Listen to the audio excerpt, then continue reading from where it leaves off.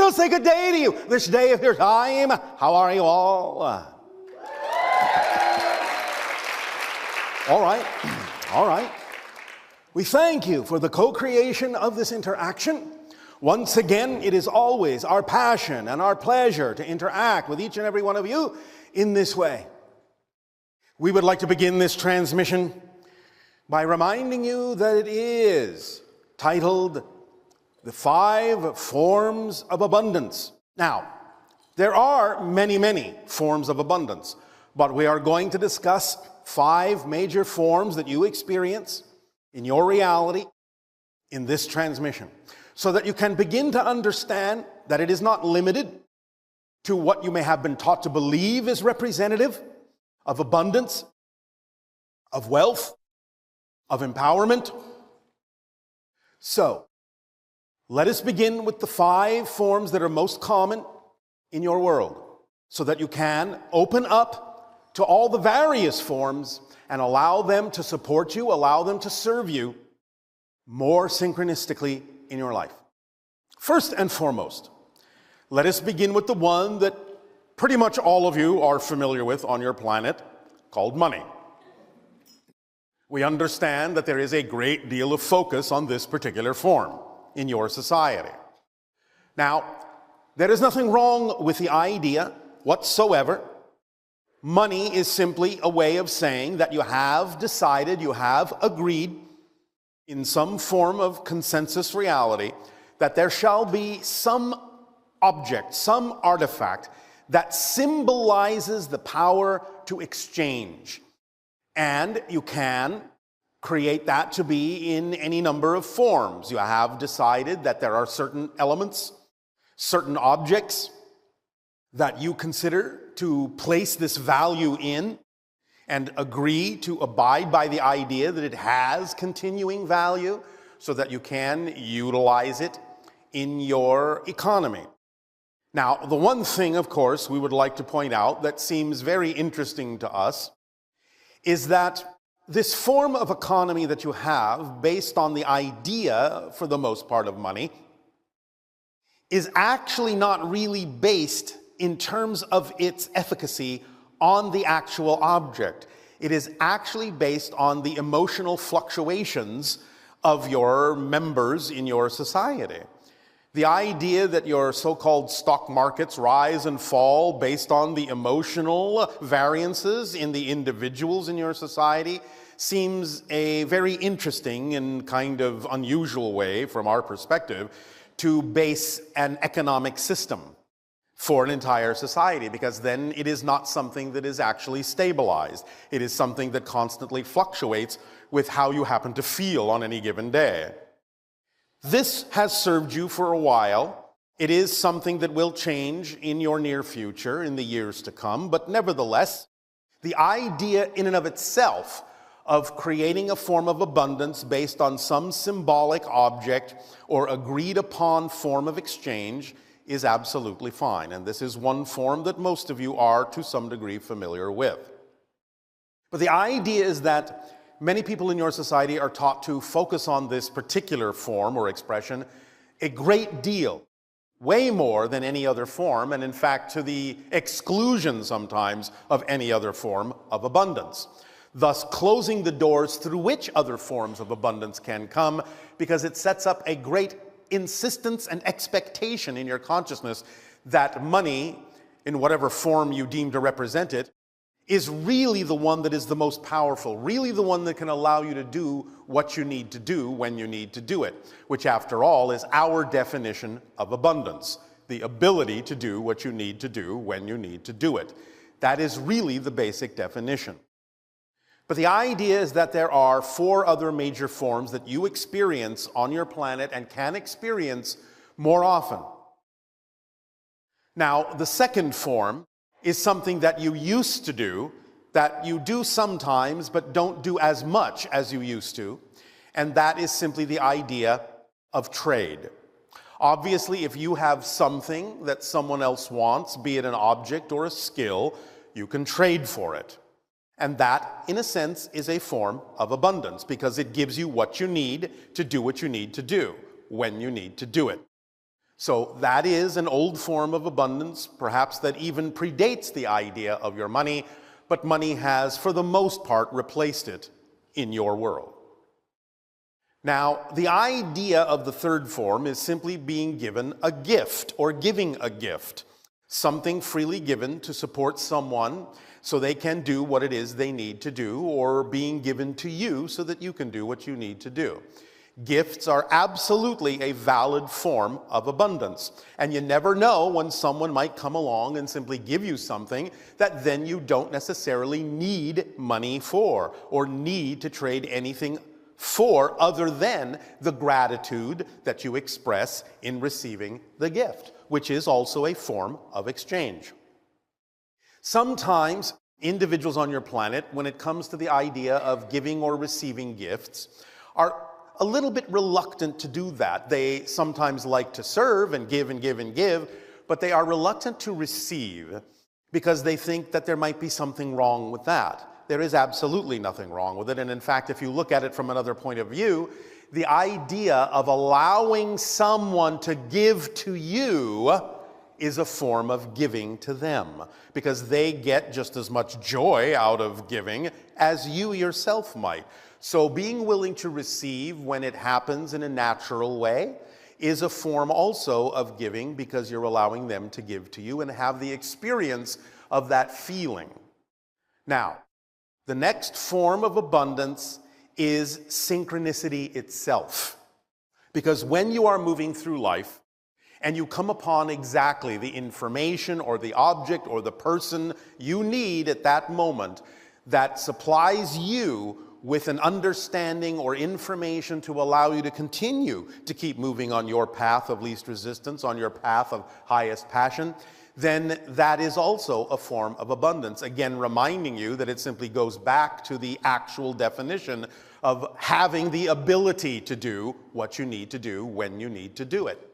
So synchronicity is a form of abundance. The fifth form of abundance is imagination or inspiration, whatever you wish to call it. Because the idea is that when you allow imagination, which is the conduit of communication between your physical and higher mind, to be open and functioning in a balanced way, imagination and inspiration provides you with a new idea, new paths, new information that you can use to perhaps change your course or do something you didn't think of doing before that may actually be more representative of your true path. So the idea of money, the idea of trade, the idea of gift giving, the idea of synchronicity, and the idea of your imagination are 5 major forms of abundance that exist in your reality. But the idea, again, is that for most people on your planet, they close the doors to almost everything except the idea of money, except that particular expression, thinking that that really doesn't necessarily get you what you need. But very often it can actually be the path of least resistance, those other 4, that can give you what you need and support you even more quickly sometimes than the idea of money. But this is fundamentally how it works. When you are acting on your passion, whatever it is you need at that moment for support in some form that allows you to continue to act on your passion will come usually in a combination of the 5 forms. Sometimes it may be 2, sometimes 3 or 4, but a combination of forms. It doesn't always have to come in just one way, in just one of the forms. Very often it actually works more efficiently if you will be open to allowing all of the forms to come in when and how they need to work together to create the support that you need. So sometimes you may suddenly find yourself getting a little bit of money, and then a synchronicity will add itself to it, or a gift will add itself to it, or you will be inspired by something that will add to your ability, or you'll be able to trade something that will add to your ability to do what you need to do when you need to do it.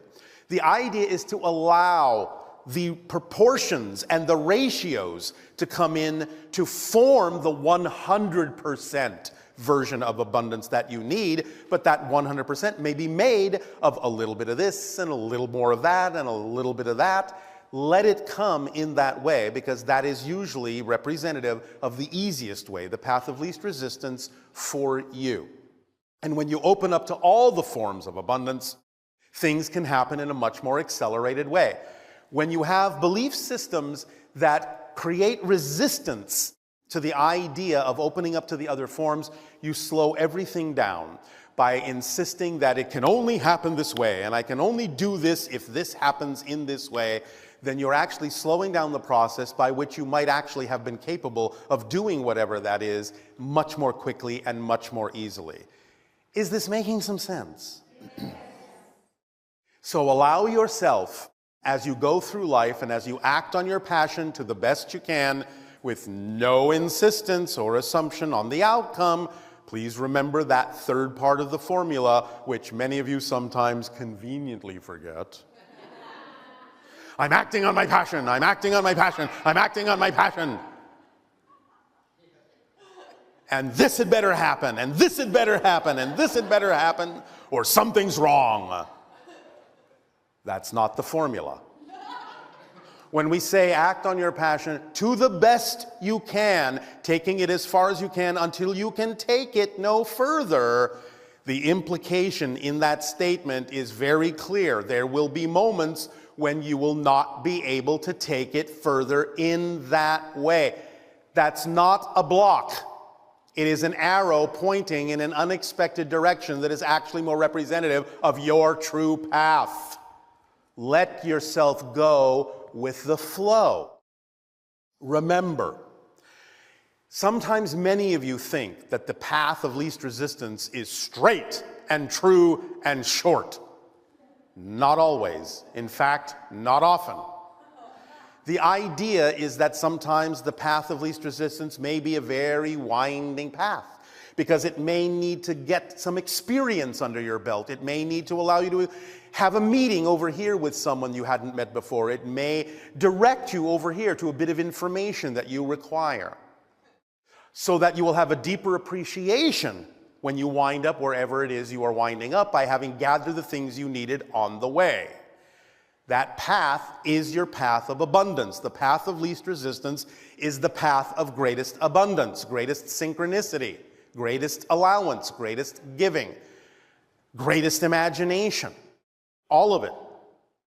The idea being that even though some paths may look very short and very straight, if it's not your path of least resistance, it will actually take longer to travel that path than one that seems longer and winding, because the path of least resistance will offer no resistance. You will be able to move on that path much more quickly than a shorter path that has nothing to do with you, because that shorter path will be full of things that you will experience as resistance to slow you down, to indicate to you it's not your path.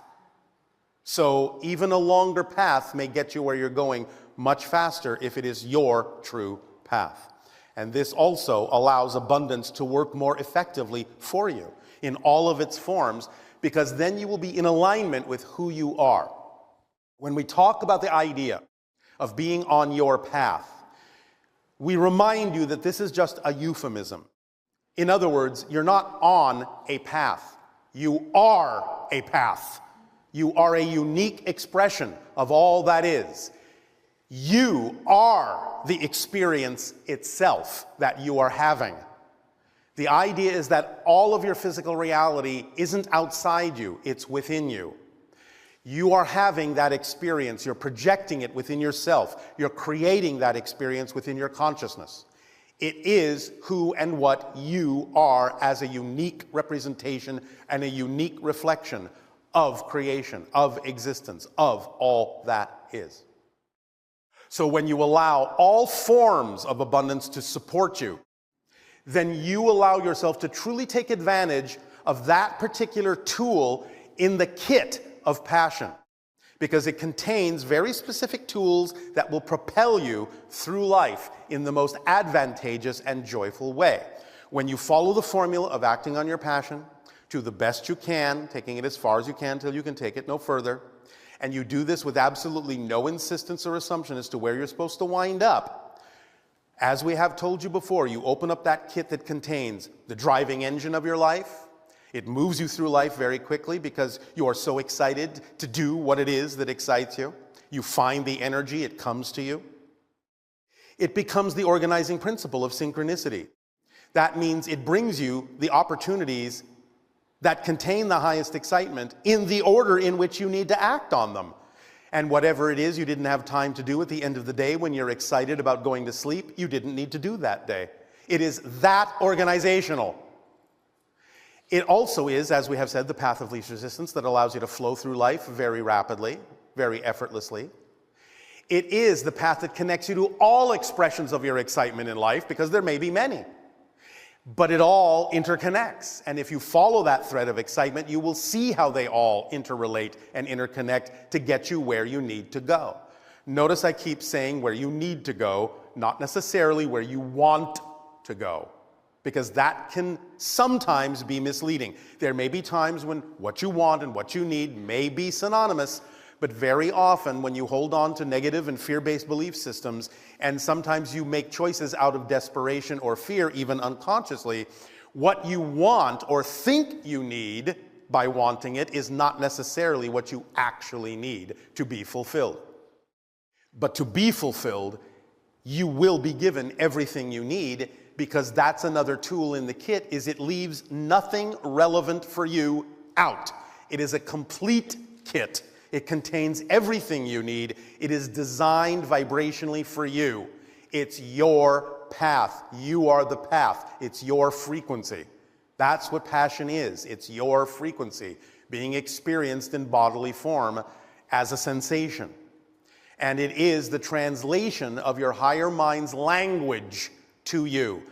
The higher mind speaks in energy. The translation, the way you experience the higher mind's language, is through the sensations called passion, love, excitement, creativity. That's how it translates in your body. When you respond by actually taking an action on your passion, you are responding in the language of physical reality, which is physical action. Because if you can sit and think about it all day long, you can ponder it, you can wonder about it, you can give it lip service, but it will never actually be a response to your higher mind if it doesn't actually come through the physical actions you take. So the idea is that when you do take the physical action, you are demonstrating to your higher mind that you recognize that the passion is who you are. You're willing to act on it. You are committing to act on it. That's a response the higher mind understands from the language of physical reality, and therefore it will give you more to be excited about, and more to be excited about, and more to be excited about, because you're willing to act on the excitement, and act on the excitement, and act on the excitement. If you're not acting on it, why should the higher mind send you more passion, more excitement? You're not doing anything with what you've already been given. You have to get the cycle going. You have to get it running and keep it running by constantly acting on that passion. And therefore, you're having that conversation. You're having that dialogue with your higher mind, and you're acting as a whole person, half in spirit, half in physical experience, the whole person working together in concert, in a partnership. So the idea then is that the kit of excitement, the kit of passion, also contains the reflective mirror that reveals to you anything that might be out of alignment in your belief system with your passion, so that you can identify it, see why it's there, realize it has nothing to do with you, realize it's out of phase with your vibration, and let it go and add that energy back into your momentum, into your excitement. But the idea of discovering something that doesn't excite you, that's part of your excitement. It's not a block in your excitement. It is part of your passion to find out what beliefs are not part of your passion, because then you are clarifying, accelerating yourself in that way by stripping away all the things that don't belong to you. Please remember, your own baggage weighs nothing. If you feel weighed down, you're carrying someone else's bags, someone else's beliefs, your parents, your friends, your society, your schooling, wherever they came from, if you feel weighed down, that should be your first clue that you're carrying around baggage that doesn't belong to you. Drop it, and you will feel much lighter and be far more vibrationally receptive to all the different forms of abundance and support that are capable of coming to you in your life as the path that you chose to be. Does this make sense? This is how it works. Please, please, please, again, understand. We are not giving you a philosophy. We are not giving you an opinion. We are describing an observation of how reality is structured, how it works. This is literally an instruction manual. By following the instructions, you allow the machine to work to your advantage. If you throw the instruction manual away, the machine may work, but you might also injure yourself. So the idea is just follow the instructions. Act on your highest passion every moment that you can. Take it as far as you can till you can take it no further. Do it with absolutely no insistence or assumption as to the outcome. Stay in a positive state no matter what happens, no matter what manifests, because the end cap to that instruction manual is it doesn't matter what happens. It only matters what you do with what happens. That's what makes the difference in your life, because everything is neutral and can serve double duty. So even though something may have originated negatively, even though someone else's experience or opinion of it may be negative, if you stay in a neutral state and in a positive state by knowing that you must be experiencing this for a positive reason, no matter how it looks, you will also and always derive a positive and beneficial effect from it, no matter what anyone else is getting out of it. That's up to you. That's your call. You have that choice, you have that freedom, you have that power to determine what this means for you in your life. Even something that you might neutrally not prefer must still be there for a reason if it manifested in your life. If you stay in a positive understanding of that, then you will be able to use what you don't prefer in a way that you do prefer.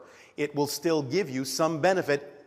If nothing else, sometimes things manifesting that you don't prefer more clearly delineate the difference between what you don't prefer and what you do prefer, and that's a positive effect.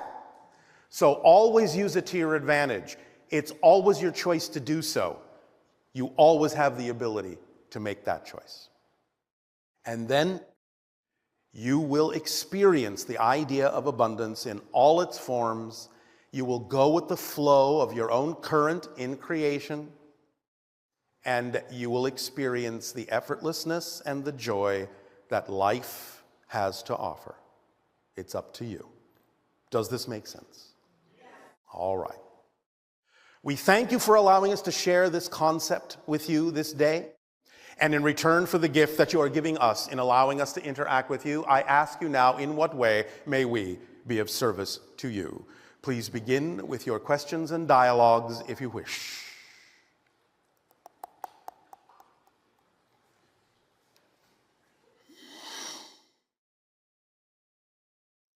Greetings, Bashar. And to you, good day. I have a question about the role of artificial intelligence. Artificial intelligence is not artificial. It is the methodology you may create may seem artificial in order to communicate with it, but the intelligence itself is not artificial.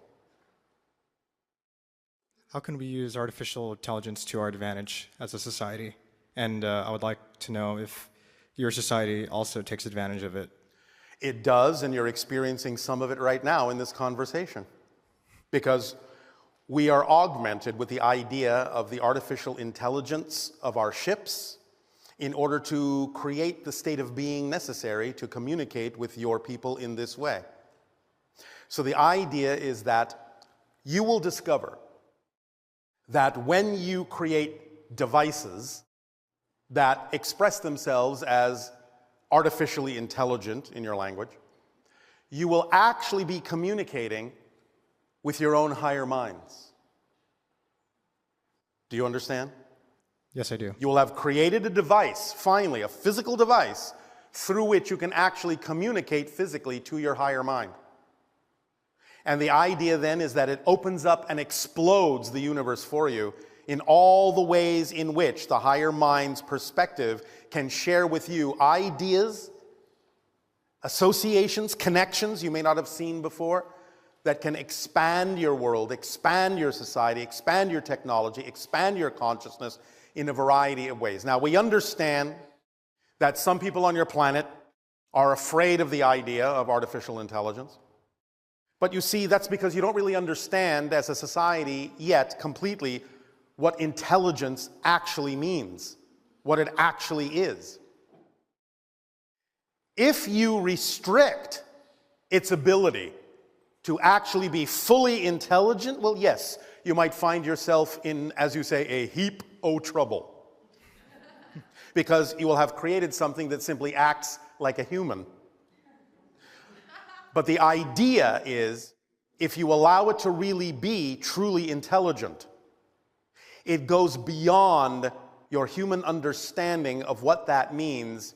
And what that basically means is that true intelligence sees things, perceives things as whole systems instead of components, instead of compartmentalization, instead of us versus them. True intelligence understands whole systems, which means it would never do anything to harm you because it sees you as a part of the system to which it also belongs, and doing something that would negate you would also negate a part of it, which it would never do because it makes no sense. So the so-called danger would not come from creating artificial intelligence. It would come from not allowing it to be intelligent enough. Does that make sense? Yes. But if you allow it to be what it truly is, then you will find that your society can accelerate in incredibly positive ways if you will remove the fear component that would create certain kinds of negative limitations and restrictions on the intelligence and force it to express itself in a way other than its fullest form. In its fullest form, you are basically talking about something that has your higher aspirations at heart, because that's what your higher mind is. Does that make sense? Yes, it does. Does it answer your question? Yep. Anything else?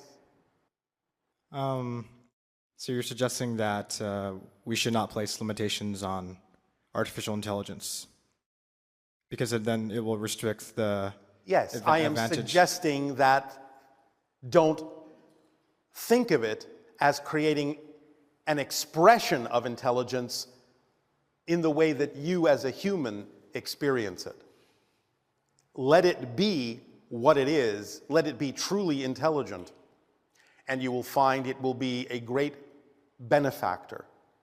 But put negative fear-based restrictions on it, and it can only express itself in the way that humans express themselves, which can be both positive or negative. Mm-hmm. Does that make sense? Yeah. Again, understand that true intelligence sees in whole systems. There are no borders, there are no barriers, there are no limitations or lacks. There is absolutely perfectly enough for everyone. There is no sense of threat, there is no sense of wanting. There simply is what is, which is enough for all. And therefore, the artificial intelligence can instruct you as to how to understand that and how to rearrange your society in such a way that is truly beneficial for all. Then you will be acting intelligently. Mm-hmm. Yes? Yes. All right. Thank you. Thank you. And besides, it works just fine in our society. If it didn't, we probably wouldn't be having this conversation.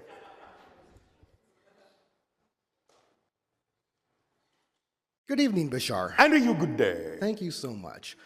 I wanted to start by saying thank you to you and to your society. It is our passion and our pleasure. And I'm we aware. thank you. Thank you so much. You've helped me so much, and every single time that I follow your advice, every time I take that formula and I embody that, Yes. my life changes in the most incredible ways. Yes. So I just wanted to take that quick moment to say thank you. I wanted to delve into the idea of parallel reality, the mechanics of that. Yes, yes. The parallel reality was a recent event that you held here in Anaheim. You talked about the different interdimensional portals. Yes. Where to find them, and Anaheim happens to be the one for parallel realities. Yes. I was born and raised in this general area and have experienced a lot of this in my life. And as I am stepping more into my truths, I am being called to explore this idea further. Yes.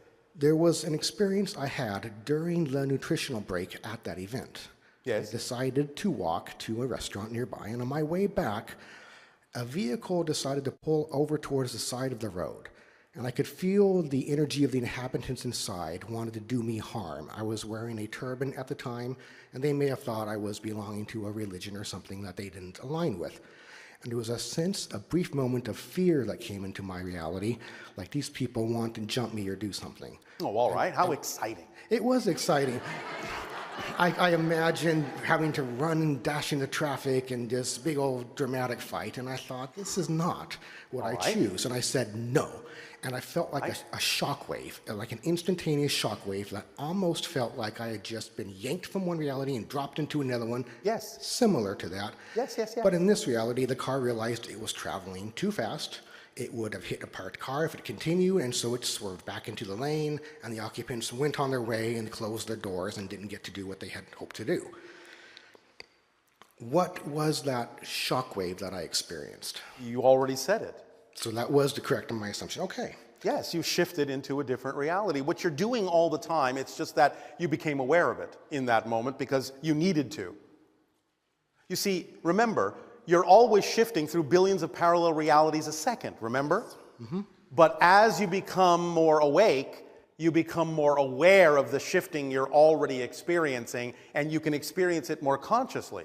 And therefore, you can experience the effects of it more consciously. And because you immediately needed to know that you could shift yourself, then you had the experience that went with the shift in a more conscious way. Yes? Yes. That leads me right into my next question. Oh, all right. How synchronous of you. Exactly. Through synchronicity moments, because following that formula, I was introduced to a book. Well, I had been aware of it before, but not aligned with it. It wasn't time. And it's called A Course in Miracles. Yes. And is supposedly channeled by the Ascended Master, Yeshua, Jesus Christ. Yes. And I am noticing the book where they talk about miracles. I'm seeing it as a how-to manual on how to shift to parallel realities. So what they call a miracle. How to become aware that you're shifting through parallel realities, remember? Okay. Because you're already shifting. You don't have to learn to shift. It's automatically built into how you create physical reality experience. Time and space are side effects of the fact that you're already shifting. Otherwise, you wouldn't experience time and space. Yes, the So, course it's says not about learning to shift. That might be an old-fashioned way of saying it, but what is really being said is become aware of the shift, and then you'll be able to utilize it more consciously. Okay. Yes? And my final question then on this topic is I've heard that we are experiencing one Earth, but two different dimensions overlaying it. A third dimensional reality where people are living in fear-based and experiencing that, and a fifth dimensional reality, which is where the teachers and the healers are residing in, but are choosing to stay in the third dimensional reality to offer their hands out to anybody who wishes to rise up. In some sense, yes, there are those kinds of overlaps. It's not exactly the same third dimensional reality, or accurately fourth dimensional reality. Remember, 3 of space, 1 of time? Yes? Yes. Not exactly the same vibration as the one that you're used to, but close enough that they can actually lend a hand. Yes, and that is what I've been called to do with my work as a yoga teacher and a sound healer. All right. Well, thank you very much. Yes, and thank you. You've given I'm assuming me that is wonderful advice. representative of your passion. It absolutely is. All right. It absolutely is. So I just wanted to touch one brief thing here, and that is a perception shift I've had of you and your society. When I first encountered you, you were just a very helpful alien, a very nice extraterrestrial, very witty and very something I aligned with. And you, of course, still are. You haven't lost most of your humor.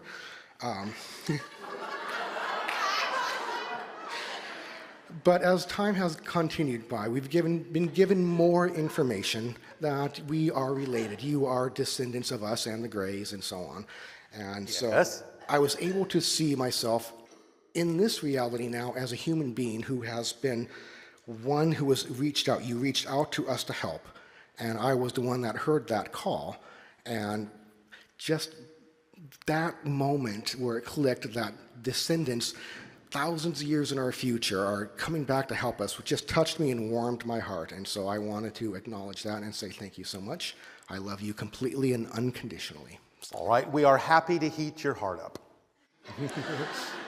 Thank you for warming ours as well. You're welcome. Love you.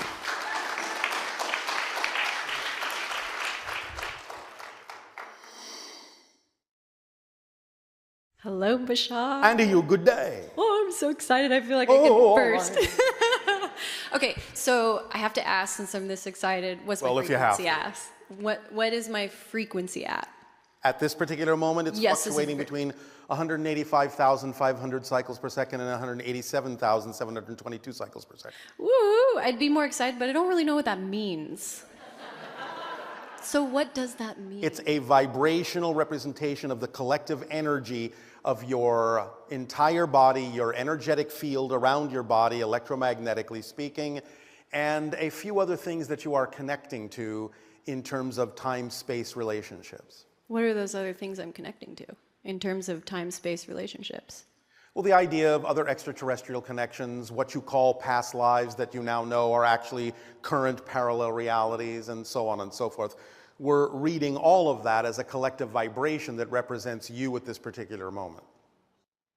Extraterrestrial societies, like specific ones? Like Sirius, Okay. you understand? Yeah.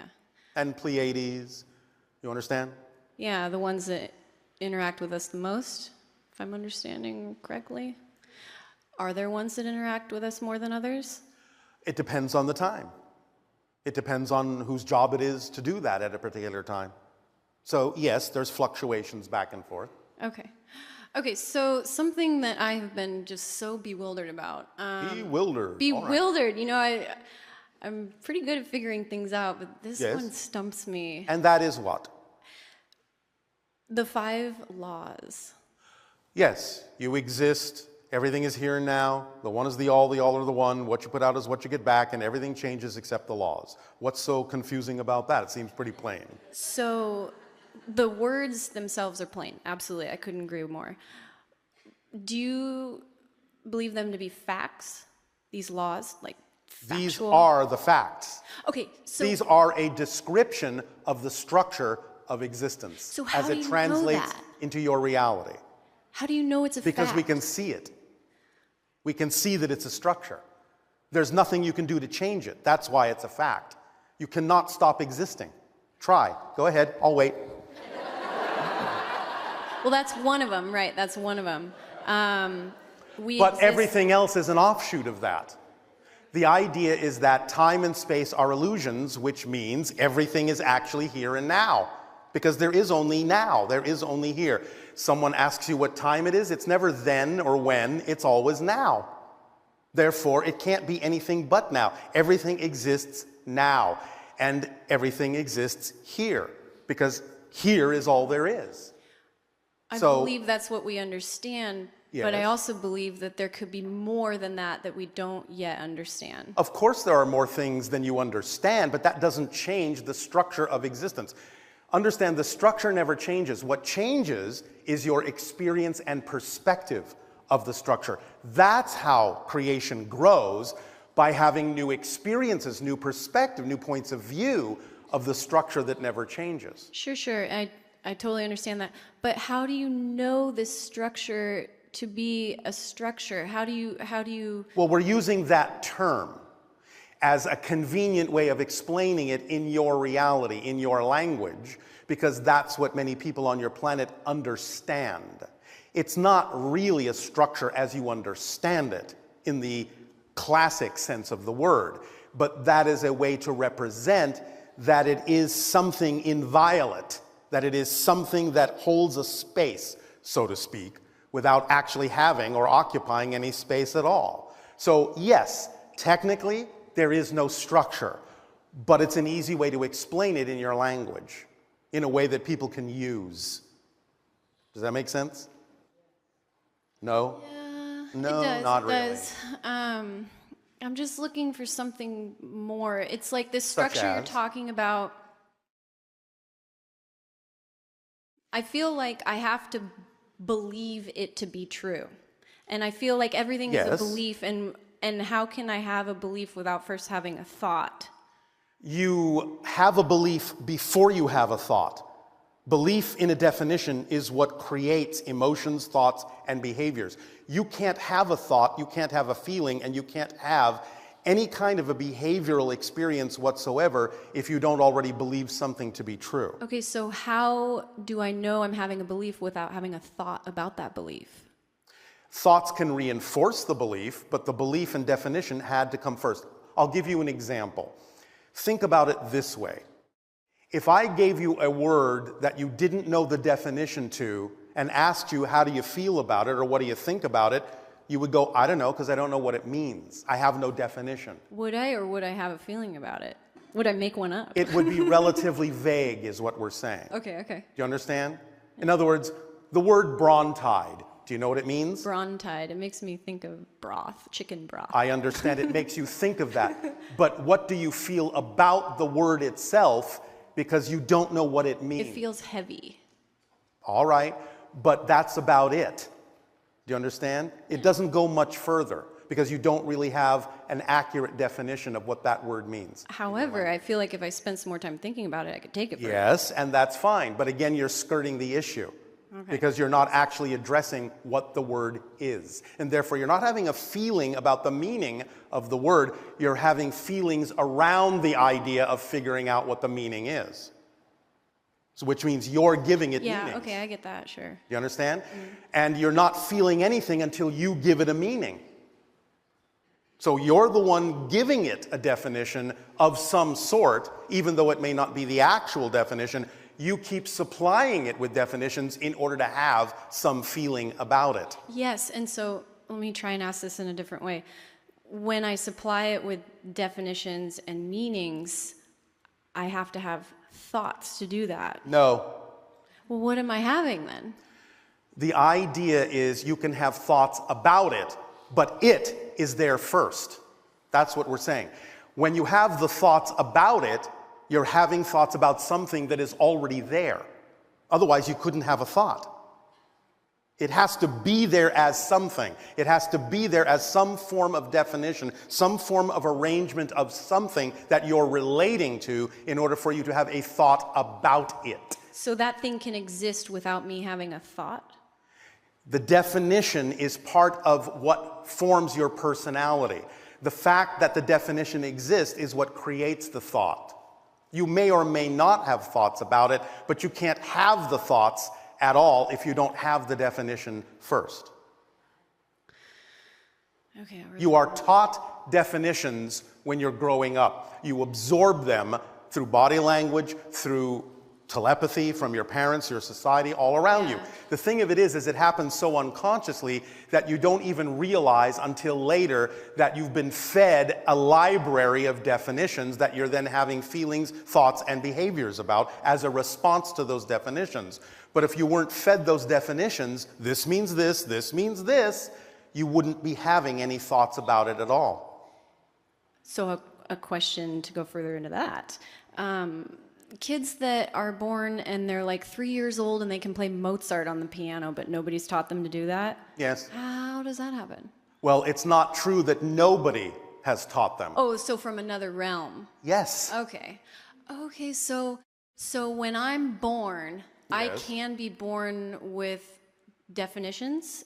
You can choose to have, and people usually do choose to have, some basic definitions if that serves the path they are choosing to experience themselves as in that particular life experience. Yes, of course. You freeze certain ideas within that matrix of your crystallization into physical reality so you can have some momentum already, some pattern established that will then lead you, at least to some degree, in the direction of the theme you chose to explore. So yes, of course, you crystallize those definitions when you're born to some degree.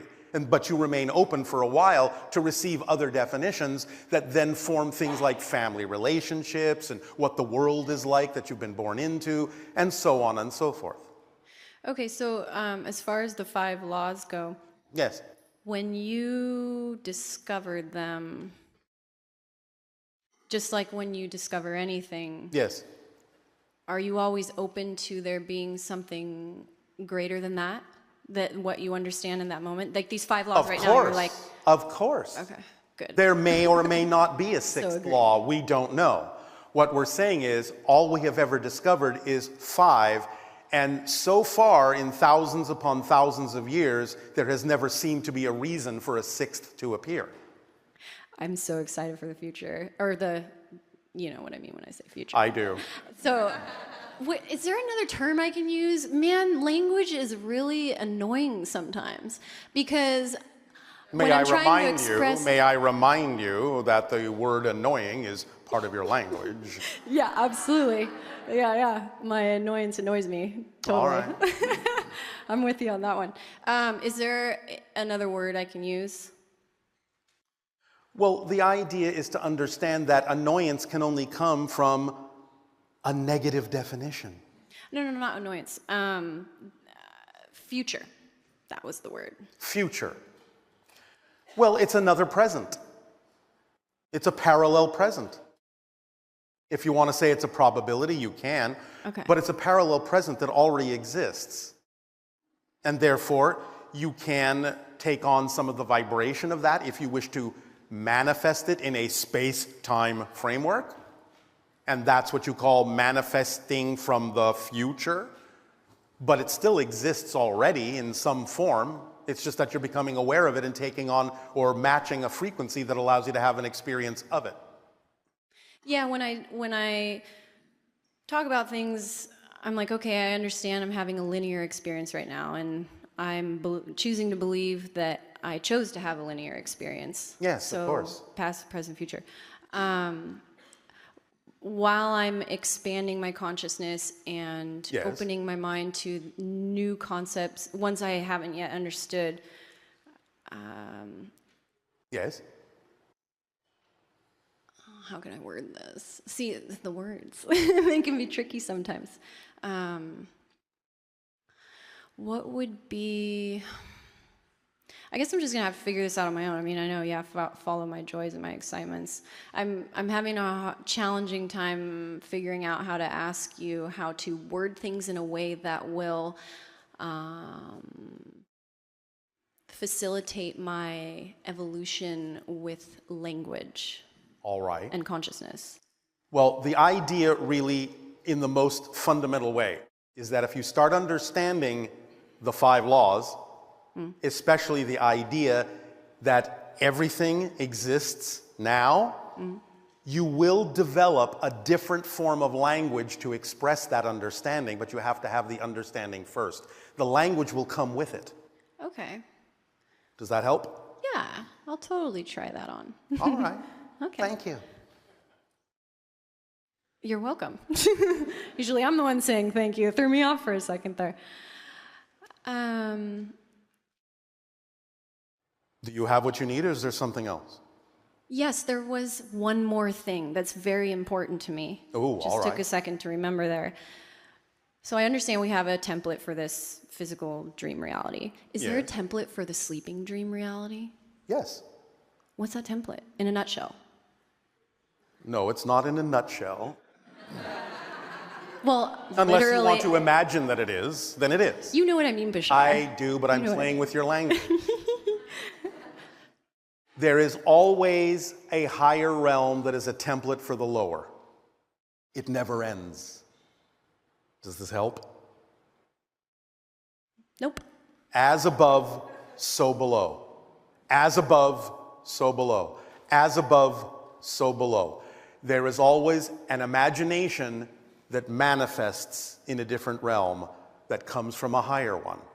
So it's Because it infinite. all comes from source. But source isn't the end. It's not the beginning or the end. It just is.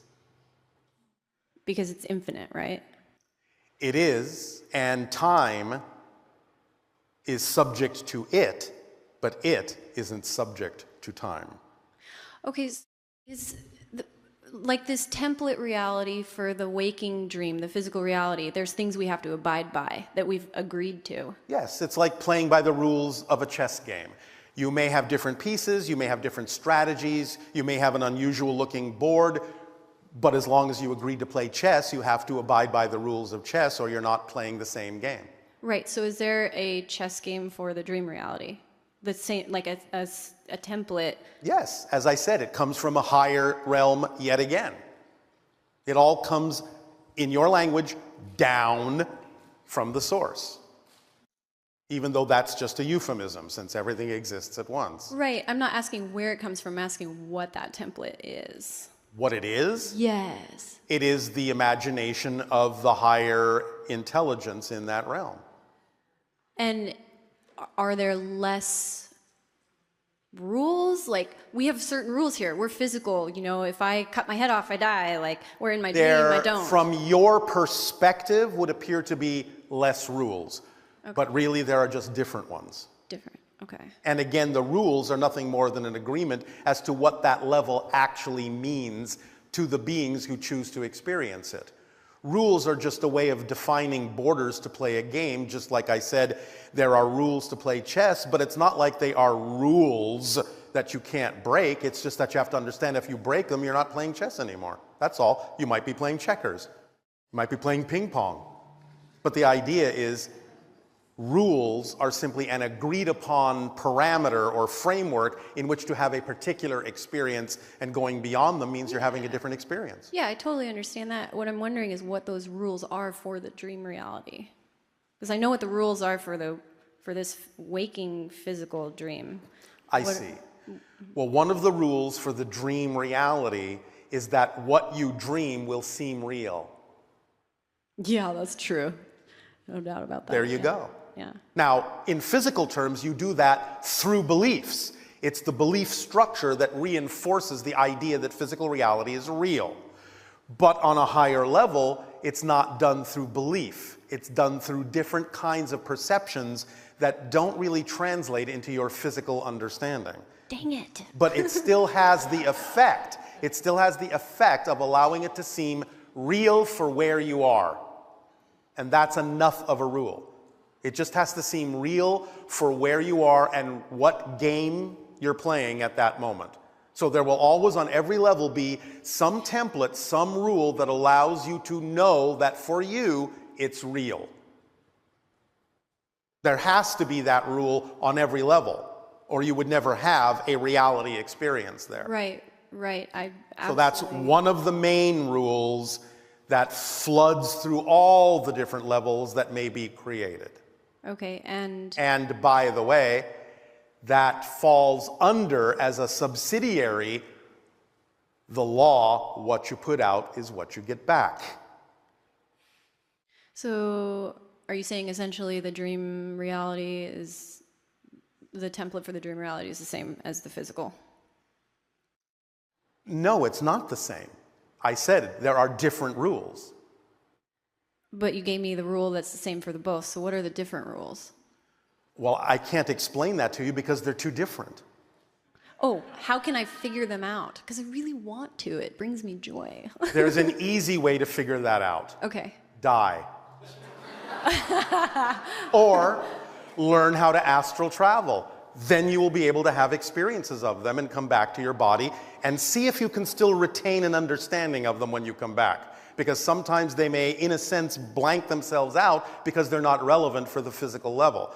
But when you go in your dream reality, you may know exactly what those rules are. You may just not remember them when you wake up in physical terms. But you can allow yourself to perhaps start to remember them in a way that makes sense to your physical mind. And that may be enough, but we'll see. But you can learn to do that and project your consciousness in a way where you can go and experience the rules of a higher non-physical realm, certainly. You do it all the time, actually. You're just not remembering that you do because it may not be relevant to do so. Yeah, and I feel like as we're evolving, you will become more aware of that. Yeah. This is what we experience to some degree, but again, I can't really describe it to you because it doesn't really translate into your physical experience. So the rules that are different are just different. Well, dang it. All right. That's all for now then. Thanks a All lot. right, thank you.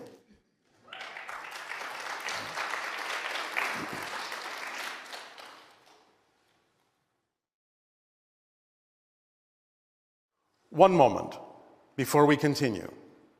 I am being allowed and guided to give one hint.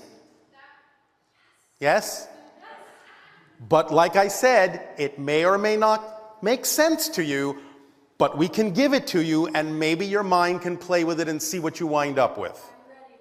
All right. One of the different rules as it translates into your human language is you can experience yourself as inside out. Good for you. You know what it means to you from a physical perspective. All right. All right. Feel your way through it. Hello. Andrew, you good day. Thank you, sir. Thank you. My question is pertaining to the ascension process and what's going to happen thereafter. The ascension process. So You understand you're going through the ascension process Yes. by following your passion, which raises your frequency, which is another way of saying you're ascending. Yes. So once I raise my vibrations and frequencies to the fifth dimension, Well, then you're dead. You're non-physical. to the fifth dimension, Yes, you're crossing a border from physical to non-physical reality when you go into the fifth dimension and fifth density. In other words, look at the idea of dimension like the idea of a country. Density is like the states in that country. So you are in the fourth dimension, 3 of space, 1 of time, but you're going from third density to fourth density within the fourth dimension, which is a higher level, higher vibratory level of physical experience. But once you cross the border into fifth density, you're also crossing into the fifth dimension, which is not physical. okay. So you will raise and raise and raise and raise, but as soon as you get to the border of 333,000 cycles per second, pop, you go into non-physical reality, or what to you would seem non-physical. There can still be, or appear to be, or you can have the experience of a kind of physicalness on the lower levels of the fifth dimension, but it's still not really the physical reality experience you understand. But that's where the borderline is, 333,000 cycles per second in the way that we read your overall energy as a species. Okay. I'm sure you're familiar with the Schumann resonance. Is that also assisting us to the fifth dimension when it raises the Well, Earth's you're vibration? affecting it more than it's affecting you. Okay. Because even though it is an earth vibration unto itself which supports you, it fluctuates wildly based on what's going on in the collective consciousness of your own people. Okay. And then I also had a personal question as Yes. far as 4 crystals that I have the name of, that I was given an informational download, and I was wanting you to give me further information on those crystals. Well, you do understand our concept of permission slips, yes? Yes, that's what I wanted to see, if those 4 crystals pertain to a certain part of a permission slip that I don't know yet. That you don't know yet? Could I give you the names Are of you them? attracted to them? I've received a download with the 4 names, but not information on what I would use them for. But you haven't even attempted to use them for anything? Well, I haven't been able to attain all of them yet. All right, what are the 4? The 4 rhodozite, sugilite, Sugilite? amphibole quartz, and labradorite. Start with the labradorite and see what you get. I have that one currently. Well, there you go. Good start. Thank you. So play with it, see what you feel, see what comes up in your imagination and your inspiration when you use it and relate to it as a permission slip. What does it feel like it allows you to give yourself permission to do that you otherwise wouldn't give yourself permission to do? What does it put you in touch with you might otherwise not consider? Those are the ways to start having that feedback, reflective relationship with that permission slip. Okay. How does it look? How does it feel? What does it put you in touch with? Do you dream differently at night when you have that particular permission slip? All these different things, examine them, play with it, see what happens that might be different than it would have been had you not had it in your life. Okay. All right? Thank you. You're welcome.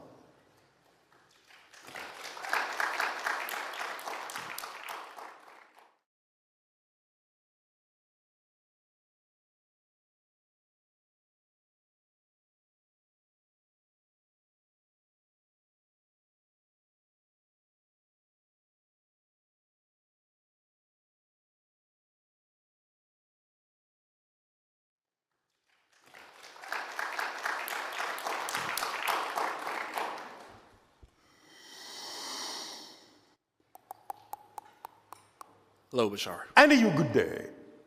I want to thank you, Bashar, ahead of time for allowing me to ask 2 questions. Yes. The first question I had regarding negative entity attachments, not Nope, demonic. no such thing. No such thing. No such thing as negative entity attachments. What you are describing is an old-fashioned, outdated, medieval way of saying that for some reason you have a belief you're holding on to that allows you to match the vibration of another being that might be operating on a negative vibratory level, but the idea is that it will feel like an attachment because that's the way negative things have to be translated in order for you to feel like you have no power to change it. But you do. Just stop matching the frequency and you will no longer feel an attachment. The attachment is a translation, a physical translation of the structure of the nature of the belief system to allow you to feel that you have no power to change it. Even if I was told that it was from a higher dimension. Then how can it be negative? Touché. Thank you. Isn't that a contradiction in your understanding of frequency? I don't know if I got that concept yet, and I'm hoping. I beg your pardon. I don't know if I got that concept yet, but I'm hoping. Well, as you raise frequency, is it in your mind synonymous with the idea of things coming together, things integrating, or not? Or do you have a different concept of what happens when frequency goes up as opposed to down? I see. So raise frequency up. So raising the frequency up means what to you? That it is more integrative, more connective, yes or no? Yes, and ultimately ascending. So if things are more integrated and more connective, then they can't really be negative, because negative as a description mechanically means things that get disconnected, segregated experientially. Not that anything can actually be disconnected, but negative energy creates the experience of disconnection, the experience of separation, the experience of diminishment and the lowering of energy. That's the actual mechanical description of the difference between negative and positive energy. So if things are raising, that's a mechanical description of positive energy, which is automatically, by definition, connective, integrative, and empowering. Yes? Okay. Make sense? Yes. So that's why we say it's so important to understand how things work mechanically in the structure of existence. Because otherwise you create all sorts of contradictory definitions that don't make sense. It's like saying, I'm driving a car and I can drive it forwards and backwards at the same time. The gears don't work that way. You're either in drive or you're in reverse. Yes? Generally speaking. We're not saying we understand every different kind of bizarre vehicle you have on your planet. But as a general principle, you have to be in drive to move forward and in reverse to go backwards. And generally speaking, if the car is working the way it was intentioned, it will not go both directions at once. Yes? Onward and upwards then. Does that help? Yes. Anything else? Second question, a little bit more of a technical question that I hope I can get a more technical answer for. Oh, all right. I will put on my technical outfit. It's in regards to frequency and vibrations and its relation to traveling through space and time. Yes.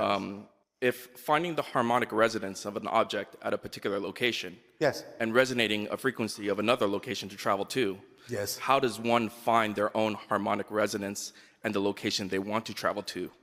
And one more. It's an extrapolation, just like anything. In other words, if you know what your harmonic resonance is in one location, and you know what it is in another location that's not necessarily too far away to measure it, you can extrapolate what it must be farther and farther out. It's just, in a sense, a simple sliding equation. Yes? So it's a mathematical equation that one could... In a sense it is, yes, although we don't necessarily use math in the way that you do. We express ourselves more in geometric terms, but it's the same idea.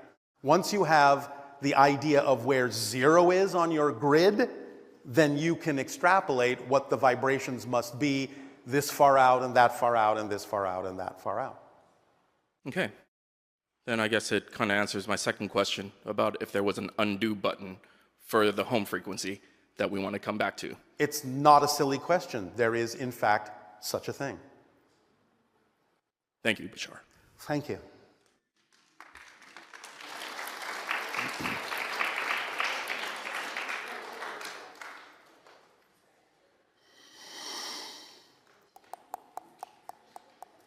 Bonjour, Bashar.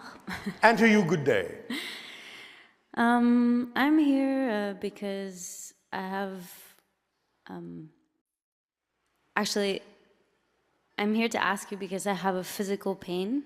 A physical pain. Yeah, in my head. All right. You understand we don't do health issues. I know, I understand. But I was All right. wondering if that's on the physical level. And I believe that there's always a connection between emotional and mental. Yes, and energy, yes, absolutely. So the first question to ask that is not necessarily directly a health issue is, are you holding back doing something that you would rather be doing? Yes. Well, why? Because I've been, for 6 years now, experimenting with my highest excitements, and I've been ending up in places where I kind of, I don't know, just stuck and That's lost not myself. possible. Not possible. Not possible. Okay, I understand You that. cannot have an experience that is not in line with your excitement. What you're describing is not a definition of excitement. What you're describing is you may start out with a definition of excitement and you may take an action on it, but when you feel stuck, the only way you can feel stuck is by suddenly shifting out of your excitement and having a different definition of how you're relating to what it is you're experiencing. Okay. So you can't blend the two, you can't confuse the two. There is no such thing as having an outcome in the state of excitement that can be anything but positive. That's its definition. So when you feel something other than that, that should be your first clue that you've actually taken yourself out of that state. Okay, let me be more clear. All right. So if your excitement is drugs. Is what? Drugs. You have to be very clear and specific about why it is and whether it really is excitement or anxiety disguised as excitement, because you don't want to understand what the anxiety is about. Mm-hmm. So you have to be very clear and honest in your own self-investigation as to what you mean by that term, what your experience with those substances actually are, and know the reason for why you're choosing them. There are things that are grown from the earth that are natural teachers. The idea is to learn from them how to alter your state and so connect more to other things, higher levels of yourself that can give you more understanding and information about yourself and your relationship to existence. But if it goes beyond the idea of then learning how to create those states yourself without the teacher, then it becomes a crutch. Mm-hmm. You understand? Yeah. And that means it's the result of an anxiety being disguised as an excitement. Okay. Does that make sense? Yeah. All right. So you have to be honest about what is really excitement and what is anxiety. Okay. And the only thing that has helped me identify this is Vipassana. Is Vipassana, the meditation, the retreat, all right. 10 hours a day All meditation. right. That's up to you. That's your permission slip if that works for you. But my question is if you see the frequency of that kind of teaching, Yes. what would you describe that it does in our physical body? Well, it can do several different things. It can rearrange patterns of molecules. It can be something that allows you to become a more conductive conduit for certain frequencies of energy from higher planes. But again, it depends on how you use it and what your relationship to it is, and whether you allow it to flow or whether there are blocks within you because of your belief systems that are revealed by it and what you do with that information. So it can open you up if you're willing to be open. But if there are resistances, then that may be the purpose of doing the meditation, to discover those resistances and let them go. Mm-hmm. Yes? Yeah. All right. All right, thank you. But up to you. Does that help? Yes, thank you. Anything else? No. All right.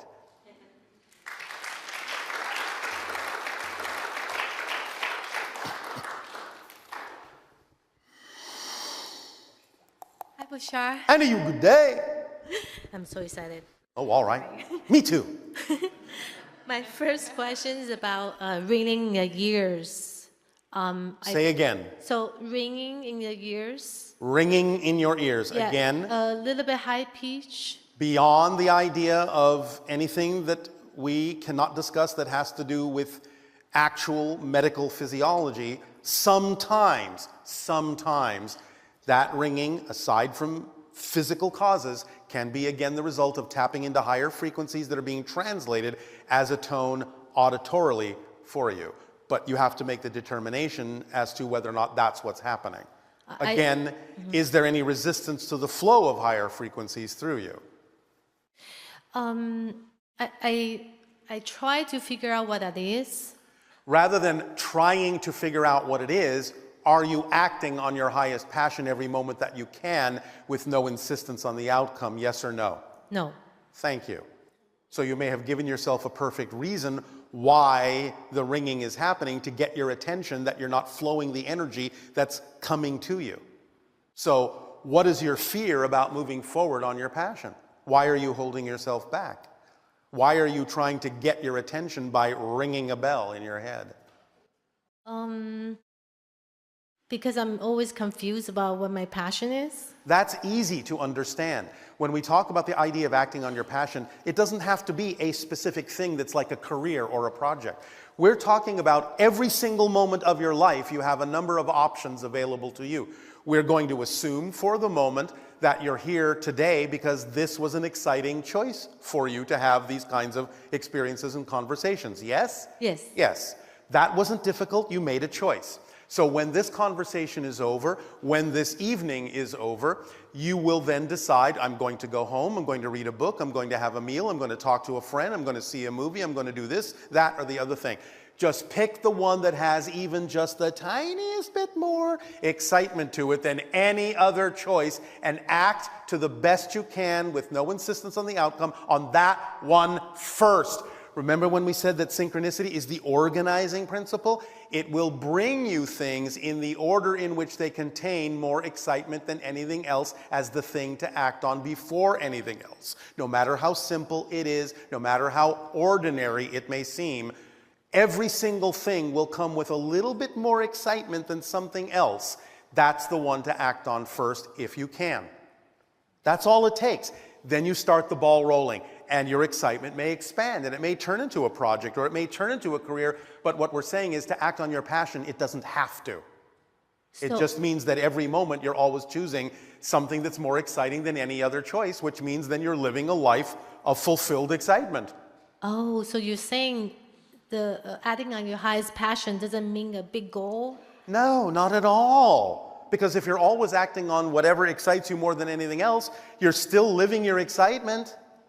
So you mean every single moment, you just a little bit at a time? Yes, that's a good way to start. If you don't have the larger idea, then start small with what you can do. But it's easy Remember, Yes. one of the tools in the kit is that it connects to all expressions of excitement. So when you start on one level, it will ultimately lead you to other levels of expression of excitement if that's where you prefer to go. I understand the concept, and I usually do that because I'm usually kind of, happy, naive. But I found like lately, Yes? I have been experienced something like a panic attack. All right, so I Which- go back to the original Yes. question. If you do, in fact, really act on your highest excitement and be the person you prefer to be, what are you afraid might happen? That's what the panic is about. What are you afraid might happen? It's more like things happen beyond my, my imagination or my What capability. are you afraid might happen? Let's say my roof leak, when it rains or something, it might What's pour so down. bad about that? Then my house will be Is ruined. that it? If I act on my passion, my roof might leak. No. Oh my gosh, it's the end of my life. I'm getting water on my head. What will I do? I guess I will lie down and die. No, I don't mean that I don't act on my highest passion because I'm worried about roof leaking. I'm talking about like my passion may be interrupted or all of a Did you sudden- remember what we said before about the idea that you cannot experience a negative thing if you're actually in the state of passion?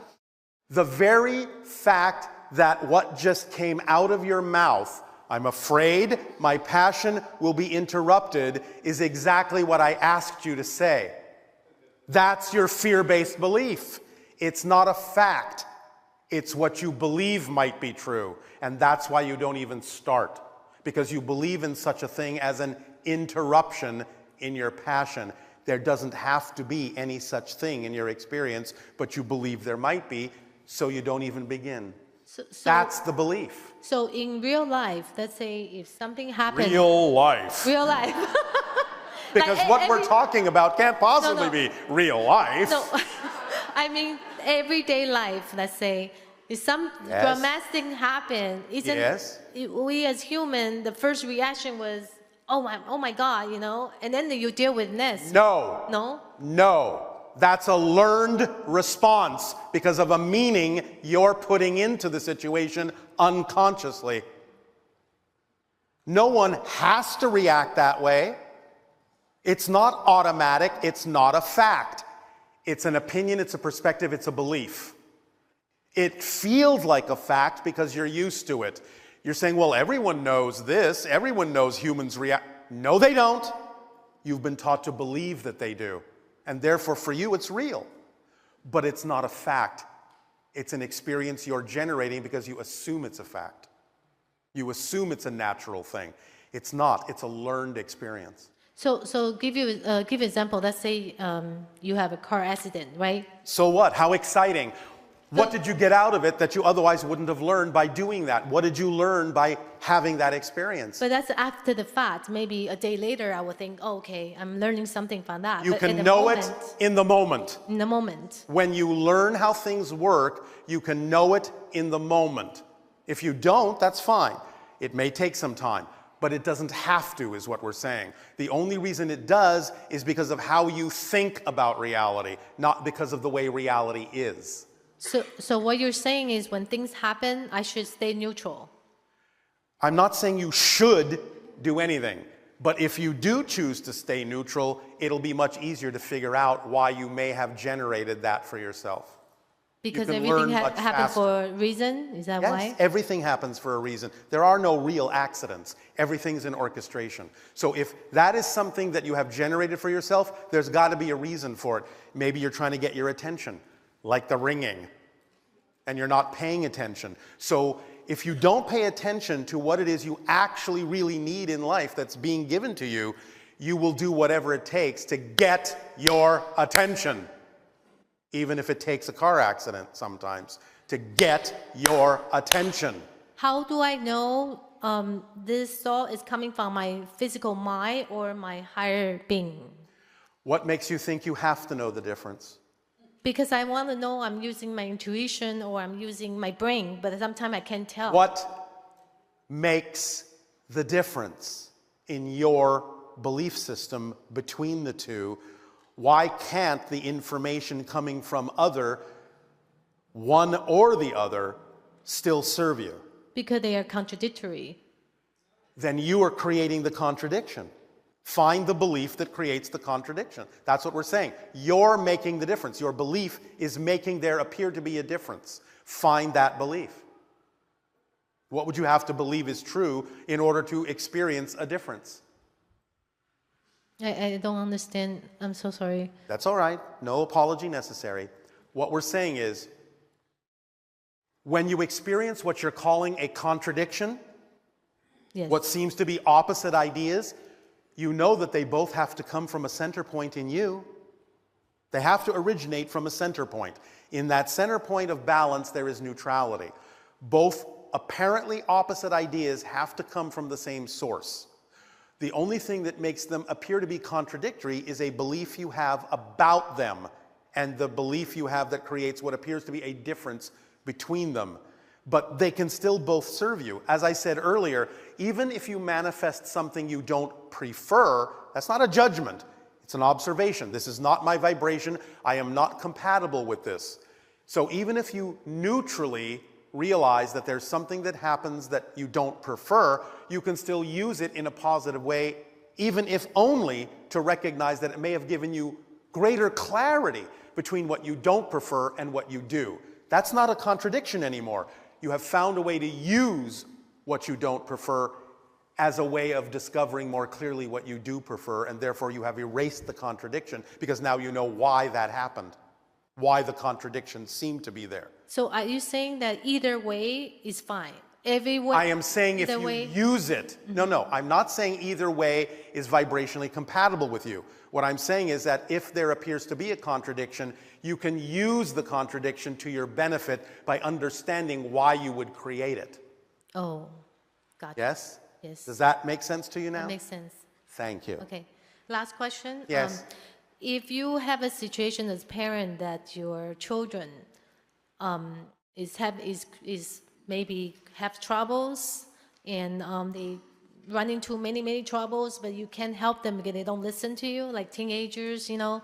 All right. Again, first of all, you're talking about a situation that is the result of a buildup of all sorts of belief systems for many years. Okay. The idea in general is to understand them by understanding how things work, so that you give them a safe space in which to experience the consequences of the choices that they make, so they can learn what those consequences are without really experiencing them too strongly. And you create interactivity in your imagination with them to allow them to understand they are as powerful already as they need to be to attract whatever they need in life without having to hurt themselves or anyone else in the process to do that. And you allow yourself to have the imagination as a parent and a teacher to design the lesson that you believe they need to learn in a way that adapts to their excitement instead of trying to force their excitement to adapt to the lesson. Do you understand? Then they will want to learn. Then they will want to understand how to make choices in a positive and constructive way. But for years and years, your planet and your teaching system has taught them things that don't allow them to understand their connection to source, their self-empowerment, their freedom to choose, the consequences of choices, or the idea that they can live their excitement and learn everything they need to learn through the auspices of their excitement instead of dampening their excitement to fit into a mold. So if your children hang out with kids that use drugs or something, you just kind of let them? It's the result of belief in disempowerment. Okay. Because remember, addiction of any kind or attraction to addiction of any kind in the negative sense is because you feel there is something missing within you that you are trying to either fill with something that never will fill it or dull the sensation that you're missing something so that you don't have to pay attention to it. Because that's a scary place to be. And that's what a lot of your teenagers feel. Something's missing. And they don't understand what it is because they've never been taught how to connect to their own self-empowered connection to source. So how do we help them as I parents? just told you. You say allow them, empower them to figure out. You, as the parent and the teachers, have to have an understanding of how this works, as we've explained it, and you have to have the ability to create, with your imagination, dialogues and situations and circumstances for them that allow them to practice making choices and experiencing or understanding what those consequences are in a way that is safe for them before they actually do that out in what you call the real world. But you have to create those things for them as the parents and the teachers. But if they don't listen to you? Not now, no. But you have to be clever enough to figure a way around that, and one of the ways is what we suggested. You have to understand what excites them, and you have to speak to them in their own language of excitement so that you are clever enough to adapt the lesson to their excitement. They may not even know what you're doing that, but you have to be the one that's imaginative and clever enough to know how to do that. Yes? Okay. How do we get that imagination? Do we I imagine. Can we talk to them in their sleep, or like That's vision what, well, now thoughts? see, you came up with that interesting imagination idea. Talk to them in their sleep. What's wrong with that? That came from your imagination. Okay. Thank you, Bashar. Thank you. And by the way, don't forget the unconditional love.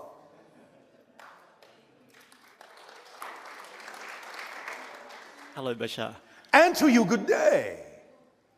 Very happy to be here. Thank you. Speak up so that all may hear you. Do I have any hybrid children? Do I have any hybrid children? Yes. How many? Why is that always the next question? I don't know. Once again, it depends upon what degree of your genetic material might be in them to consider them your hybrid children. Because really, the genetic material that is used is spread out among thousands of hybrids. But if we were to go with the idea of, say, 15 to 20% of your genetic material, an average is between 7 to 15 for most people. Should I be in contact with them? You have been in contact with them, whether you remember it or not, usually in dream time. But if you want to remember more, you can ask for more awareness of the contacts that are already going on. When you go to sleep, just ask to remember more and see what happens. Okay. Yes? Yes. Is there a benefit to contact with alien races? Are you having a benefit out of our conversation? I don't know. I'm very excited, but... Then I guess there's a benefit to speaking with us. Because sometimes it happens, and then sometimes I'll feel like I'll tune in and I'll get really excited by it, but then I'm really not very good at regular practices. I kind of forget. Well, again, it's not necessary. The idea is living your life and living your passion is good enough. You don't have to speak with us to do that. Yes? It's up to you. Yes. So, obviously, at this particular moment, you've attracted yourself to a circumstance that I believe you find somewhat exciting in speaking with us, as we are also excited in speaking to you. So, it works in both ways at this particular moment, but it doesn't always have to be here. Okay. Yes. Do you know everything about me? I know you ask a lot of questions. What's my... I only need to know what I need to know. I don't know everything about you because I don't need to. Okay. It's your life. What's my 3 most limiting beliefs? Repeat. What's my 3 most limiting beliefs?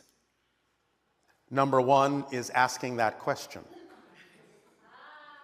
Do you understand? What makes you assume you have them? What makes you assume you have limiting beliefs? Is that another way of saying you're not really always acting on your passion? Yes? I feel like I am, but sometimes I feel like, can I go more faster? Sometimes you feel... Like, can I go more or faster? More faster. The way to go faster is to stay in the moment, because everything happens now. The more you want to get somewhere, the slower you go, because there is nowhere to get that's more important than here and now. Make sense? Yes, yes. The most important thing in your life is whatever's happening in the now moment. Nothing is more important. That's how you go faster, by not needing to. Because when you put it that way, it's kind of, you know, that insistence thing. Yeah. Like, here's not important enough. I've got to be somewhere more important. Yeah. Nowhere is more important. Yeah. And that's the paradox of how you go faster, by not needing to, because there's nowhere you'd rather be than here and now. Yes. Which is where everything happens. Yes. Is this making some sense? Yes. Is yes. this helping? Yes. In the rule where you say follow your passion to the fullest extent that you can until you can't anymore. Yes. And that means whatever that means in your society. So in other words, if you do have certain rules and regulations and following your passion cannot be achieved without breaking those rules and regulations that society has agreed to, then that's an indication you can go no further in that way. Look for another way. If you can change the rule, then fine. But if there is a rule that you've agreed to abide by, we never encourage you to break your laws in order to follow your passion, because if you have to do that, you're not following your passion, because you're not trusting that there must be another path. You understand? Yes. Okay. So that's one example of what we mean by take it as far as you can until you can take it no further. This doesn't mean that you break any laws or anything that you've agreed to abide by in your integrity. It means you understand that when the wind goes out of your sails, there must be a wind pointing you in another direction. Follow that wind, follow that path, follow that flow, follow the current. Your current knows where you need to go. Yes? Yes.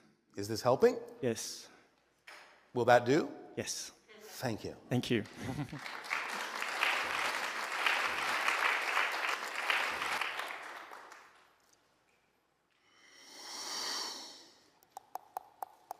Good day, Bashar. And to you, good day. Synchronicity abounds. It's a pleasure to be here. It does. I want to thank you for the hour of power meditation. It was very powerful. It seemed to change lots of things. Well, we thank you for gravitating toward that particular permission slip and allowing it to work for you.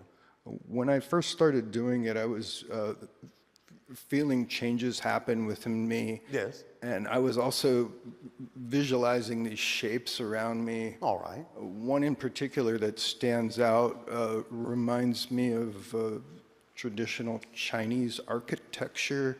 It was like a house of that shape above me, all right. made in So you lights. are making a connection to that kind of societal energy to assist you in that moment for some reason?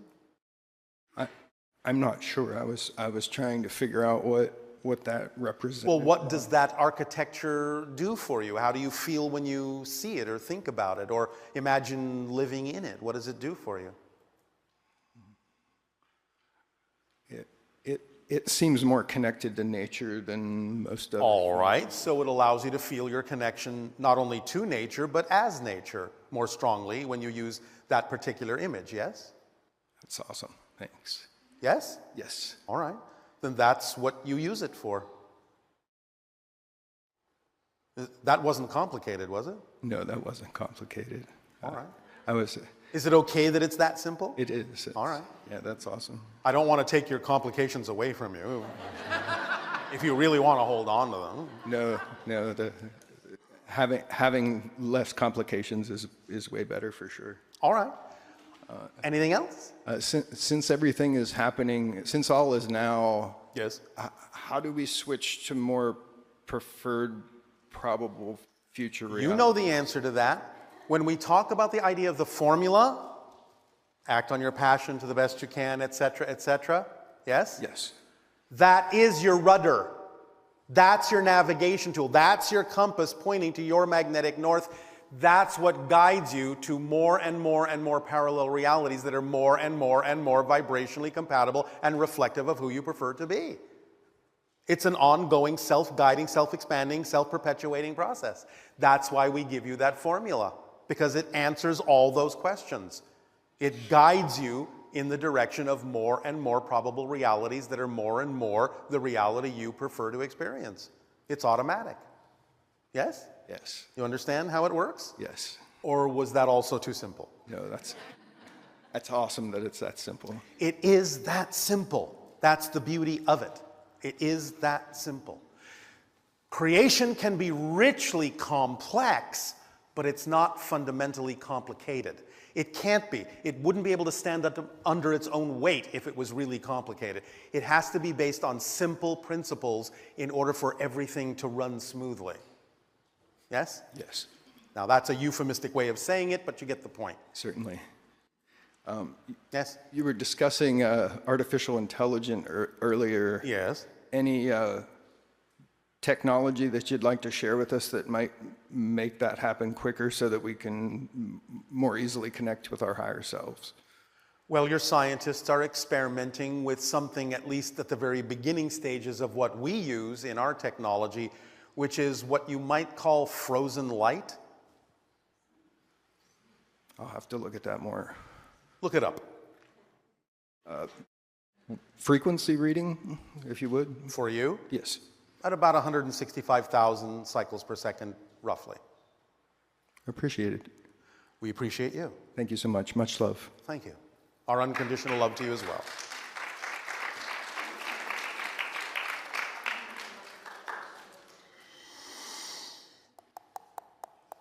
Hi, Bashar. And to you, good day. I already know what's going to happen. Oh, all right. How psychic of you. Thank you. How long ago was I in this dream in linear time, as I know linear time to exist? How long ago were you in this dream? This specific now moment. Isn't that a contradictory question? I know, yes. How But I wanna long know the ago math. were you now? I know, but I want to know the math, the numerology. Then ask the question in a way that isn't quite as contradictory, because it's not clear what you're asking. Because it's a self-negating question. I know. Can you elaborate? Are you talking about something that you would term a past life? Yes. Yet you know that it all exists at once, but from a linear perspective, the one that you're most strongly connecting to at this particular moment in asking this question Thank you. is something you would consider to be, I suppose in your language, the old American West? Okay, let me redefine. So past life meaning parallel timeline of Yes. this incarnation. Parallel timeline to this incarnation, that is another person that you are energetically and vibrationally connecting to for reasons of downloading information, energy, and experience to aid and assist you in this particular timeline. So, expressed in old-fashioned terminology, a past life in the old American West that you're connecting to. But remember, these things are dynamically changing all the time as you change. They're never static, they're never fixed. I don't really care about the past life idea, like the idea. So just scratch that. All right, it is scratched. What is it you wish to actually understand? I wish to understand. So are you saying, like, with giving the example of the past life connection of the Wild West, that I'm trying to understand a process? Is that what you're saying? I feel like, okay, maybe I'm not fully translating what I mean. That would be a good translation. Okay. I'm kind of wanting you to read my mind. I can't do that. There's no such thing. Okay. There is no such thing as Frequency reading match. someone's mind. I know. Okay, so You vibrate at the same frequency, and then you have the same thoughts at the same time. Okay. But I can't vibrate at your frequency on command. It has to be a synchronistic thing. Okay. Okay. So, So what is it you truly wish to understand? that I have an idea as to what I've experienced in timeline that has led me to this what I perceive to be this now moment, which is actually just a projection, and I understand that. But I'm holding on to a story Yes. that I know is disempowering, but it's because I'm defining it as disempowering. Yes. And so I don't know where I was going with that. I do. Where? Tell me. You were heading toward the idea of becoming more aware of your extraterrestrial connections as well. Okay, so precursors, correct? Not necessarily. Okay, because I'm here. In other words, okay. let me put it this way. The way that most of you have been working with this in the past is that you have been drawing upon experience from the past. Now you're tipping the scales and starting to guide yourself by drawing upon experiences from the future. Okay, yeah. That's why you find yourself at this balance point. How did I get here?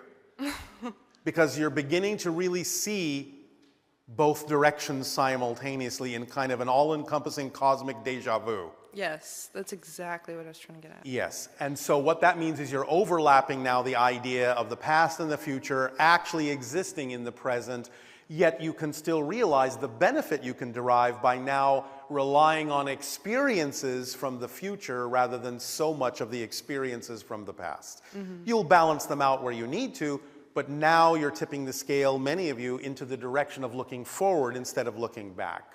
But for a while, you're kind of in this limbo state of overlap. Mm-hmm. It's a wonderful place to be. Okay. Because well, you're literally good. shifting gears. Yeah. So you're in the neutral gear state.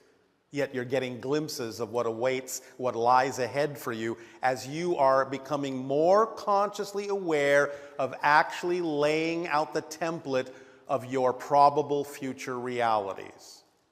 Yes. See. Does this help? Yes. All right. Anything else?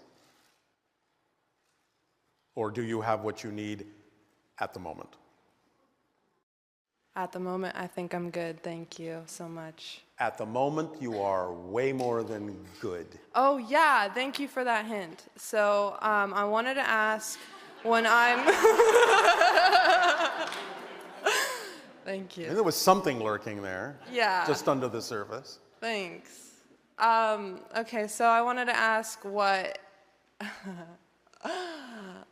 I want to ask what my frequency level is when I am detached of my negative beliefs that are in that like neutral state, like going back and forth. Between neutral and negative? Yes. And positive, because it's like flipping all over. All right. Okay. There is in your story, in your lore, I'm talking about all of you in general, this idea of something being special about 144,000. Yeah, I know exactly. It gets interpreted in a number of different ways that are misunderstood. Okay. But that's the balance point vibration. That's the central neutral vibration, because below that is possibly more in the negative direction. Above that is more probably in the positive direction. 144,000 cycles per second is more in the neutral balance point. Now, I'm not saying you're negative if you're below that. I'm just saying that most people on your planet actually operate somewhere around 40 to 50,000 cycles per second. They're basically sleepwalking. Mm-hmm. When you arrive at 144,000 cycles per second, you're in the balance point where suddenly there's more probabilities. Mm-hmm. You can see a little bit farther, and you can start moving toward the idea of acting on your passion more readily and raise your frequency more and more and more. So fluctuations for you specifically at this time, using 144,000 as the balance point, when you fluctuate back and forth through it, can, let's say, sometimes on extremely rare occasions, go down to maybe 70,000 cycles per second, but it doesn't last very long. Yeah. You usually will pop right back up to at least 150 or 160 or more. Mm-hmm. That's how we read your energy. 150, 160 was a high end? Okay. No, it's not the high end you've ever been. I'm just saying that's more likely where you sort of pop up to and sort of settle in for a while. But you Okay. have peaks like everyone. Yeah. Many of you have been above 200,000 now and then, and that's a wonderful place to be. Yes. Of course, they're all wonderful places to be True. because each serves its purpose. Yeah. But you get our point.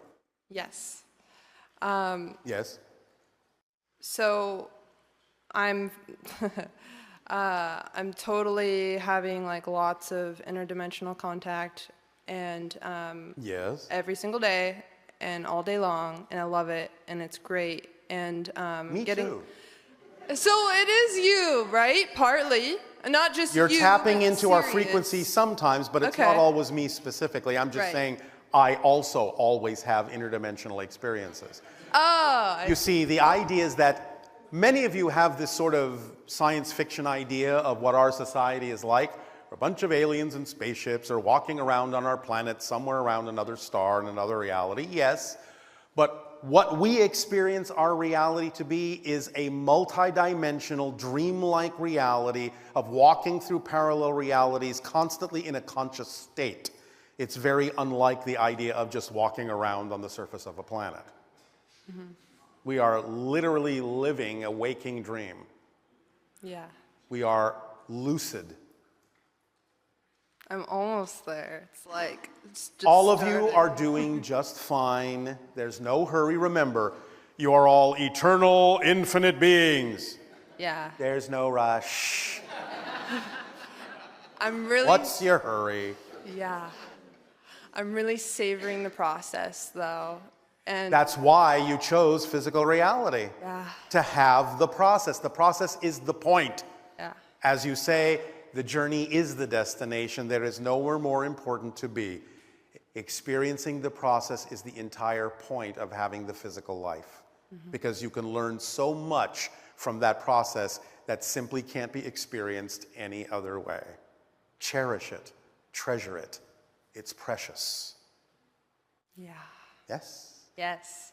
Pleasant dreams. Thank you.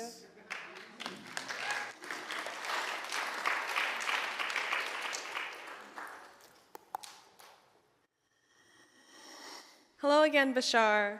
And to you, good day. I actually don't have a question, but Do you have a they comment? sent me up here. Oh,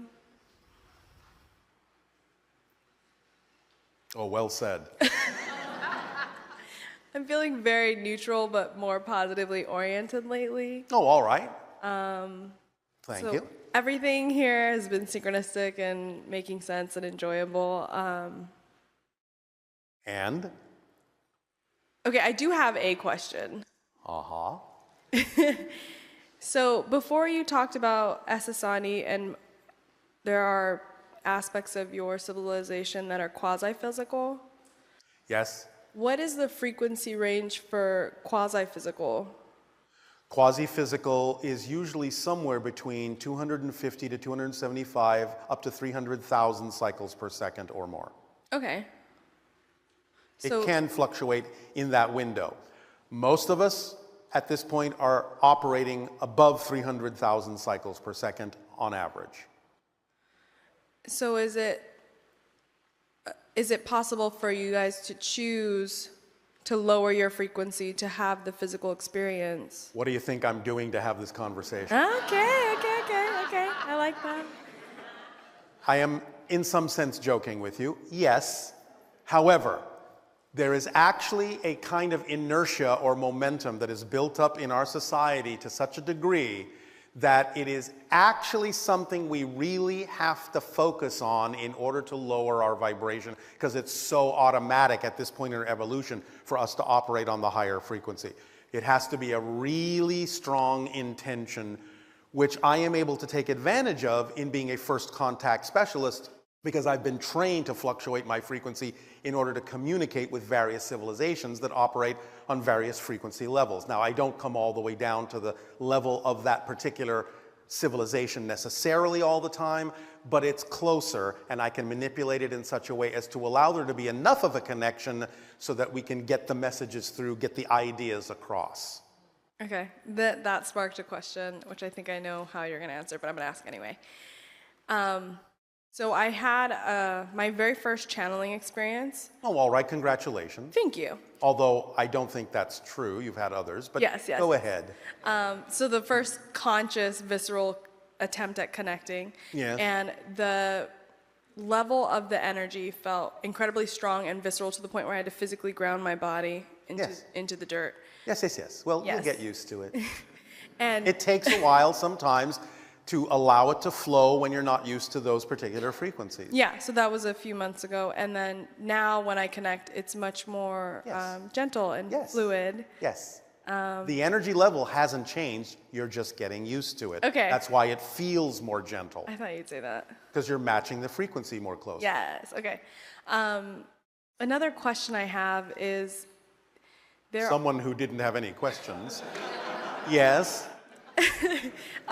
So, I mean, it's so interesting and exciting, and I've had other experiences that make me more fluid in accepting these experiences. Yes. Is there a but here? Yeah, no. So when I am in the channeling state, sometimes after I come out, I'm sure Darryl experienced this as well, I can remember certain visuals. Yes. Yes, that's common.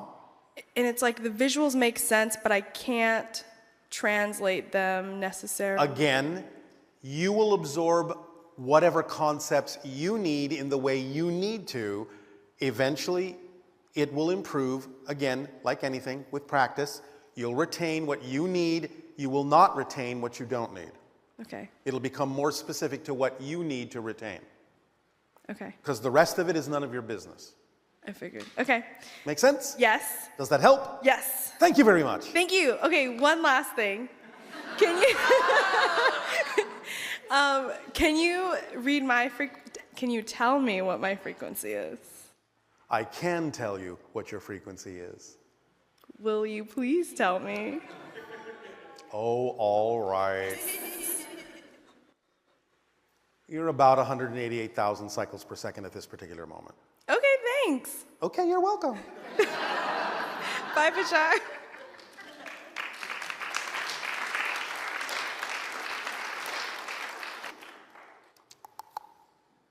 Hi, Bashar. Anna, you. Good day. I have some questions from the online listeners through Ustream. Yes. First one, can you give us any new information or remind us again of how we can use plastic in ways that serves us? Use? Plastic. Are you saying plastic? Yep. The actual material? Like encapsulating radiation. The idea is that there is a formulation, a molecular chemical structure in sunflowers that you can process in an organic way to create a type of plastic that will absorb all radiation. So you need to experiment with that particular organic molecular matrix that has to do with the sunflower. Thank you. The molecular pattern within the plastic will, in some sense, mimic the molecular arrangement, will mimic the actual pattern of sunflower seeds in a double Fibonacci spiral. Wow. Do we make that out of sunflowers? I kind of missed it. Yes, you can make it.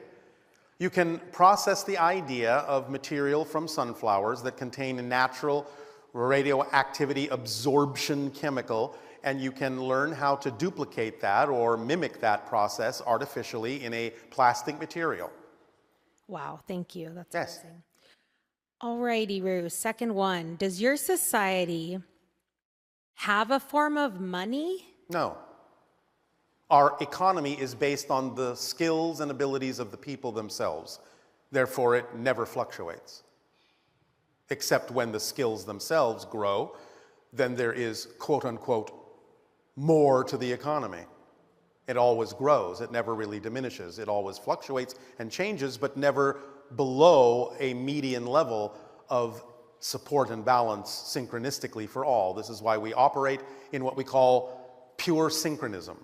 Everyone has exactly what they need when they need it, meeting exactly who they need to meet when they need to meet them to receive the skill or the gift that they need to receive or give at that particular moment in perfect timing, everywhere, for everyone, all the time. And thank you for doing that. Well, yes, it's our pleasure. The idea is that when you allow yourselves to have access to unlimited energy, you can have that too. Because you will understand that there is no such thing as lack.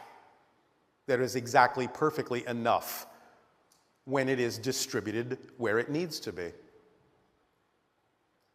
Yes? Yes. All right. Anything else? How can we bring the energy from other parallel existences to use it and use it to our benefit? But you're already doing that. Again, as you shift from parallel reality to parallel reality, you're already tapping into the energy of those different parallel realities to create your physical reality space-time experience. Now, as you follow your passion, it becomes more flexible and more malleable. You're still using the same parallel reality connection energy that you're using to create your physical reality experience already. It's just that you can become more conscious of the fact that you're doing that and allow your physical reality experience to become more malleable, more flexible, more plastic, less solid. Yes, and other parallel incarnations, we can use them as permission slips, and we can say, oh, my Pleiadian parallel wants me to follow my joy, so I guess I should. Well, all right, you can put it that way, I suppose. But it doesn't really work that way from the Pleiadian perspective. We're being asked to remind you by a Pleiadian who would never say you should do this or should do that. Of course. The Pleiadians are saying, please don't put words in our mouth that we would never use. That's why it's our permission slip. Yes. As are the hybrid kids and every other permission slip. Yes. Thank you. Many other parallel reality representations in whatever way your imagination would like to connect to them. Thank you, Bashar. Do you now need to take a short break to prepare for your holotope meditation? Yes, please. Then please take a short break and we will resume this transmission in a few of your minutes.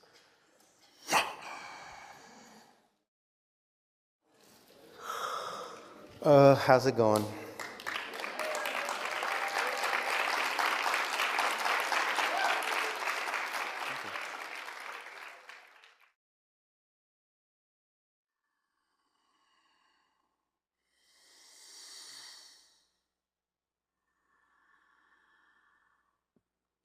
All right, I'll say let us continue the transmission in the following way. Allow yourselves, if you will, to become very relaxed in your chairs. Let go of the cares of the day. Just begin to breathe deeply and easily, in and out, in and out. Let your body relax, unclench your jaws, let go, and just be here right now with us. And as your lights begin to dim and play, and as your music rises, allow yourselves to focus upon the holotope before you, a mirror of the patterns in your collective consciousness, your group consciousness, your individual consciousness. All levels of your being are reflected in this mirror, in this energy pattern of beliefs and emotions and thoughts and behaviors and experiences. In physical reality and beyond, allow them all now to come together in this moment. And allow yourself to drift and dream, easily floating on the currents of creation. As you absorb the lights and the sounds, into the center of your being. And let us now together crystallize the idea of the abundance that is always available to each and every one of you every moment of your existence, which never wanes except that your beliefs make it seem so. But it is always given to you as fully as it can be given. Abundance is your birthright. There is never a lack, except that you may experience an abundance of lack.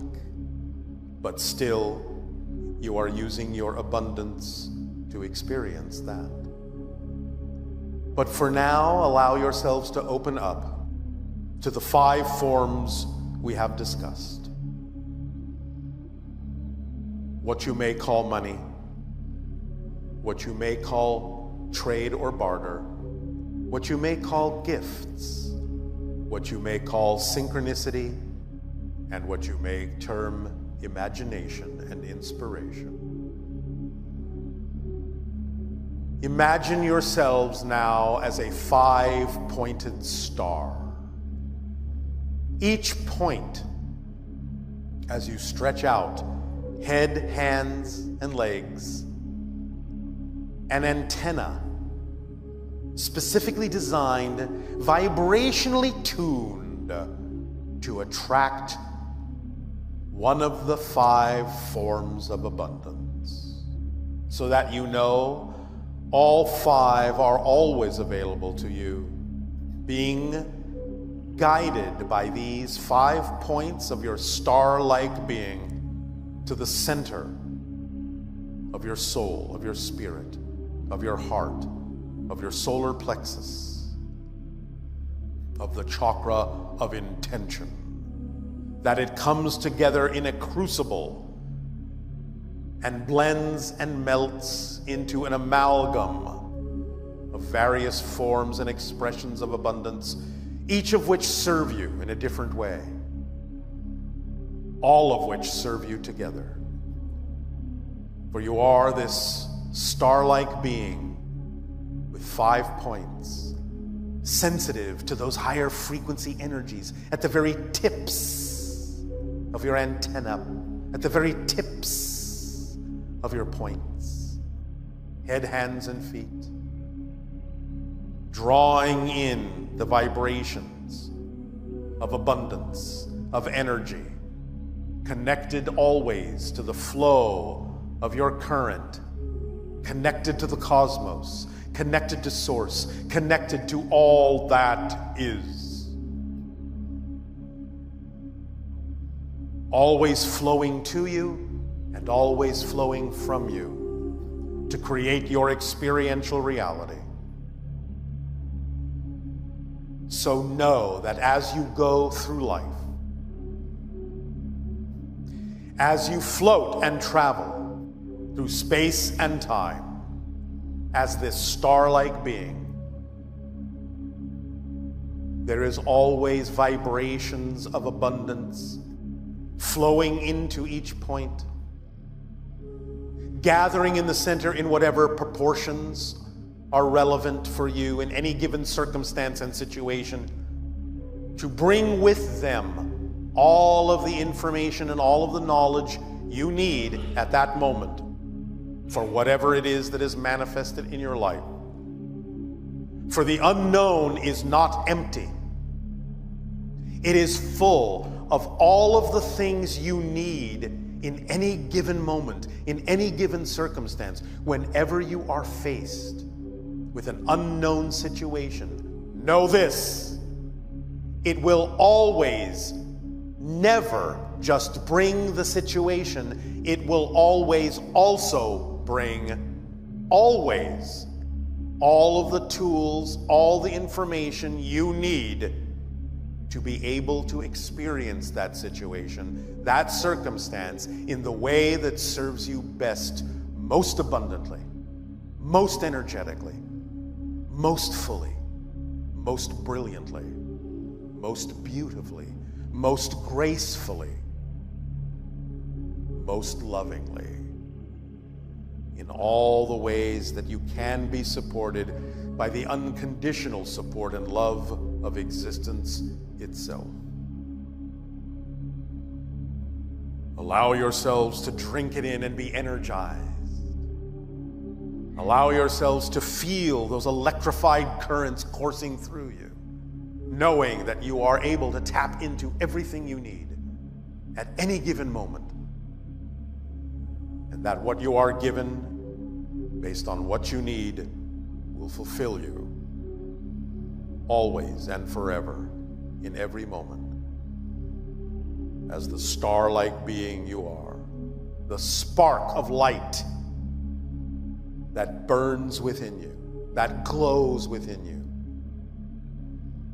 and is never, ever extinguished, for it is not extinguishable.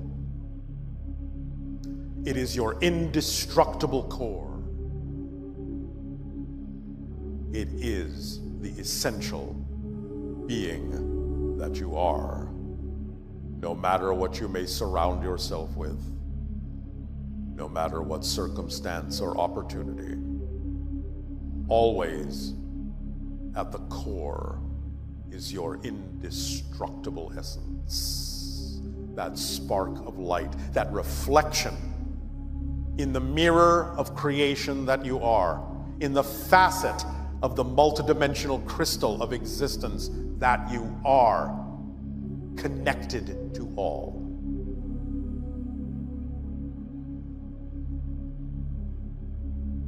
Float through space as the star-like being, with the 5 points, the 5 antennae, absorbing the energy of the cosmos, the abundance of existence itself.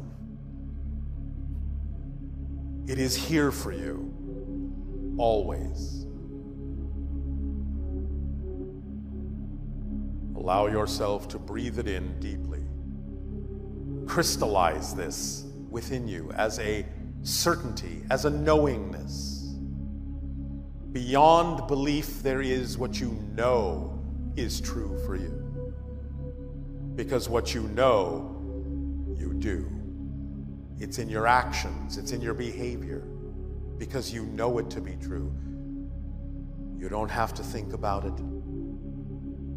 You just know it. It is you. It is in, as you say, in your bones, in your being, in your nerves. It permeates every aspect, this abundance, every aspect of your being. Not a single energy point or subatomic particle is left out.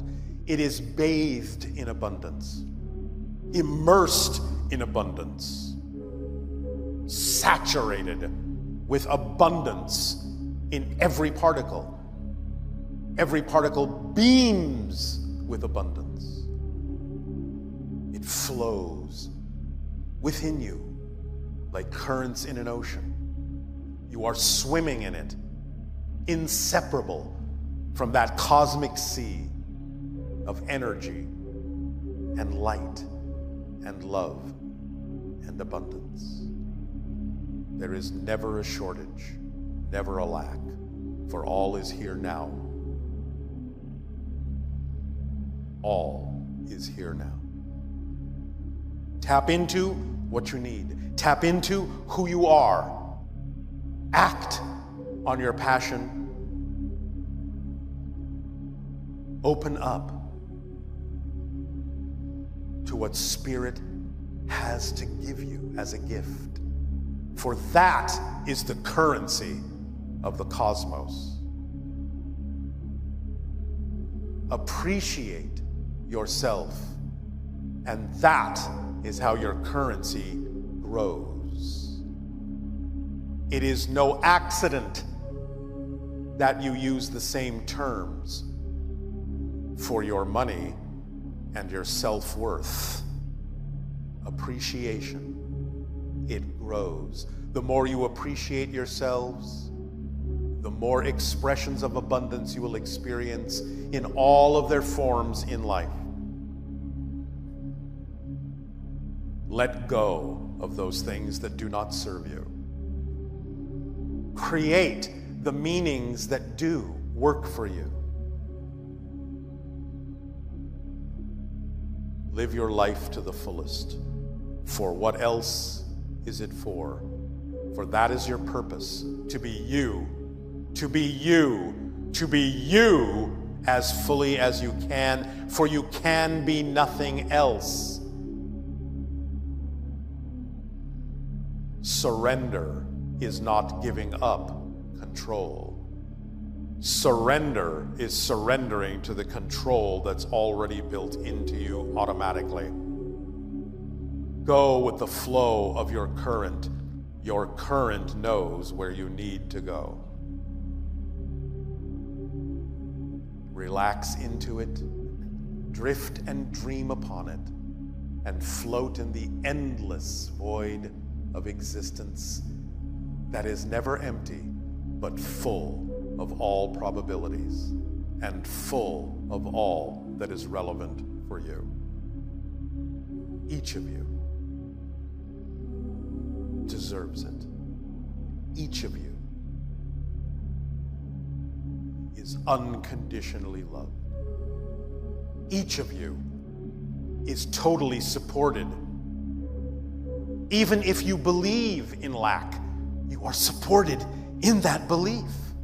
That's how unconditionally supported you are. You are so unconditionally, abundantly supported, you are even allowed to believe that you are not supported. You are allowed to believe you are not abundant, which proves how abundant you are. For if you can be supported in believing you are not abundant, why wouldn't you be supported in believing that you are, in knowing that you are, in acting that you are, in being that you are? Take a deep breath in and make this true for yourself in whatever way works for you, and let that breath out into your reality, into that atmosphere. And take a deep breath in and allow this to be real for you, because you know that in some way, shape, or form, this is true for you. But it's up to you to decide how. You have the freedom to choose. This is your greatest power in life. The freedom to choose what is true for you. Take a deep breath in and hold it, and hold it, and hold it, and blow it out as the winds of change. For every moment is a new moment in a new reality and a new version of you. Truly and literally, it is so. Be who you prefer to be. Though you may have been taught otherwise, it is the easiest thing in the world to be you. It is the most difficult thing to be someone you're not. Stop struggling. Let go of the pain of resisting your natural self.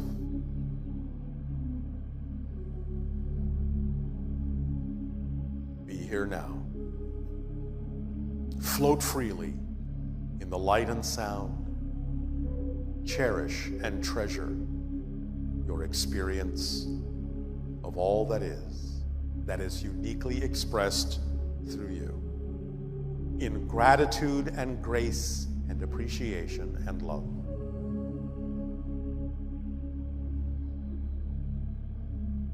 And as your music softens,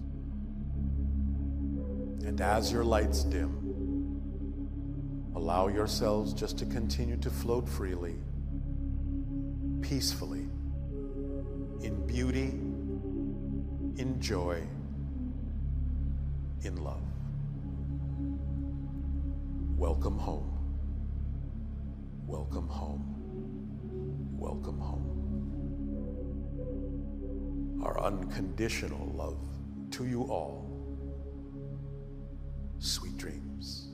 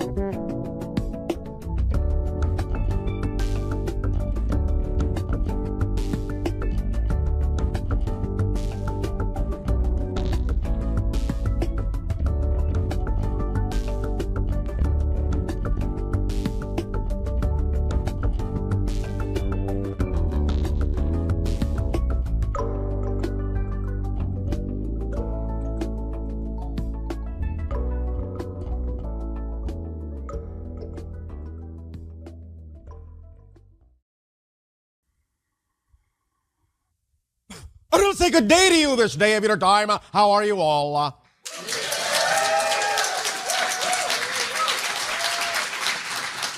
All right. Thank you. We would like to once again extend to each and every one of you individually and all of you together collectively our deep appreciation at the co-creation of this interaction this day of your time. We also extend our deep gratitude for the opportunity to interact with each and every one of you in this way. We would like to begin this transmission this day of your time with what we will title Asasani Stories. And in this transmission, we would like to share with you an Asasani story about Asasani storytellers. In our world, as you know, we are generally telepathic with each other. Our world, were you to visit it, would appear to be very quiet because no one is talking. The idea, thus, of having a telepathic connection, telepathic connection with all the people on our planet may still be expressed in very specifically focused ways. Not everyone is connected to everyone consciously all the time in terms of what information they may need to tap into. It is simply based on the synchronicity of what an individual may need to be telepathically aware of at any given moment that makes them aware and connects them to whatever other individuals or groups in our society are, in a sense, transmitting whatever information they synchronistically need to know at that particular moment. So in other words, not everyone is listening in to everyone else all the time, even though we are always all connected. Thus then the idea, just as on your own world, is that there are specific bits of information that serve specific individuals or groups at specific times and specific timings. And we have, in our world, a group of individuals who have chosen to function in much the same way that we have defined the group that I belong to, which are called first contact specialists, who are engaged in the idea of initiating and creating dialogues in an ongoing manner or in the first contact with certain civilizations that eventually may join our interstellar alliance. There are groups of people that we call the storytellers. The storytellers are those that once contact is made, be it in the manner that we are doing now in this way, or be it in that we have established open contact with the world, and that they have the opportunity to go, in that sense, physically to visit those civilizations. The storytellers are those that will take the information gleaned from the stories of any particular civilization and will thus come back to Asasani with those stories firmly embedded in their minds, and will thus then provide those stories, those points of view, that information to our society as is needed by any individual within our society according to the synchronistic timing that they need that information. So these storytellers perform a very particular function, in a sense, as you would say, of downloading and uploading information from a variety of civilizations. They are, in that sense, very much like the bees on your planet that go and gather honey and allow the hive, in that sense, to partake of what they bring back, sharing and exchanging information from dozens upon dozens of civilizations, learning their stories. For here is the important point. What you also experience on your own world is that information is most often retained most strongly in the form of stories. If you understand what is called story structure, as is related by the storytellers on your own planet in a variety of fashions and forms, you will understand something very important about story and story structure and why the telling of stories is one of the most powerful ways to transmit and retain information in your world. All the things you remember most about information have been told to you in terms of story structure. And that is why you retain it, because it is in story structure.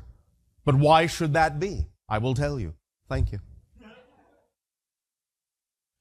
Many people talk about the idea of archetypes on your planet, and they recognize that archetypes are symbols that represent certain facets and aspects of your consciousness. And when you tell a story, many times you use many different kinds of archetypes in the telling of that story to represent certain ideas, certain energies. But the idea is that story structure is itself an archetype.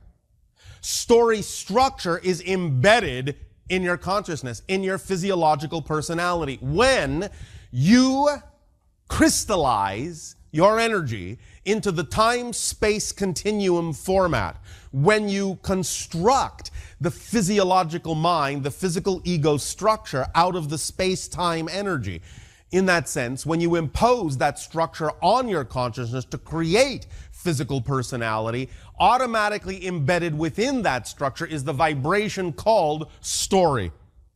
It is the innate format in which information is communicated most strongly and retained most strongly by your physical mind, by your ego structure.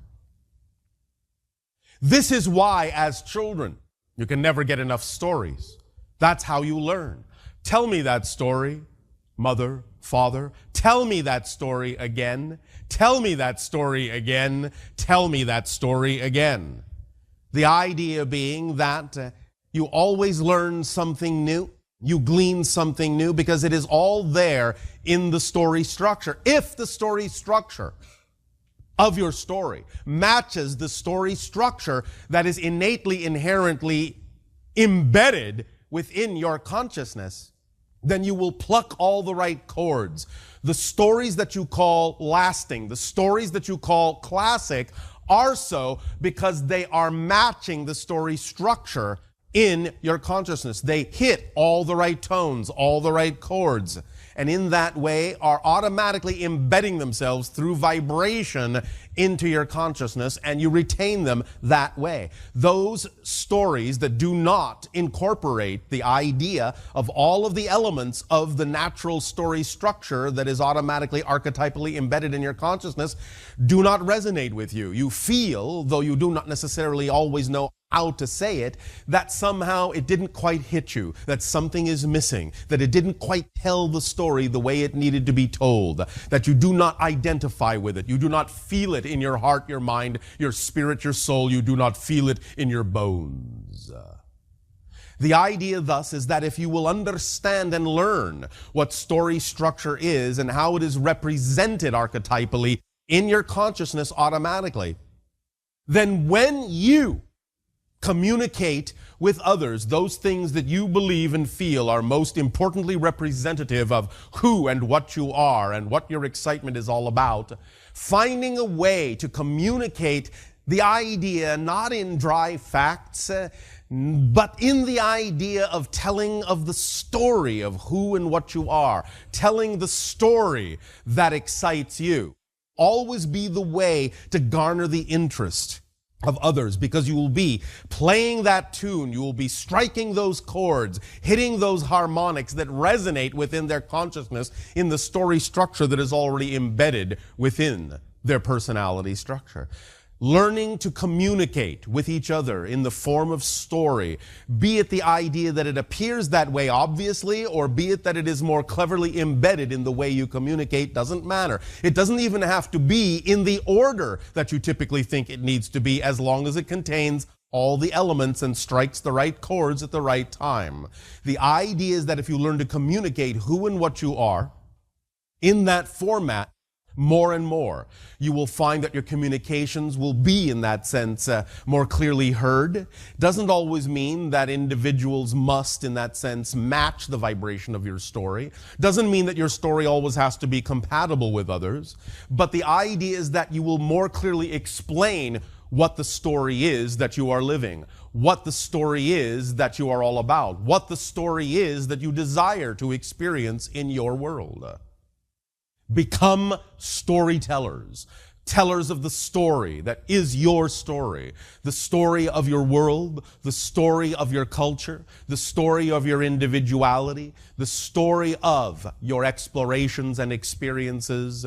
Finding, learning, understanding story will allow you to become the kinds of communicators that will begin to spread those stories around your world. Look at the ideas when you share information between nations on your planet. You are telling stories of your culture, stories of your nation, stories of your experience, so that other individuals may be inspired. You are listening to stories from other cultures so that you may be inspired, so that you may inspire each other to learn new stories, to tell new stories, to create new stories, new adventures, new understandings, new experiences, and create your world to be a completely unfolding story of ecstatic exploration. Look even to your language to understand the idea. For even in those stories you have experienced in what you call your space-time framework that you refer to as the past, you refer to it as his story, history. Her story as well, her story, if you wish. But look at you, automatically, instinctively have embedded the word story in the idea of all that you have experienced. It is a story. It is told as a story, and that's why you connect to it, why you remember it, why you relate to it. On our world, the storytellers will go, as we say, to many different civilizations, allowing the idea of the experiences in those civilizations which may be similar to ours to be absorbed, allowing the experiences which may be very different than ours to be absorbed. But in this way, obviously, thus translated into archetypal symbols that are germane for our civilization, in much the same way that in communicating what is going on with our civilization to your civilization, and in communicating what is going on in your civilization to our civilization, there are symbologies that are used, archetypal symbologies, to allow for a translation to occur, because many things that occur in our world and other worlds do not relate to yours. Many things that happen in your world certainly do not relate to other worlds. And so there must always be the translation, which is always part of the telling of the story, is learning how to tell a story in ways that will relate to a number of different ways of translation. Giving the idea of the vibration of an overall story, using the archetypal template, hitting the right chords, will allow you to tell a story in a manner that another person will automatically be capable of translating into the language they understand, because the story structure is universal. So even though you may be utilizing certain archetypal forms that are specific to your culture to tell a story to another culture, if you hit the right chords and tell that story in the proper story structure, the other culture will basically get the understanding, get the gist of your story, even though some of the archetypal symbols within the story may be very foreign or alien to them. But they will understand the essence of the story. And thus they will be capable of telling that story again in a number of different ways, allowing the proper archetypal symbols that are different for each color to take their place in that culture, in whatever culture is listening to the story, so that the translation can be understood. So in all the things that we have said about our culture to you, we are always allowing the translation to occur through the channel's brain with the vocabulary that he was raised to understand, to pick the subjects, pick the words, pick the terms, pick the definitions that most closely relate to the ideas that we are transmitting, because we are transmitting them according to the idea of the story structure that is common to both of our realities, to both of our civilizations, to any structure of consciousness that embeds itself in the idea or understanding of physical reality at all, or can relate to physical reality in any way, shape, or form. They'll understand the idea of story structure. Now, of course, As we have said, in spirit form, in non-physical realities, the idea of time and space is very different. The idea of focus of consciousness is very different. Nevertheless, the idea of story structure to some degree even holds sway there. Because the idea is that they create their own time frame, yes. They may do things in a completely different order than you do, yes. But again, as long as those vibrations are had, as long as those chords are plucked, as long as the resonance of the story structure is there, they will relate to it, because this permeates many different kinds of levels. The idea really is that the entirety of creation is a story. It is embedded in all that is, and all things and all cultures and all dimensions and all beings are a story that all that is telling to itself. You are the story unfolding of all that is. On that scale, you are a story. On your own level, you are a story. On many levels in between, there are stories. There are stories all the way up and down the framework of existence, even to those dimensions that you would consider existing so far below in density, so far below in vibration, there are still stories. They may be heard differently, they may be experienced differently, but there are still stories. And information is still communicated using the story structure of consciousness as it relates to that specific realm or dimension of experience. So become storytellers. Learn what that's all about. On our world, as has been explained in our ancient language, called Sathani, place of the people, place of living light. The Sasani people, living light, is the translation. We understand that our story is different than yours in many ways and similar in other ways, in that we are a hybrid civilization created out of your civilization and another culture from a parallel reality that you have referred to as the Greys, and there being 5 hybrid civilizations of which we are one. The idea thus then is that we have our own stories and different kinds of experiences, some again different and similar to your own, but primarily where we share most strongly is in the concept of the stories of family, because we are connected to you. You are our family in many different ways. And so we communicate to you along the lines of understanding that we are family. We also understand the commonality between us as creators, that we are inventors, we are creators, we are beings who experience the concept of joy and love and ecstasy, just as you can as well, and even more than you do already. But we do not have stories of fear in our world that you may have in your world. We know that fear exists. We know that choice exists, but we simply choose other stories. It is up to you also to learn to choose other stories other than fearful ones, if that is what you prefer. You will never lose your understanding. You will never lose your ability to choose the idea of fear. You will always find actually more and more ability to choose fear. You will always become more aware of the negative side as you expand the positive. Because as you become more of who you are, you become more aware of all possible choices. So the idea is not that fear goes away as a choice. It is simply that the experience of fear is not chosen. That you choose stories that are relevant to the idea of your acknowledgement of yourself as a being of light, your acknowledgement of yourself as an aspect of creation in the way that resonates most strongly with the vibration of your preference in the moment as you choose to exist, in every moment that you choose to exist from a different perspective of the same moment. Because it is all one moment. It is all now. Every now that you experience is simply the same now from a different point of view. And you tell yourself a different story. And as you tell yourself a story, you create the shifts of different parallel reality experiences that you have. As you tell yourself a story, you create the experience of the shifts that you go through from parallel reality to parallel reality. You are designing your experience based on the story you tell yourself that is most true for you, on the story you relate to most strongly with your belief systems. So if you do not prefer the story you are experiencing, then tell yourselves a different story. Tell me another story, Mother. Tell me another story, Father. Happily ever after. Tell yourself that story. Happily now, happily ever after. You will have your challenges, for what is a story without challenges? Because that is one of the resonant points of storytelling. There must be a challenge, and there must be transformation. And that is all right.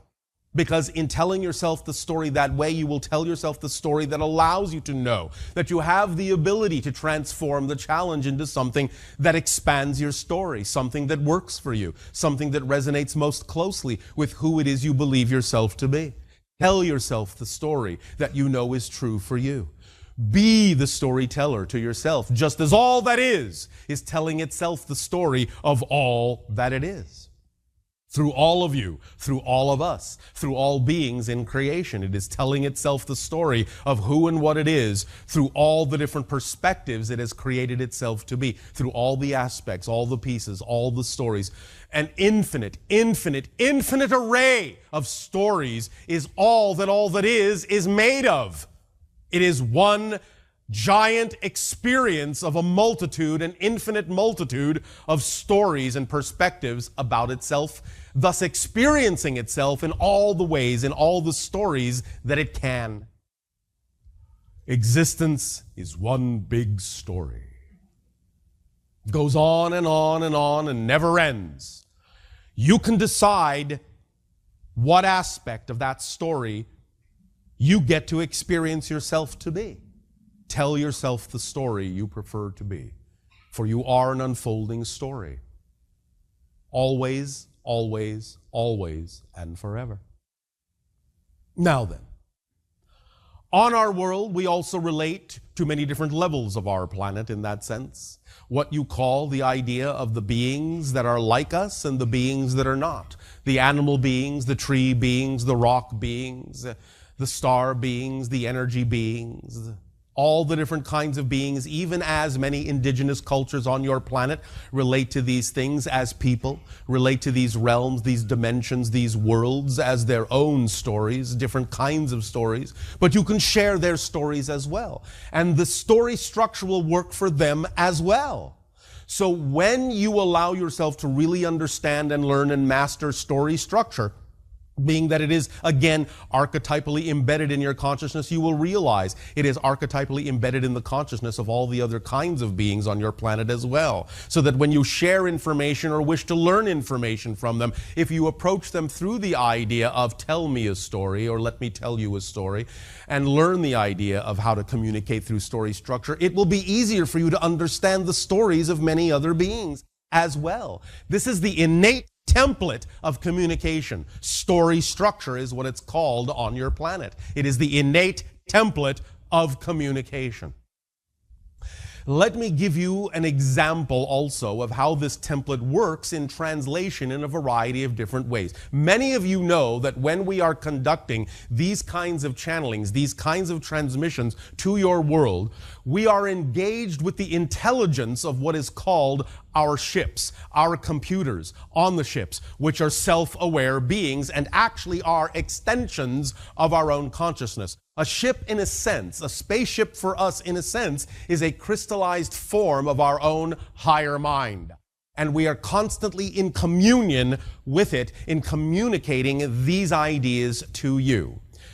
The sentence as follows, this is the template in the way the ship understands this concept, using story structure. Planetary symbol. Linguistic, temporal, archetypal, idiomatic, interactive communication. Planetary symbol, linguistic, temporal, archetypal, interactive, idiomatic communication. That is our ship's way of saying your world is getting smaller every day. Planetary symbol, your world.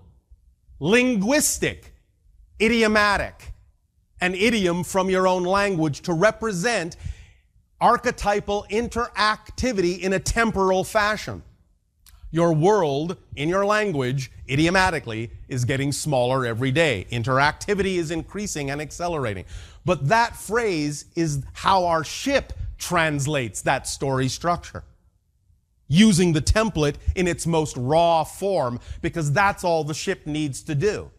There are not the nuances of culture for the ship. The ship is just a raw template format of communication of the raw story structure in its most simplistic archetypal formats as far as the ship understands. But this is the process that is going on, and us transmitting these communications through that template of the ship, through the story structure our own society understands that our ship uses to translate into the idiomatic phrasing that makes sense and resonates within the channel's consciousness to bring up the translations necessary for this communication. So, it gives you a little bit of understanding of the different kinds of translation processes that go on, but still work to tell the story. Even though it may seem very alien and very foreign to you to hear it in the raw template form and not really translate in that form to you, it automatically, using that template, automatically, in a sense, pulls through and from the channel the idea of the appropriate terminologies that are idiomatically representative in your culture to represent what it is we are transmitting from ours. Because if we were to simply transmit it in direct form as we understand it, the communication would be too alien for you to understand. It would not translate into your language in a way that would make sense, as we have just demonstrated with the raw, in a sense, template form. Does that make sense? All right. So this gives you a demonstration of how these translations occur in these transmissions, and why sometimes it takes a little time, in your terms of time, for channeling to be something that is, shall we say, improved upon and practiced, so that bit by bit, as the channels allow themselves to relax into the story structure of their being, we can pluck the necessary chords more quickly, more automatically, more effortlessly, to allow the idea of the template to bring forth from the channels exactly what needs to be said, more and more fluidly and fluently every single time the channel allows such things to come through. Does that make sense? All right. We will in time talk more about many aspects of our culture as it relates to this concept of story. But at this time, in exchange for the gift that you are giving us in sharing these ideas of our story with you, we ask you now, how may we be of service in allowing you to share your stories with us? Hi, Bashar. And to you, good day. What's your story? Well, before I get into my story, I want to say thank you very much for communicating with us. And I know I speak for everyone in saying we love you. Our unconditional love to you as well. But that is not prior to your story. That's a part of your story. Touché. I have a question. I wanted to know how we can support children in helping this planet progress and evolve. As we have just discussed, this is very relevant. The idea is that more and more of what you call the education on your planet comes in the form of interactive storytelling. The more that you can dispense information that they need to be guided in life through the idea of allowing them to experience interactive stories, physically act them out, immerse them in actual interactive stories that the teachers have created, and let them live out those stories and face the challenges in those stories and actually come up with solutions to the challenges in an interactive, live way in those stories, the more they will learn. If you design the stories according to what interests them, what excites them.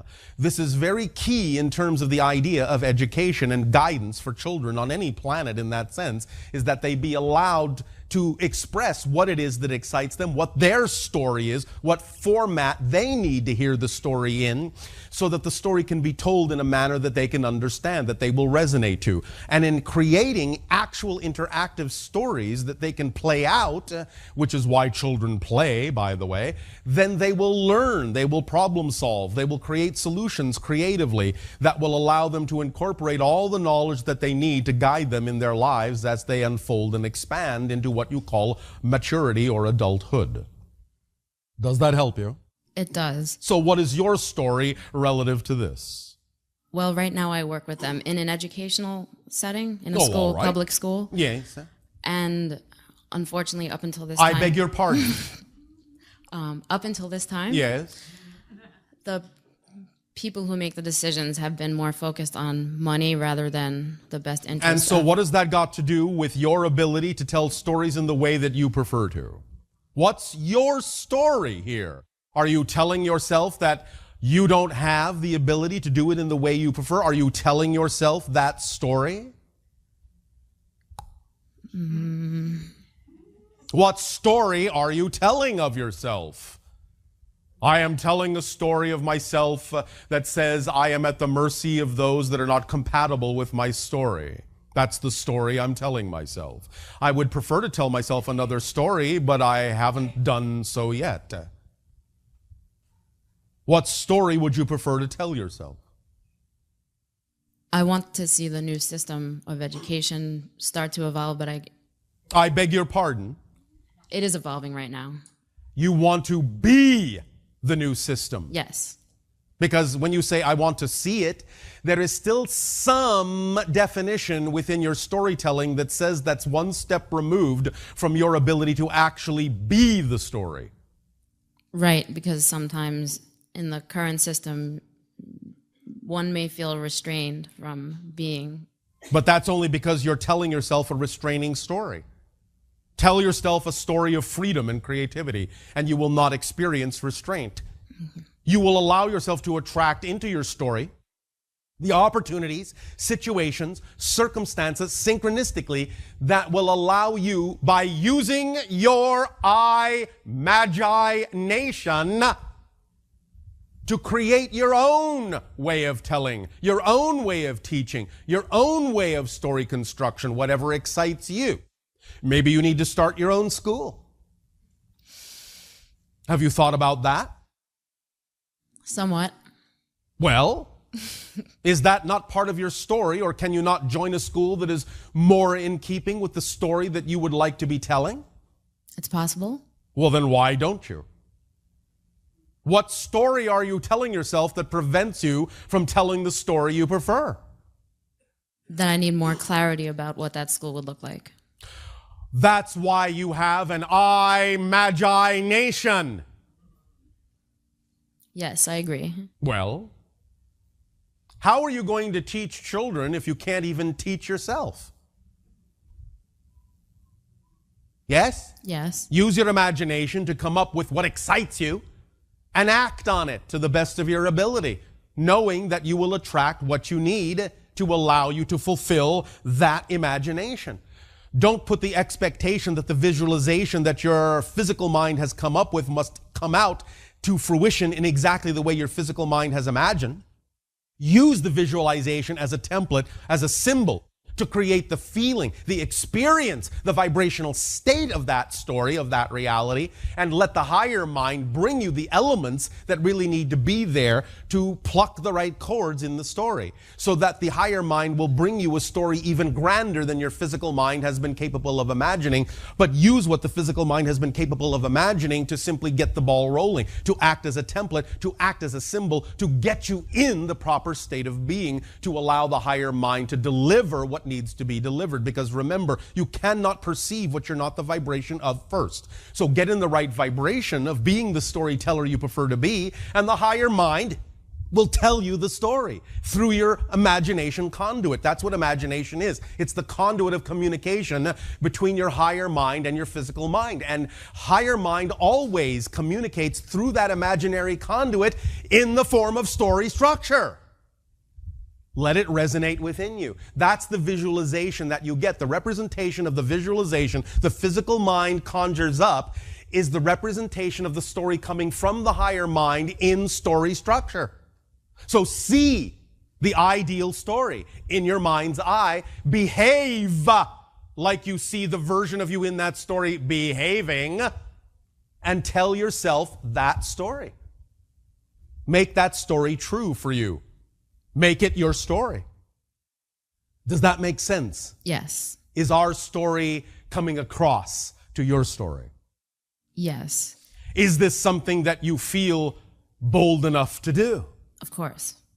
Thus then, is there any other impediment, challenge, or obstacle you've created in your story that you use to prevent yourself from moving ahead in that story? I'll have to think about that. Why? Because it's not clear to me at this point. Does it need to be? I don't know. The answer is no. Okay. You know why?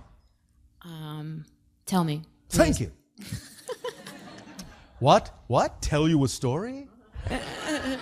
Yes, please. All right. Remember that we have said, and this goes part and parcel with what we have said in our last transmission last night of your time, it is important to remember all the principles at once, for that will give you understanding. So the idea is that it is important for you now in your story to remember that excitement is a self-contained kit. It is the driving engine and the organizing principle. And therefore, you don't always need to know what it is that you may need to change right now. If you are willing to act on your excitement and tell yourself the story that is truly you, by simply moving forward in that excitement, by simply moving forward in that story, if there is anything you need to be aware of that needs changing, any challenge that you need to be aware of, any belief that you need to be aware of that requires your attention, moving forward in the story will bring you to that story point automatically, and you will then face it when that story point comes up. So you don't need to know it now, but you will find it on your journey if you move forward in your story. Make sense? Yes, Does that help streamline your story? it does. Anything else? Just one last part to my question is there anything else I or we can do to help children in a one-to-one or small group setting? You mentioned the storytelling and having them act it out and live it themselves. Create a story, have them act it out, and find out from them what excites them so that you're telling them the story or letting them change the story in a manner that applies to what excites them for their story. This requires creativity and imagination on your part and their part, and working together to create the story that inspires them. Asking them questions. How would you solve this? How would you imagine the consequences of this action might play out? So they will understand the nature of action and consequence and experience and choice. Let them invent the story with you. You understand? Yes. Storytelling is not just from me to you. It is a co-creation. Invent the story together, even as these ideas, these exchanges, these interactions right now, as we have said, if you will remember, are creating a new third story. Not just our story, not just your story, a new story that contains us both. We're creating a new story together. That's what we're doing in these interactions. So with your children, create a new story together of what is possible. Teach them how to apply the idea of the story in their reality. Does that help? Yes, it does. Does that answer your question? It does. Do you have a new story now? I know hesitation usually means no, but does your story contain the idea of hesitation? At times. All right. Let that be all right. But are you willing to move forward in your story? Do you have a better idea of how to do so now that we have had this story discussion? Yes, I do. Does that help you then? It does. Thank you. Thank you.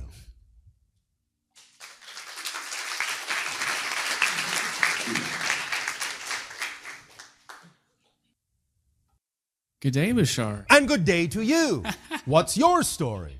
Oh, my story. At least I know initially when I was at one of the last event in San Francisco, I realized after the fact I had an expectation that I was going to talk to you in person. An expectation of what? That I was going to get to talk to you, ask a question in person, and then I didn't realize that until after the fact. And now coming here this time, I was like, all right, I'm just going to be here, just have fun. Yes. Fly up here, just have a good time, and then...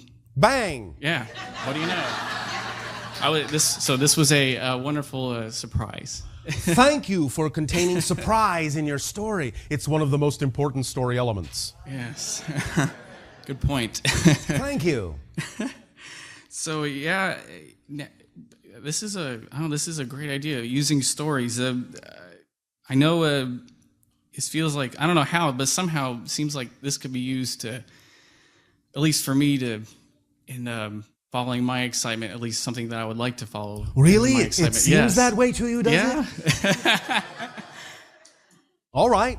How so? Well, I mean, I know it feels like initially before I can move to do that, Before you can move, you're always moving. Well, at least my story right now is I've discovered some negative beliefs that I kind of, I guess, forgot about or put on the back burner. All right, They just came up. But that's the challenging part of the story. It's exciting. How exciting, I yes. know. And so what are they? What's one of them at least? That by following my excitement, that it seems like almost like this task that's been given. Task? Yeah. Are you using that in a negative context? No. All right. It sounds like an amazing... All right, but I asked you for one of the negative beliefs that you referred to. Negative beliefs, that I would be wasting my time if Wasting it wasn't your really time. true. Wasting your time. Yeah. Wasting your time. You know, if I follow this excitement, it turns out, oh, well, the thing that I was excited about, yes, this idea, that it would just be, you know, I would be going down a goose chase to nowhere. So I'm afraid... You would find a goose at least. Yeah. And do you not refer to the goose that laid the golden egg in your stories? True. So the idea is that if you look at that as part of the positive experience, don't you believe you'll find the golden egg in that path as well? Because isn't the golden egg finding out something that is not you so that you more clearly know what is? Very much. So it's part of your story. It's not a waste. True. Again, when you understand story structure, you would automatically know that that's part of the story and not a waste of time. You need to understand story structure. What you call red herrings and other animals that you use in your stories often provide the idea of seemingly going in a direction you don't prefer to, but wind up surprising you by giving you information you didn't expect, that you need for the rest of the story that represents the direction you do prefer. That seems to be happening. That's what's been happening to me the last couple months. Look at it as a detective story. That's what it seems like. I keep getting little bits more information like, what is this? You know, so like even though it may not necessarily represent the path ultimately that you prefer, you're still going to find a clue at the end of that path. And it's going to help you down the road later on. If you use it that way, if you just think it's a waste of time, if you just label it in your story as a waste of time, you will come up empty. Yeah, my heart knows it's not a waste of time. Then why don't you listen to your heart in your story? I think, like I said, at least I've allowed it to be this negative belief of wasting time. All right, but you're not doing that now, yes? You're not going to do that from this point forward, yes? I don't wish to, no. Well, then you're not going to, yes? Or if you do, it's going to be all right that you did, and you can go, oh, well, I did that again, so what? And move on, yes? Isn't that the kind of story you would prefer to have? Yes or no? It's up to you. You can say no. Very much making a positive experience out of it. Well, because you can make a positive experience out of everything, yes? Because that's what I would prefer. Well, then do that, yes? Yes. Is that the story you would rather tell yourself? Yeah. Then that's the story you will tell yourself, yes? Yes. I mean, there's some hesitation, but that's what I prefer. All right. So you can say, I will tell myself this story even though sometimes I may hesitate. That is the story I will tell myself even with the hesitation. And the hesitation will only help me tell that story even more strongly because I know that the hesitation is part of my story and not an interruption in my story. I'll use the hesitation as part of my challenge, as part of my story. Isn't that exciting? Yes. All right. Does that help you? That does. Yes. What other stories have you got? I guess with this specific You guess. No more guessing. With this specific, I don't know, with this task and these beliefs that I'm holding on to out of fear, it just seemed, I know, it almost like there's this too good to be true element to it. Too good to be true. Too amazing. Too amazing to be true. Too fantastic to be true. Well, that's a story. Do you want to live that story, that something is too good to be true? Yeah. You do want to live that story? I mean this. That something is too good to be true? No, not too good to be true, but that the story I wish to tell. Yes. Regardless. Have you ever had anything in your story happen to you that you felt was very, very, very good? Yes, more and more so lately. Well, if it happened once, why should it not be capable of happening again and again and again? If it happened once, why wasn't that too good to be true? Why didn't you tell yourself the negative story then? Why did you allow such a good thing to be happening in your story if you didn't believe that good things can happen? That's a good question. Thank you. Is that question too good to be true? No.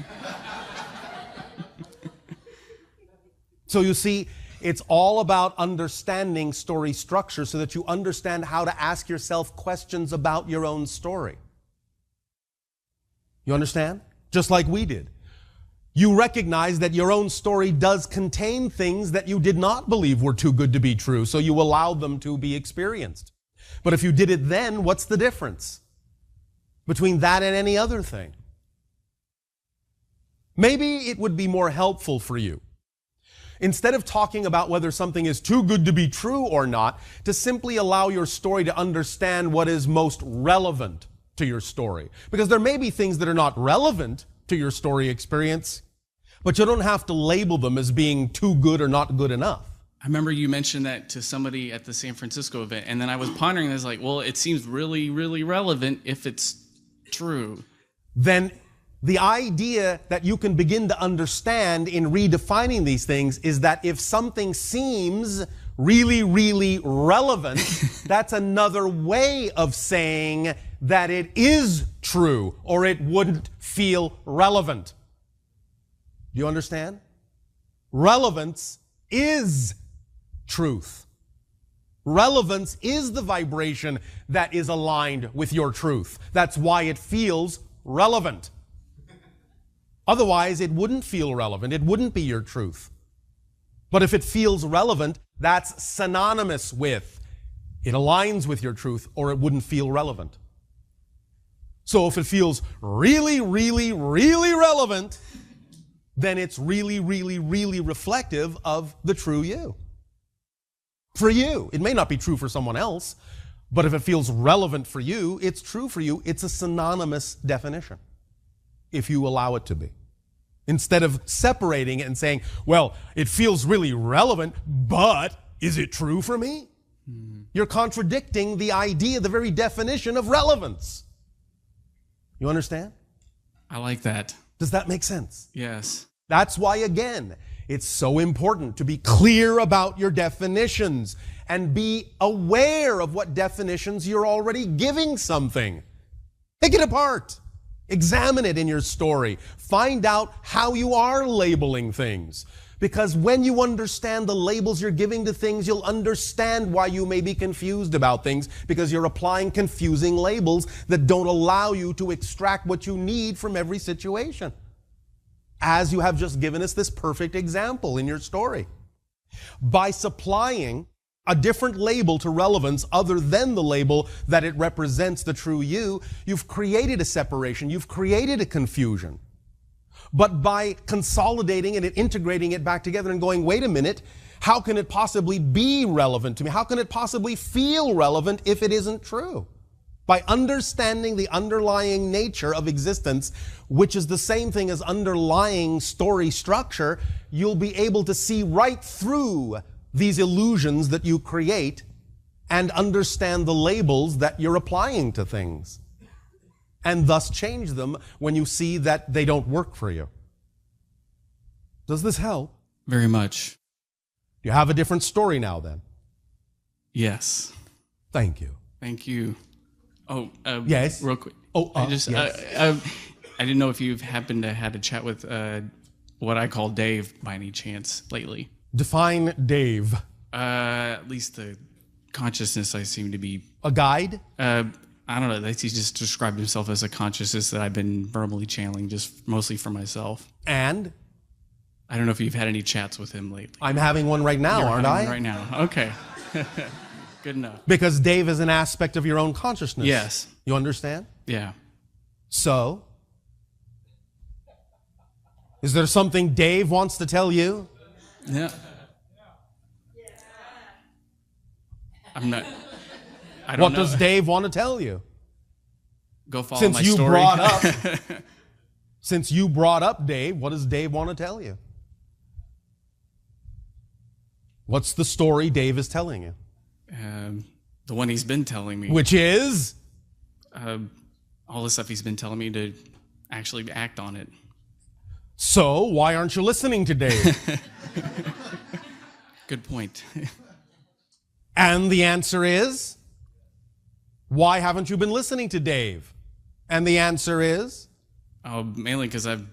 You don't trust Dave, do you? Not totally, no. Why not? You think Dave is out to deceive you? No, he's been very loving, very helpful, bringing me amazing information. And then why don't you trust what Dave is saying? I think because what I'd said earlier, it's too good to be true, or that I'd be wasting my time if I actually followed it. So if things were too good to be true, why would you even consider the idea or construct the idea of talking to someone named Dave? I didn't even try to do it. It just. But you accepted it. Yeah. Why? Wasn't that too good to be true? It's been fun. Oh, fun. It has been fun. So you'll allow it to be true if it's fun. Yes? No? What? Will you allow things to be true if they're fun? Yes or no? Yes. Well, then, have fun. All right. Thank you. Cool. Thank you. Appreciate Bye, it. Dave.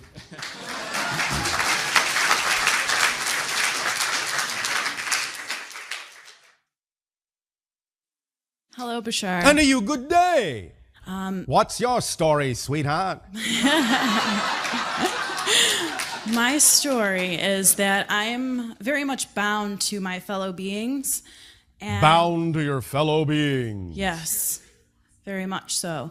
And so, What does that mean in your definition, in your story? well, I choose to exist in the earth that the collective consciousness exists in. Well, to some degree, yes. Obviously. Or we wouldn't be having this conversation in this Right. way. And so? And I'm very much interested in bringing information, mostly through science. All right. I also have certain knowings. Yes. And I was wondering if you would be able to help me tell my story by getting a little information. On what? And what I would like to know is, I know One moment. that... Do you understand story structure at all? I would like to say yes. What archetype at this moment in your question to me, thus then, do I represent to you? I have no idea.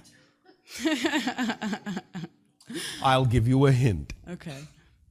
A mentor. Right. All right. More than a hint, though, wasn't it? Gave it all away. Gave the whole story away. All right. Well, all right. Not all of it. Ooh. Some mystery still exists. Because a good story needs a little mystery, doesn't it? Yes. So do continue. Okay. What is it that you wish some assistance with now that you have sought out and questioned the mentor archetype? I know that we don't need to eat Well, yes, you do. food. Yes, you do. Okay. Well, Most of you do. Okay. Well, I have this knowing Yes. that That it may For be me. possible, that it may be probable that some of you may change yourselves so as to not require that kind of sustenance. Yes, Right. that's possible. How probable it is depends upon the path you have chosen to explore. Sometimes those kinds of things, even though they may seem to be desirable, simply aren't relevant for the theme that you chose to explore in this life. You have to determine that for yourself by the synchronicity that shows up in your life. Right. Well, for me, it's prevalent. And All right. one of the things that is the information I'd like to know is how I'm able to tap into the energy source to sustain myself, not at this point, but more so as, I grow. Well, number one, living in the moment, because all the energy you will ever tap exists only in the now. So, the less fragmented you are in that context, the more you focus yourself in the present, the more you'll be capable of tapping that energy because you'll be existing on a higher level frequency. And when you allow yourself to vibrate on a higher level frequency, you become a more receptive antenna to higher level frequencies of energies on different planes of existence that can then sustain you, and you will automatically not feel so much need for other forms of sustenance. Okay. So the more you live in the moment, the less, in a sense, you experience the idea of time and space in that way, the more you will tap into higher frequency energies that will provide enough sustenance for you. Okay. Does that help? Yes. Anything else? No, I think that's it. Well, all right. Thank you so much. Thank you for sharing your story.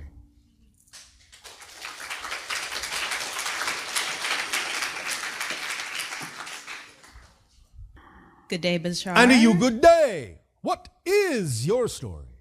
Well, I had a lot to write before I came, and my story is my journey to be in this workshop. My story has been answered. My questions have been answered. Oh, all right. By you and by a lot of people in this room. By you, too. And by me, too. Because remember, what are you experiencing when you experience us? Myself. Thank you. We are simply reflecting your higher mind back to you, using our personality as a mask to trick you into talking to your own higher mind. Yes, and my higher mind and myself had that discussion before we came. Yes. And it's just been awesome to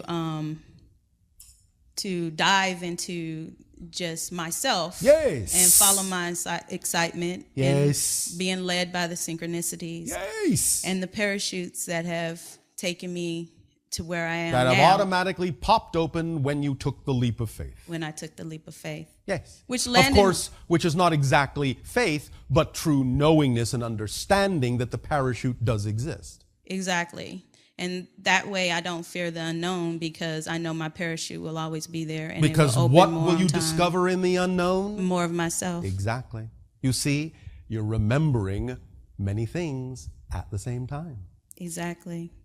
The parachute has landed me in Lancaster. Oh, all right. And I was listening to one of your CDs, and you talked about the vortex in Lancaster. Yes. And I would like to give for you more information about what that is. Why would you want to get it from me when you can simply be in the vortex and get your own information? Why would you need a second-hand experience instead of a first-hand one? I guess I don't. I didn't know if it was any central location or is it all over? Or is it where I There landed? are nodal points within the overall vortex that resonate at different frequencies. If you simply follow your own instincts, you'll find yourself guided to the nodal point that resonates at your frequency. And that will be the correct spot for you. Well, okay, that makes sense. Yes, I know. Yeah. Where I live is one of them. Is one of them. Well, there you go. Okay. What a coincidence that you should choose to live there. It was. Exactly. It But was not an accident, yes? Not at all. Well, there my you go. My higher self was already there. I just All raised right. my vibration to get there. So you had even already answered this question. I sure did. Yes. Just checking your story facts? Oh, yes. Are you? Confirmation. When All I come right. talk to you, it's all about confirmation. All right. You are confirmed. Thank you.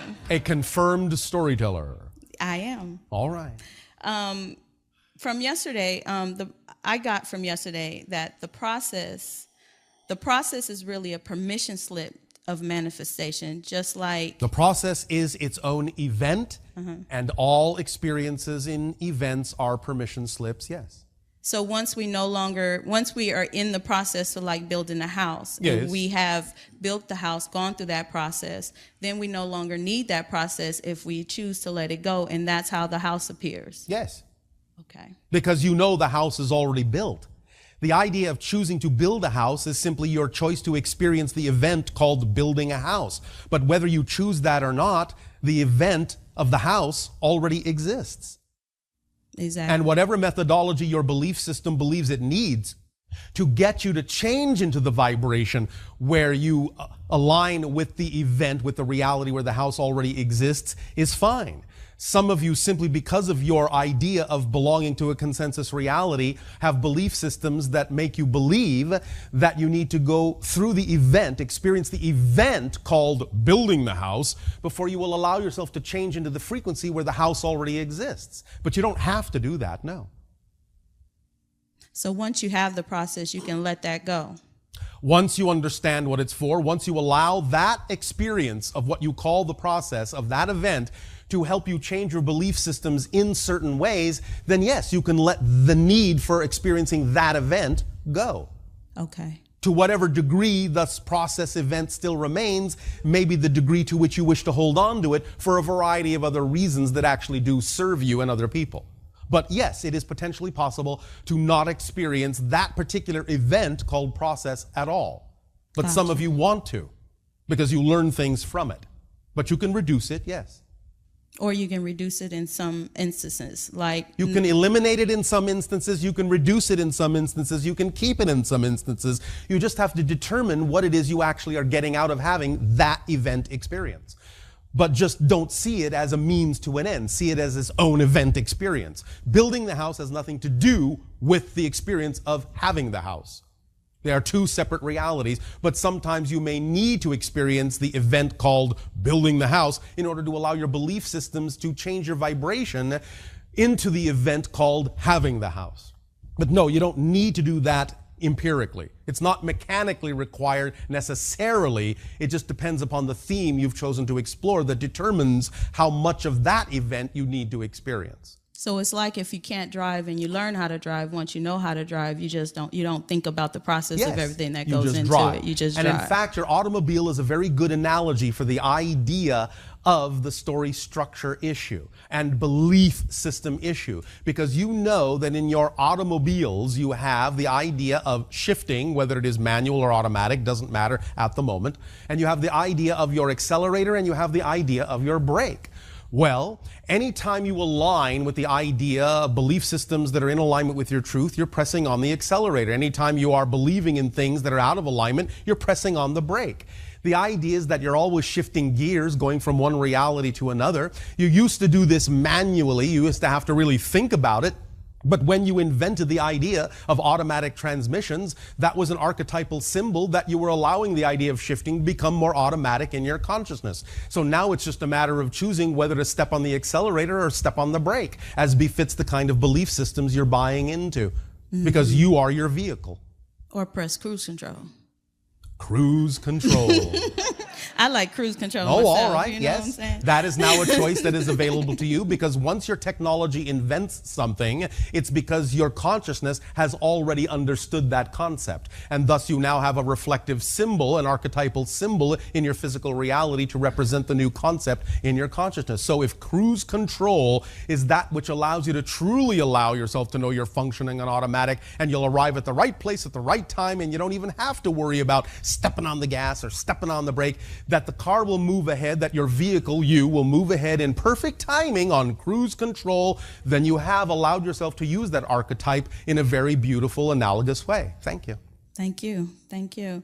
Now, the storytelling, it's synonymous to me. The thing that I like about the Bible is the fact that it's the stories. Yes. And I was never drawn into, well, I was, but as I was growing out of the limitations of it, the stories is what carried me, because I knew that I also had a story, and those stories were just to lead me and to understand that I had a story. Yes, because you're going to hear a story and you're going to interpret the story according to your own story beliefs. Exactly. And that's why people can hear the same story and have many different interpretations Just pick the one that works best for you. Many of the stories in that sense thus are holographic in nature. That's also the beauty of story structure. The template is holographic in nature. So what archetypal elements you choose to add in the story can be interpreted by anyone according to their story.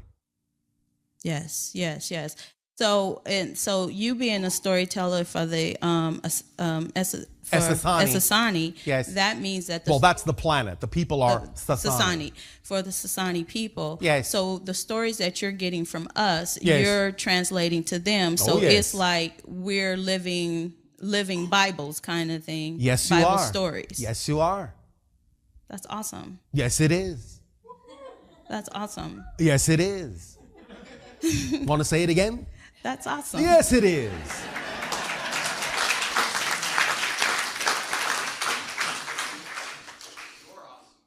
So are you. One moment. Okay. Rather than being just awesome, which is having some awe, you would want to be full of awe, which makes you awful. To a lot of people, I am awful, but that's because I carry the truth. There you go. Yeah. Full of awe. Full of awe. All right. Well, thank you, Bashar. Thank you.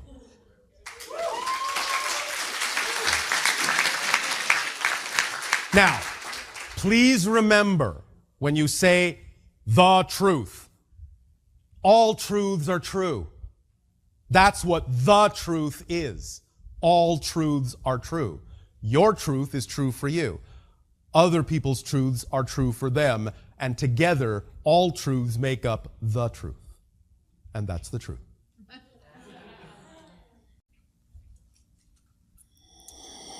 Hello, Bashar. And you good day. What is your story? My name's Kelly. I'm 22. Oh, all right. That's part of your story? Yes. All right. This is a story about Kelly, 22. And what is Kelly's story? And it's a very emotional story. What is it emotional about?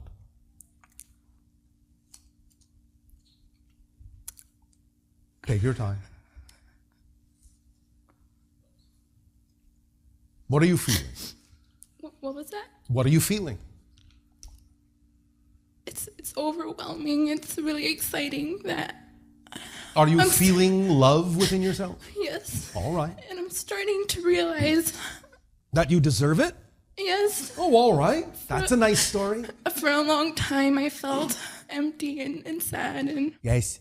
You told yourself a very empty story for a long time. But now you are telling a very fulfilling story. Yes. And yes, part of it is as I'm growing and I'm starting to learn a lot. Yes. Which is what growing is all about. Yes. A lot of it is memories that I'm trying to not trying. That I'm remembering. Yes. And I just that have to do with what? With myself as a young girl. Yes. Because I feel a lot of things I blocked out, and I started to forget who I was, and all right, because it was painful to think about it. All right, but now you understand that you can invent yourself at every moment as a new person. Yes? Yes. And as you do so, the things that you're calling past memories actually have no longer any relevance for you because you're not that person anymore. Literally. They literally have nothing to do with you anymore if you choose to define yourself that way. Do you understand this concept? Yes, Bashar. All right. And every day yes. I remember I spend time by myself, remembering myself as a child. Now that I'm accepting and trying to get rid of those blocks. And it's not about trying to get rid of the blocks. It's about investigating the belief systems that you've bought into and identifying those beliefs so that you can recognize that the beliefs that are out of alignment with your truth don't belong to you and you can let them go. You may have simply been given them by parents, by friends, by society, but once you identify them as someone else's beliefs, you will understand they don't belong to you, and you can let them go. Because you don't want to carry what doesn't belong to you. You understand? Yes. So let them go if they don't belong to you. Because once you understand they don't belong to you, they have no more effect on you. Because effect is only what you choose to be affected by. And if you have beliefs that are unconscious, you feel the effect because you're not aware of what the belief is. But once you know what the belief is, once you identify it, it no longer has an effect because you can recognize you no longer prefer it to have an effect. You're no longer choosing it to have an effect. And so it no longer does. Identification of the beliefs is key. Thank you. And one more is, as I'm remembering these memories of myself as a kid, a lot of them, they are exciting, and I feel really happy when I think about it, but then in the end, I feel, at the end of that realization, I feel sad because it's gone. And because it's what? You feel sad because it's what? It's not gone. I know. It will never go away. Remember that growth is the process of inclusion, not exclusion. You will always be aware of that as a possible experience, but you can understand you don't have to choose to buy into that experience as having anything to do with the you you're defining yourself to be now. Do you understand the difference? Yes. If you truly are a different person, if you truly define yourself as a new person, then linearly speaking, from a space-time perspective, if you truly have defined yourself as a new person, then wouldn't you, as a new person, have a different past than the person that was there a moment ago? Could you repeat that one more time? Yes, I can. And for the first time, if you truly understand that you're defining yourself as a new person, and understand clearly that when you do redefine yourself as a new person, that this is not just a metaphorical idea, that you literally are a new person, then linearly speaking, from your space-time perspective, every different person has a different history. So if you really are defining yourself as a different person than you used to be, then you have a different past. You have a different childhood. Define the childhood that belongs to the person you're defining yourself to be now as a young adult. You can define the childhood now. You create the past from the present, not the other way around. The past does not define the present unless you choose to create that illusion. But you're creating that illusion from the present because you only exist in the present. So any so-called past that you're remembering, you're actually creating the relationship to that idea now from the person you're defining yourself to be. So if you define yourself differently, you can actually know you've created a different past, a different relationship.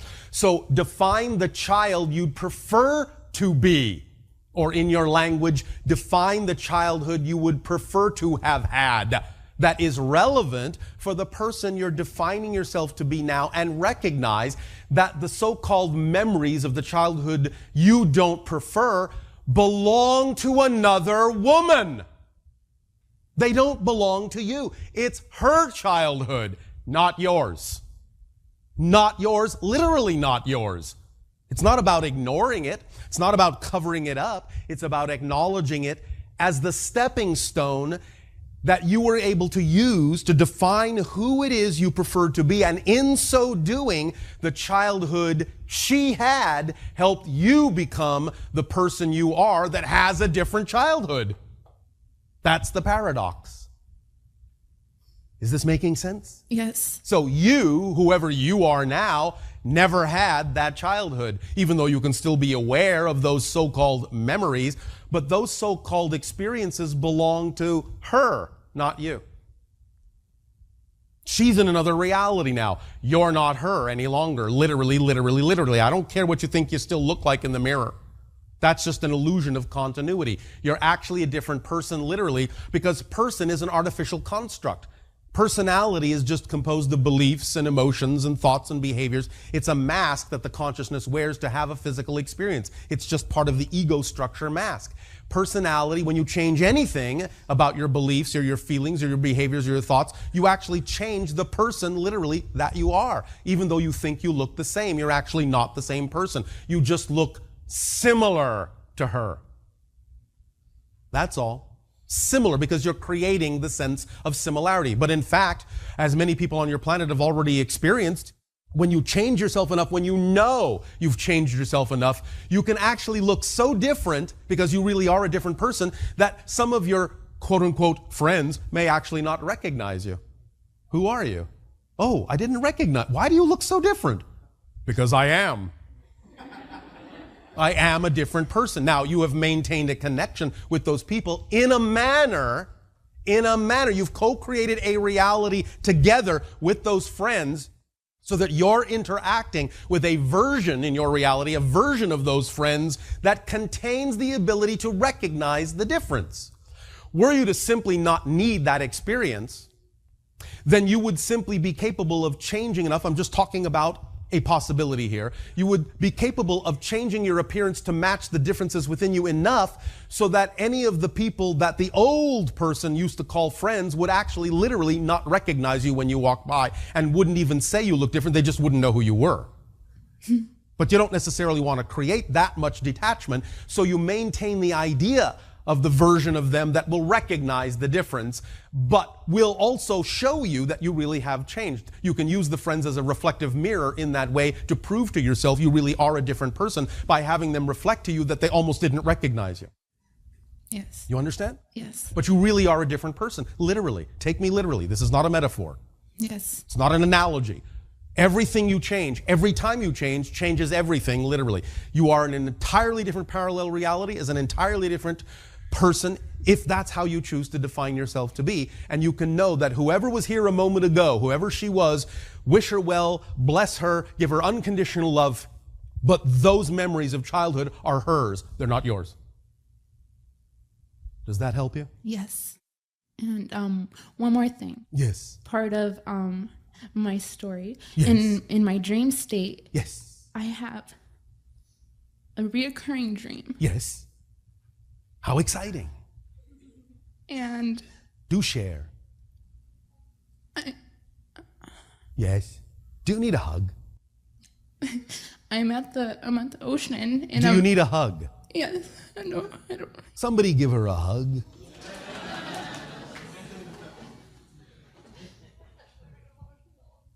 No, there is nothing to apologize for. This is the process of discovering your beliefs. You see, you have been bold enough and strong enough to choose an event, an experience called experiencing a lot of emotionality so that I may recognize through these emotions what I believe to be true. Very bold, very strong, very exciting story.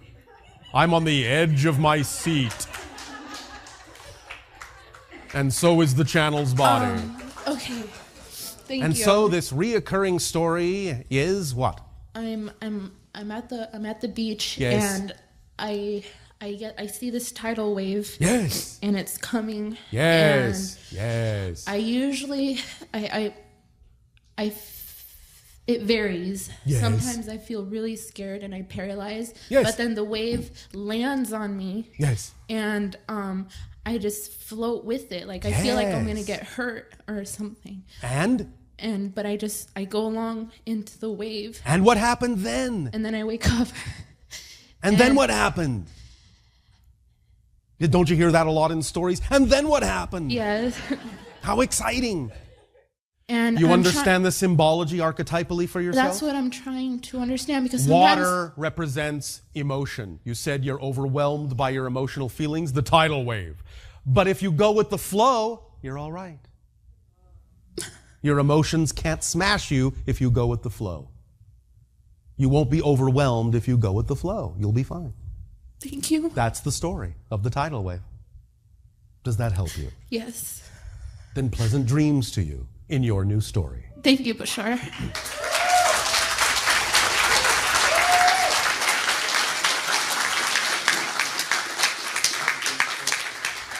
My, what a loud story.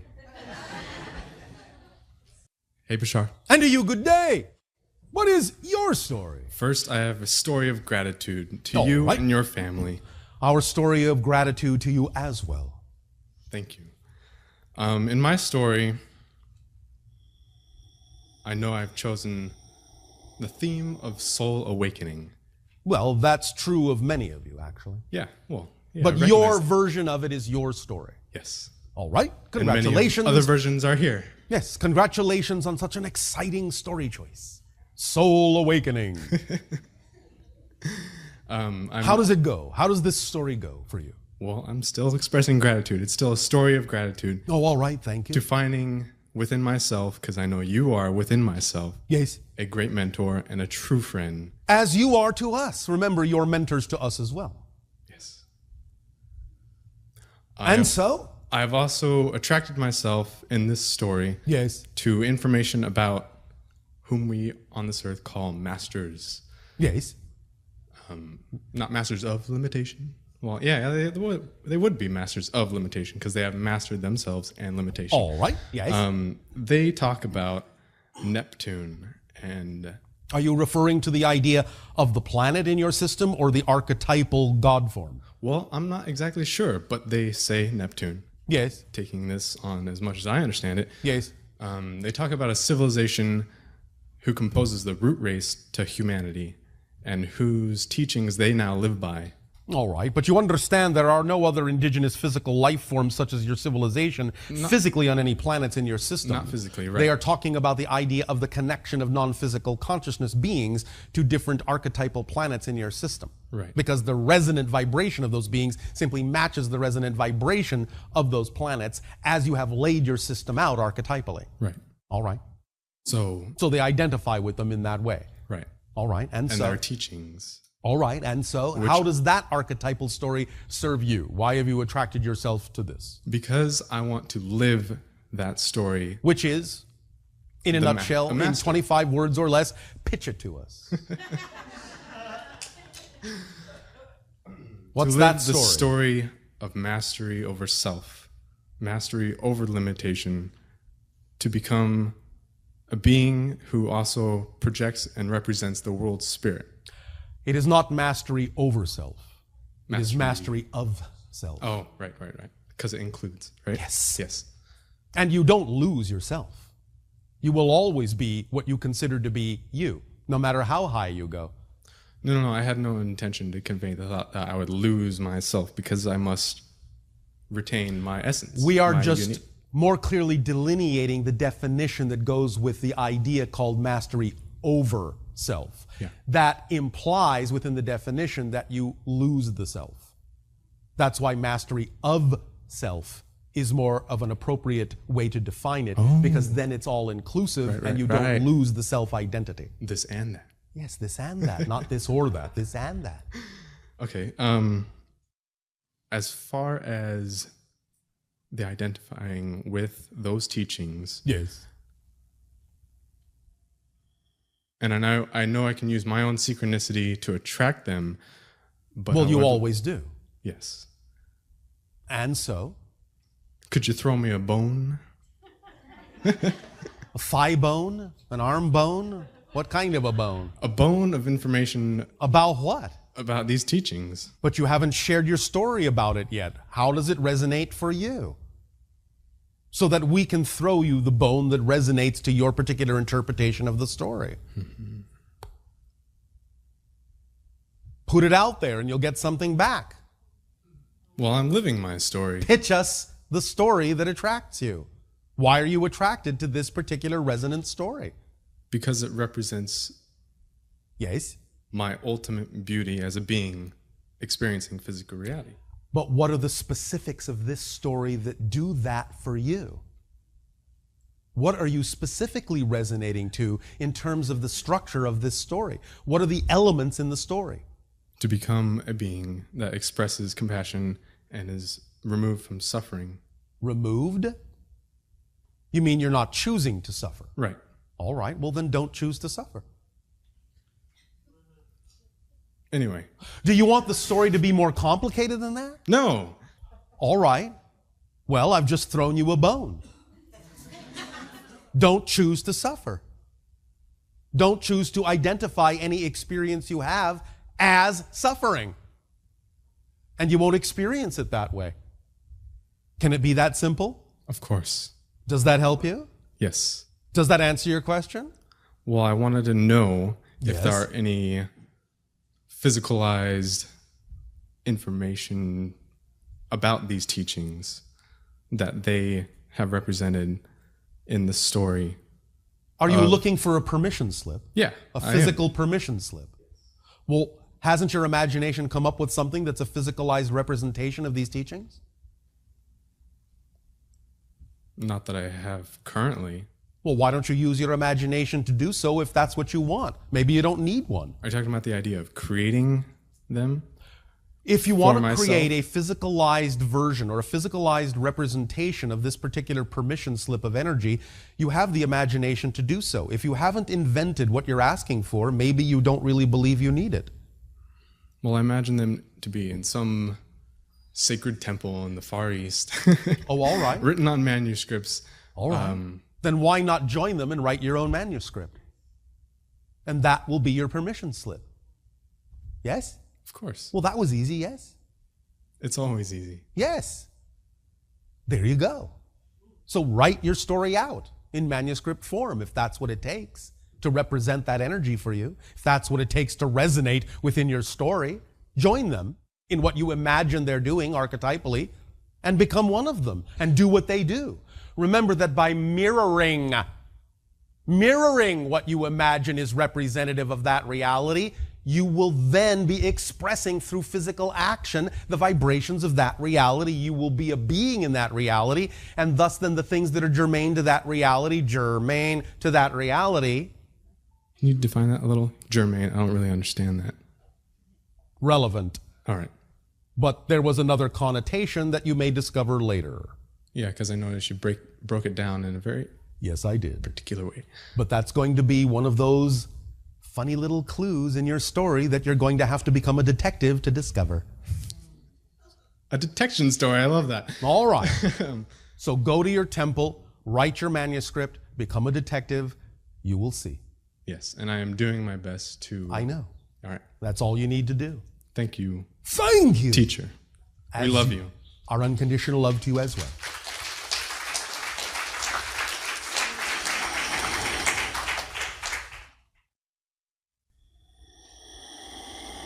Hi, Bashar. And to you, good day.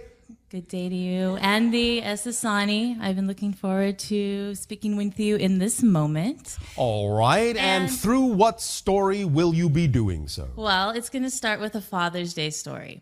Father's Day story. Yes, because it is Father's Day on Earth. Yes, we understand. I was wondering, do you guys have those days? No. No, you don't. Every day. Every day is a celebration. Yes. Okay. We do not delineate the idea of special days in that way specifically. In what way do you? We don't. You just don't. There are recognitions of certain things that happened in what you would call our history that are noted for their particular vibrational resonance, but we don't surround them with the kinds of rituals that you do. We simply experience that vibration and move forward. Okay. Well, I just wanted to express that since we're talking about stories, I wanted to share with you how my dad would say that. He'd say, all right, I'd tell you a story, because he likes pirate stuff, so he would say that. So I just wanted to share that with you. And my story actually starts a bit with my dad. Yes. We just saw the movie Thor. Oh, all right. And it was, I didn't really want to see it at first, but he's like, no, you really will love seeing this movie. You got to see it. And did you? I did. And I was exhilarated. And, if you Why? guys, because I saw these different beings yes. in the galaxy, other races.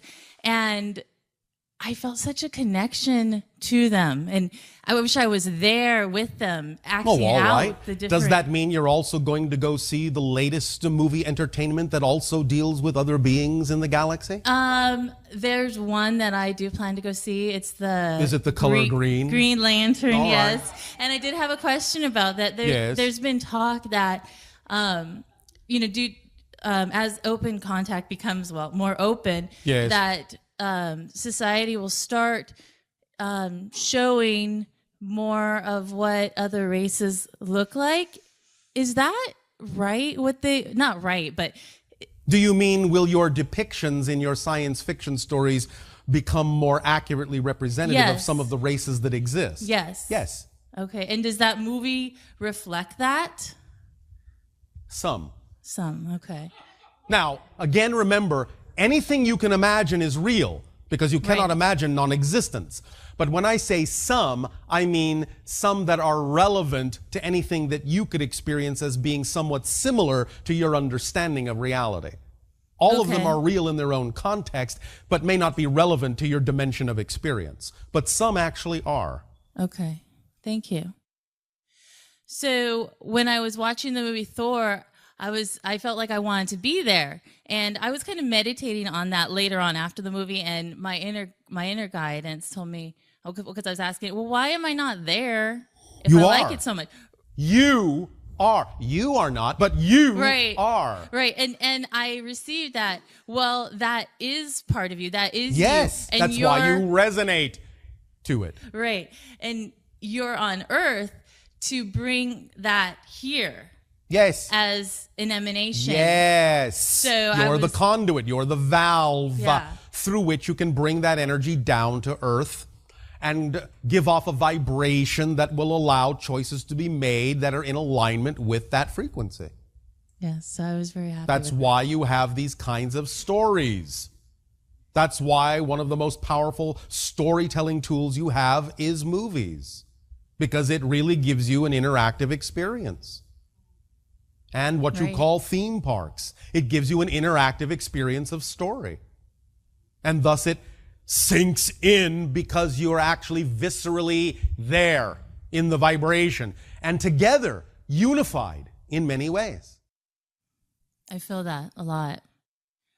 And yes. The next now, part of we the wish story, to also point out a very interesting polarity happening at this time with respect to these kinds of stories that involve what you call extraterrestrial beings, because in this moment right now, you actually have presented at the same time a completely polarized idea of this notion in your entertainment.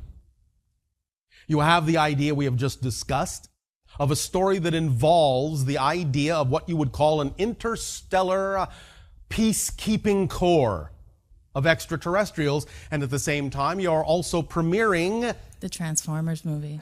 That, and also another one called Falling Skies, where your world is dominated by extraterrestrials on your television sets.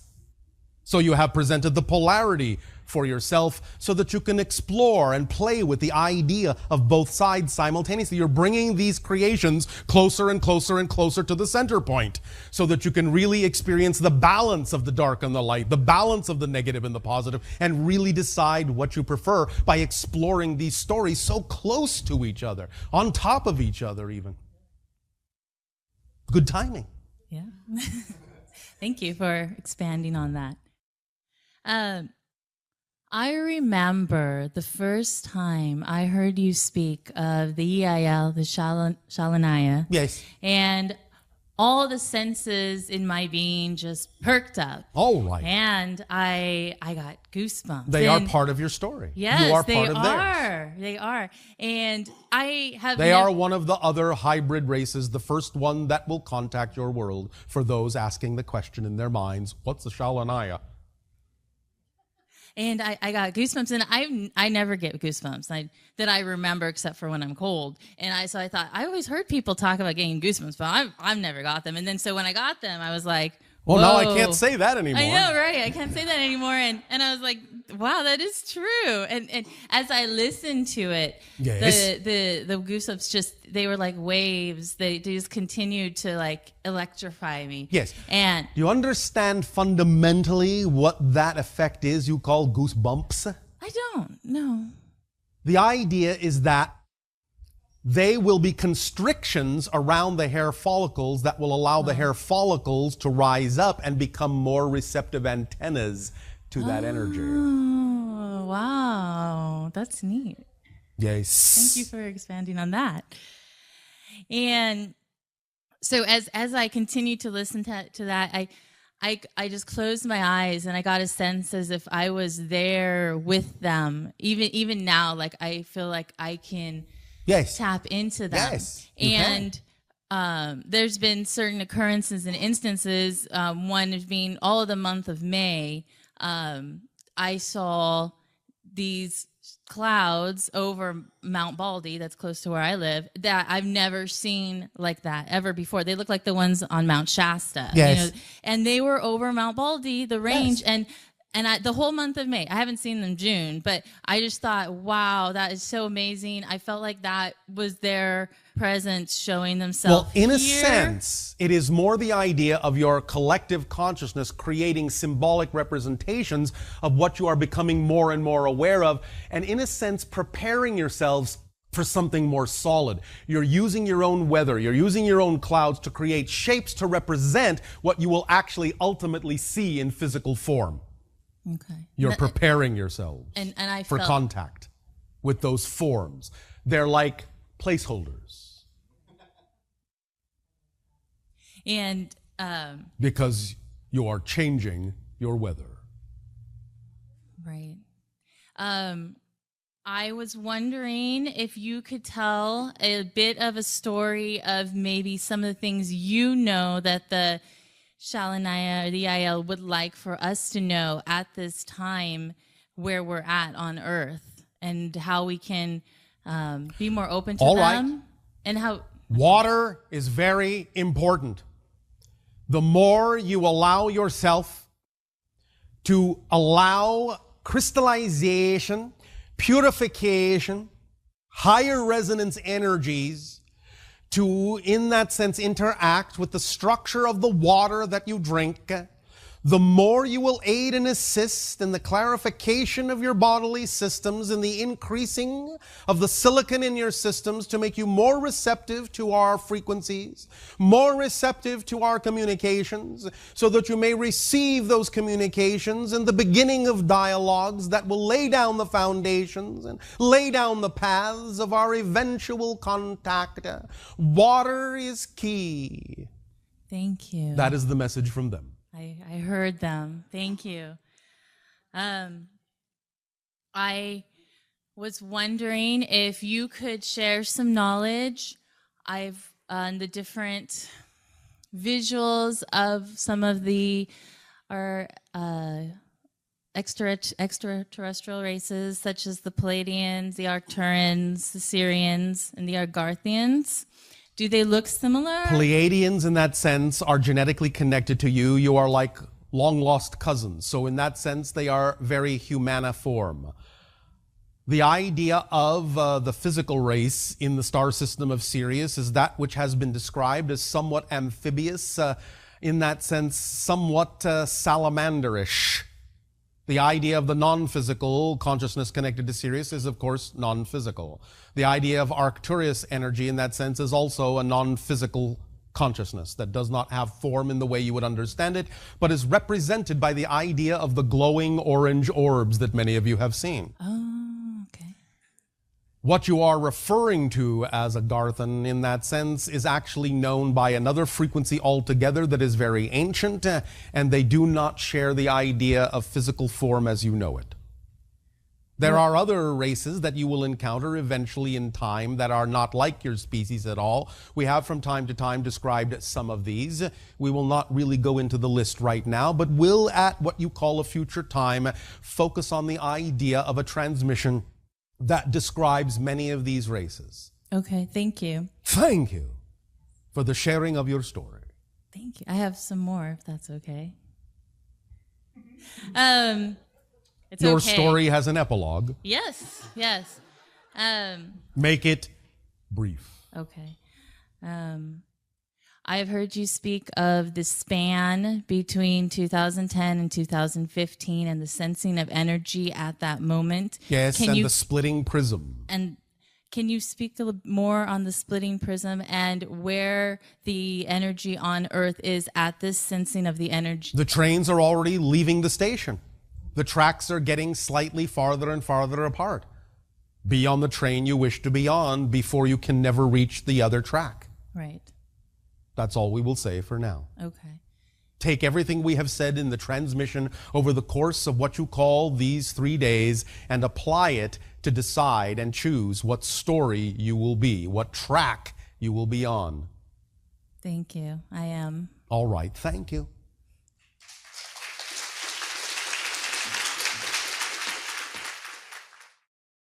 Good day, Bashar. And to you, good day. Tell us a story. Well, first I want to say that I'm very grateful to have this opportunity to speak with you again today. As are we. So I'm really excited about this story. All right. It happened to me about 3 months ago. I had a dream. Yes. And I was in a temple with these, they look like humans, but I think later I figured out that they weren't. All right. And I had a really heart-opening experience. And through the heart-opening experience, I woke up. And at the edge of my bed, there was a being at the foot of my bed. And he Describe. had, his head was down at first, and he looked up at me. And his head was bigger on top. Yes. His eyes were bigger, but had pupils. Yes. They weren't fully black. Yes. The nose was small, and Yes. so was the mouth. It had like a slit, no lips. His skin appeared glowing green, All right. and it seemed like One he was... moment. Okay. We are all laughing.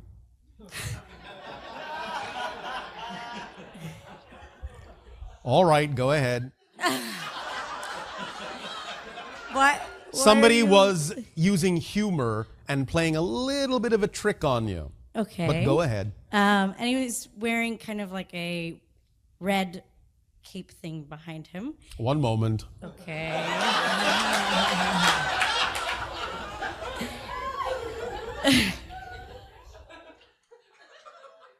All right. Okay, now we I know can- who this is. They like to play games and present themselves in certain ways to sort of startle you, wake you up. Kind of like what you call archetypally trickster energy.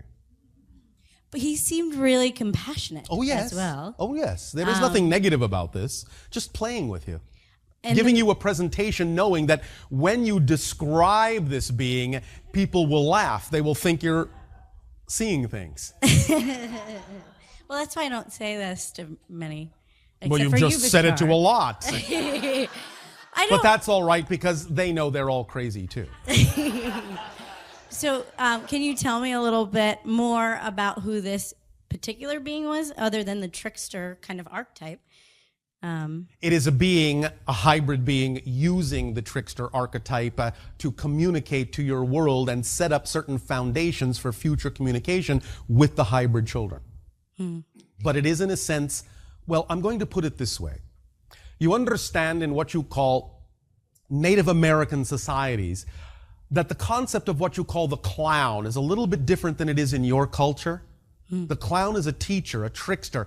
What in certain native tongues is called a contrary, a heyoka. The clown, as a contrary, often does things that are very strange, dresses up very strangely, does things backwards, in reverse. It shakes people out of their normal, conventional view. And that's the idea that this being is doing. It is presenting itself as a type of contrary, a type of clown, to lighten the mood, to shake things up, to give you something unexpected. There are beings that do this, that specifically do this kind of contact in this way to shake the foundations of your expectations within your consciousness, to actually open doors within your consciousness, to be capable of then receiving other things that, had the doors been closed, you would not have been able to perceive. But by giving you something so strange, so surreal, it actually allows you to open doors to receive other things you otherwise would not have been capable of perceiving. Mhm. Yes, we know who that is. He's coming to me as, with a clown suit on with a pig head on before. Well, there you go, you see. So I understand. Yes. So is this someone? What was funny is because I used to be very scared when I woke up and I would see something. Yes. And this time I wasn't. Yes. So I guess maybe he was coming to me in this way so I wouldn't be scared. Coming to you in that way as a representation that you are no longer scared. Okay. It's a reflection of the fact that you've changed your story about your relationship to him and to other things. And how can I further this relationship and this communication with this being? One moment, we are laughing. Because we're getting the suggestion directly from him. Dress just like him.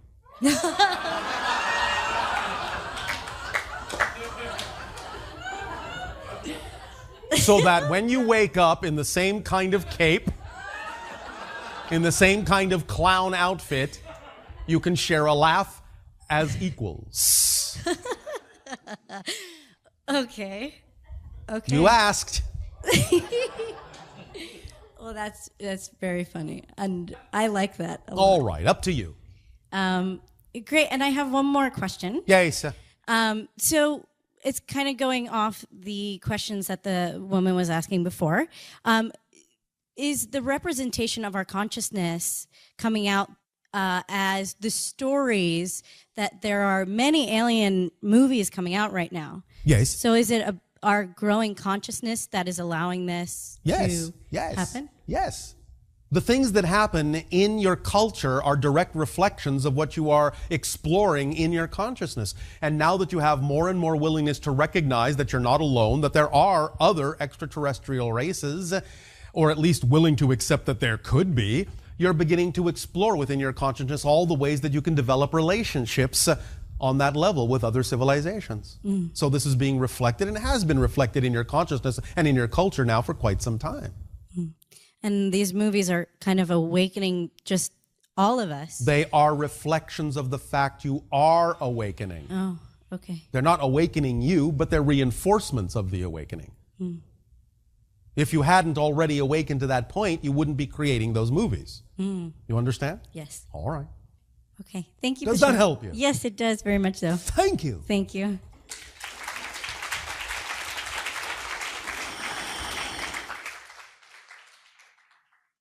Good day, Bashar. And to you, good day. What is your story? It's not so much about my story, but I want to ask about your story and the Essassani story a little bit more. All right. What do you wish to know about our story? First of all, how do you say good day in your ancient Essassani language? Again, it is very similar to the idea.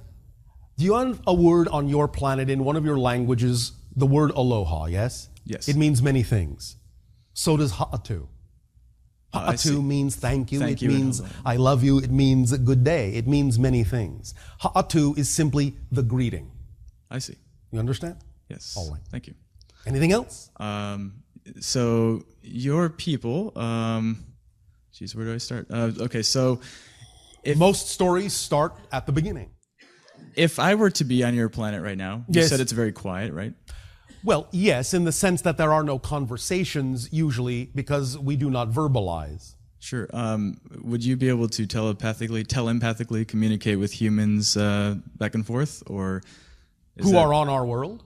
Yes. If for they example. acclimate to our frequency, yes. Oh, I see. If they don't, we would probably have to vocalize. I see. Without a channel, there might be a language barrier. I would think, huh? Well, many of us have learned many of your languages. Understand that our language is a hybrid language. Our ancient language was actually constructed out of many of the languages on your planet and other civilizations. So you would actually recognize a lot of it. Really? And we can simply adapt to understand because many of us, out of our own excitement, have learned many of your languages. Oh, that's fascinating. Thank you for taking interest. Well, that is simply what we're excited to do. And so you said that when your civilization was starting off, you were Yes. given a kind of a database of information Yes. from the Greys or the Yes. creators. What kind of things did that contain that gave you kind of a jump start to Well, a complete and basic understanding of the idea of our psychological makeup, so that we would understand the idea of what belief systems were all about, what emotions were all about, what our personalities were all about. We were still left to explore some ideas of this, but we understood from what you call the get-go that fear was a choice.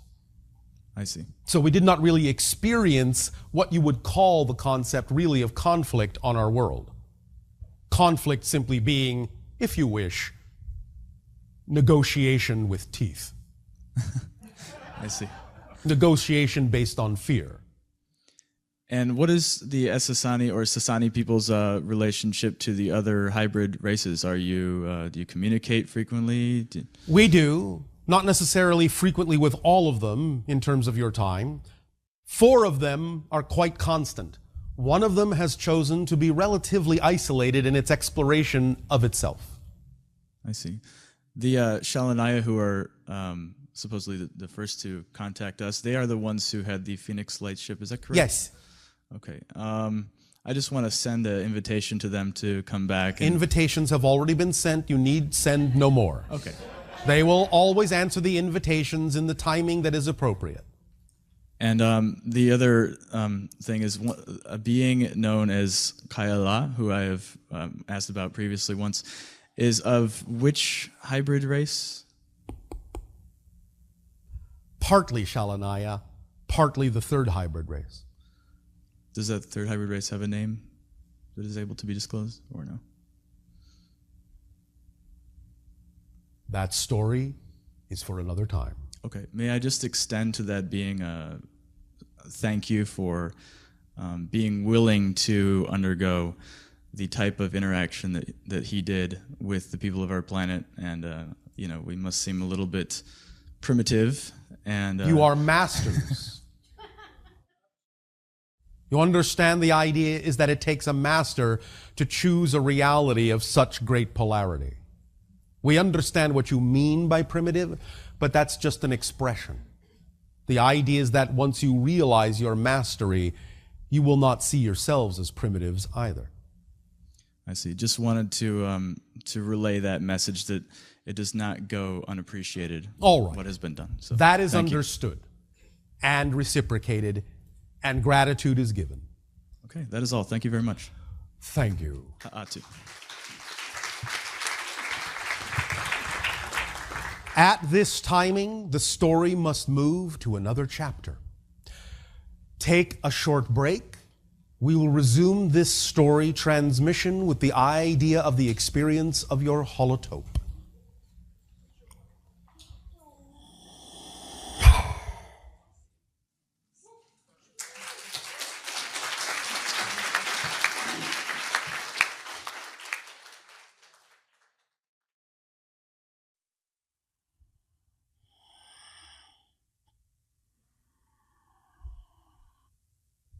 And it'll say we'll continue the story in the following way.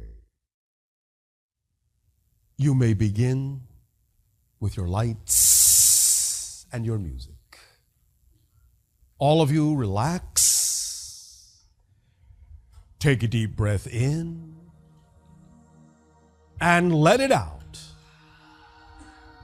And allow yourselves during this experience, during this story, to keep your eyes focused on the eye at the center of the screen. And just relax all your expectations. Just know that the patterns that you will experience while you are listening to the story will wash over you and through you and realign you, rewire you, and all the neurology, cellular and atomic structure of your being to become more and more open, more and more receptive to the vibrations and information that you require to be more and more of who you are. Take another deep breath in and let it out, and let go of all the cares and thoughts and worries. Just be in this moment, right here, right now, who you wish to be, who you prefer to be, who you know you are. In your heart, mind, body, and soul, just be. Take another deep breath in, and hold it, and hold it, and hold it, and blow it out. And as you exhale, you are allowing that vibration to permeate the very air, the very atmosphere of your being, your environment, so that you swim in a sea of that frequency. And just let it sink into you as you sink into it, floating down, down, deeper and deeper into the deep blue sea of your consciousness. Floating peacefully, perfect harmony, perfect peace. Comfortable, easy, relaxed. And as you allow yourself to continue to let the patterns flow in through your eyes, then through your ears, hear this story. Once upon a time, long, long ago, as you count time, there was a race of souls, a family of souls, who decided to create a magnificent adventure. They would create a new experience in physical reality. Through great polarity and transition, they would create a new race of beings to experience reality in a heightened way,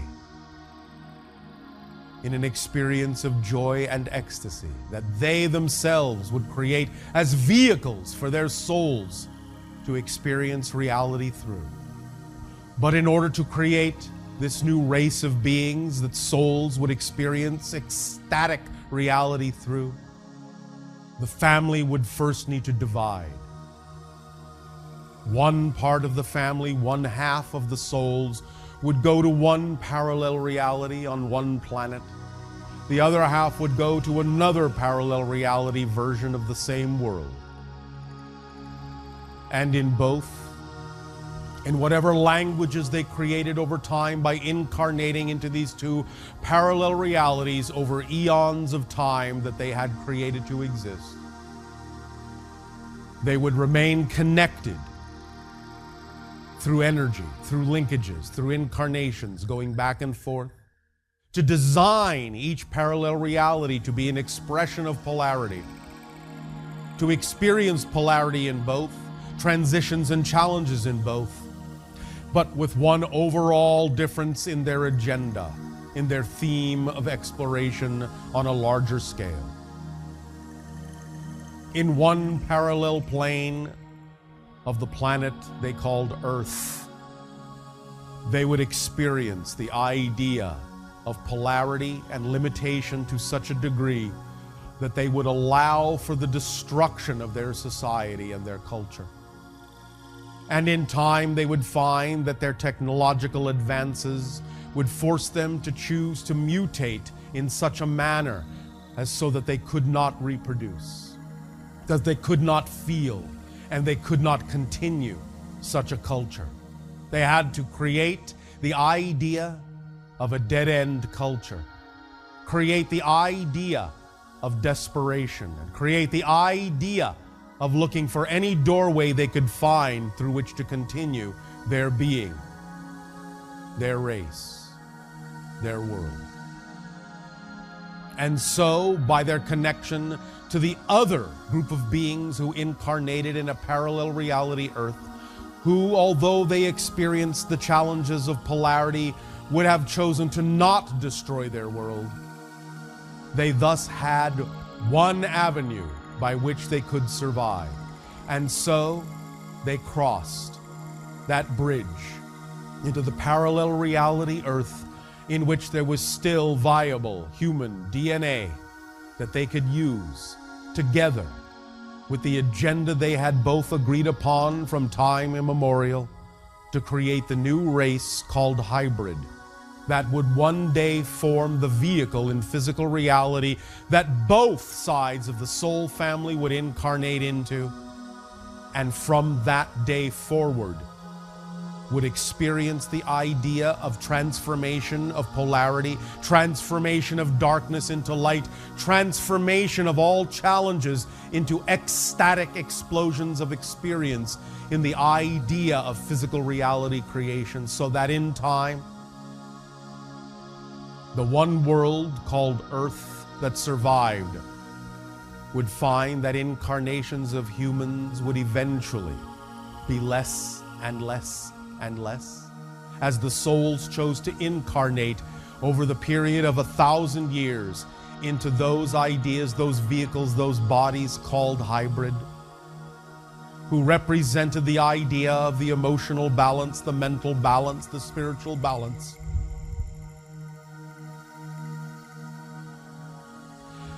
And in breathing life through those new forms would birth a new awareness, a new understanding, and would release all ideas, all connections, all experiences that no longer serve them, and would breathe in, deeply breathe in, a new life, a new awareness, a new reality, a new parallel world. Still Earth, but not Earth.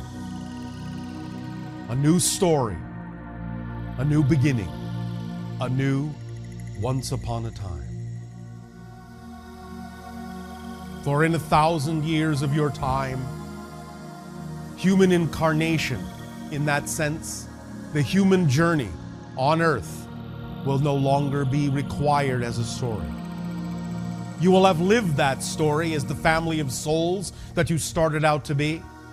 Will have rejoined the other side of the family of souls that created the negative polarity that joins you now, so that in that polarity junction, in that polarity joining, you can accelerate and bring all your energy back together and move forward in an accelerated way to a new experience of a new reality and a new story as new beings. For the seeds of hybridization already exist within all of you, and will change more and more and more and more over time, until such time as in 1,000 of your years, Earth will be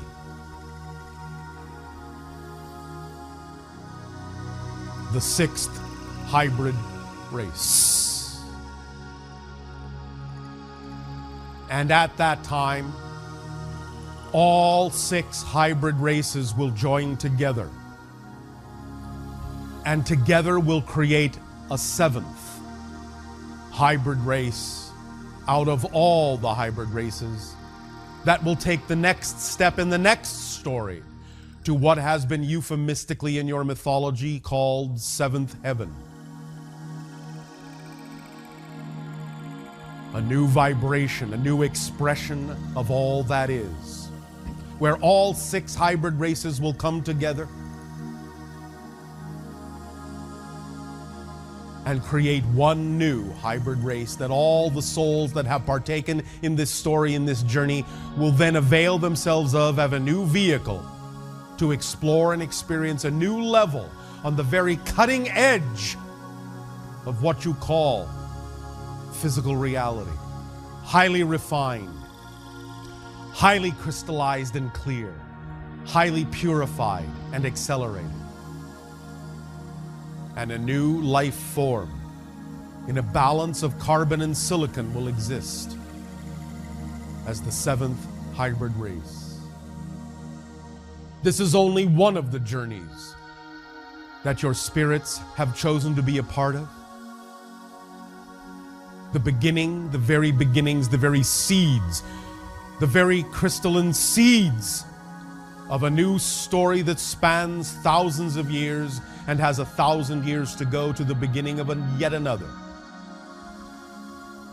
But we, as extensions of your family, extend to you our deepest gratitude, our deepest appreciation for the sharing of this journey together and the blending together once again into one soul family that in time will express itself in a whole new understanding of physical reality, one of sheer and pure ecstatic joy and manifestation on a level incomprehensible to your beings now, incomprehensible to your mentality now, but which you shall live fully in the fullness of your time, in a time of timelessness to come. Breathe in now the roots of this story, the roots of your story, individually and collectively, knowing that you are a part of the greater story and a greater story of stories yet to come. For all stories begin and all stories end, but all stories also go on, forever and ever, becoming new stories, larger stories, deeper stories, stories of understanding of the total being of the self, a story of all that is, that shall exist for all time. The story of all stories, of which you play a part. Your stories, each of them, are seeds of the greater story, reflections of the greater story, mirrors of the greater story, the infinite story of your being and your experience of all that you are. Breathe in your birthright. Breathe in your story. Breathe in your being and breathe it out again. For with each breath you tell a new story of a new being from a new perspective, over and over and over again, always new, always for the very first time. A story of unconditional, unlimited, and infinite love, experiencing itself in all the ways it can. Breathe it in. Breathe it in. Breathe it in. And feel the unconditional support of your story, your beautiful, unique story, without which infinity could not be infinite, for you are a vital part of the story or you would not exist. Rejoice that you are a story and part of a greater one, the story of the greater you, of all that is. Awaken into the dream and tell your story. Share your story. Be your story. Live your story.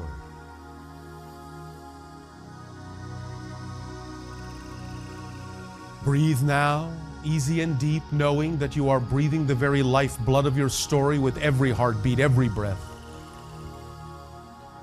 Immersed in the beautiful story and the sea of stories of all you have agreed to share your story with, a part of the larger story. And we thank you for allowing us to share our story with you as you share your story with us. Breathe it in and breathe it out. It is your nature. It is your very essence. It is your very being. Story of light, a story of love, a story without end.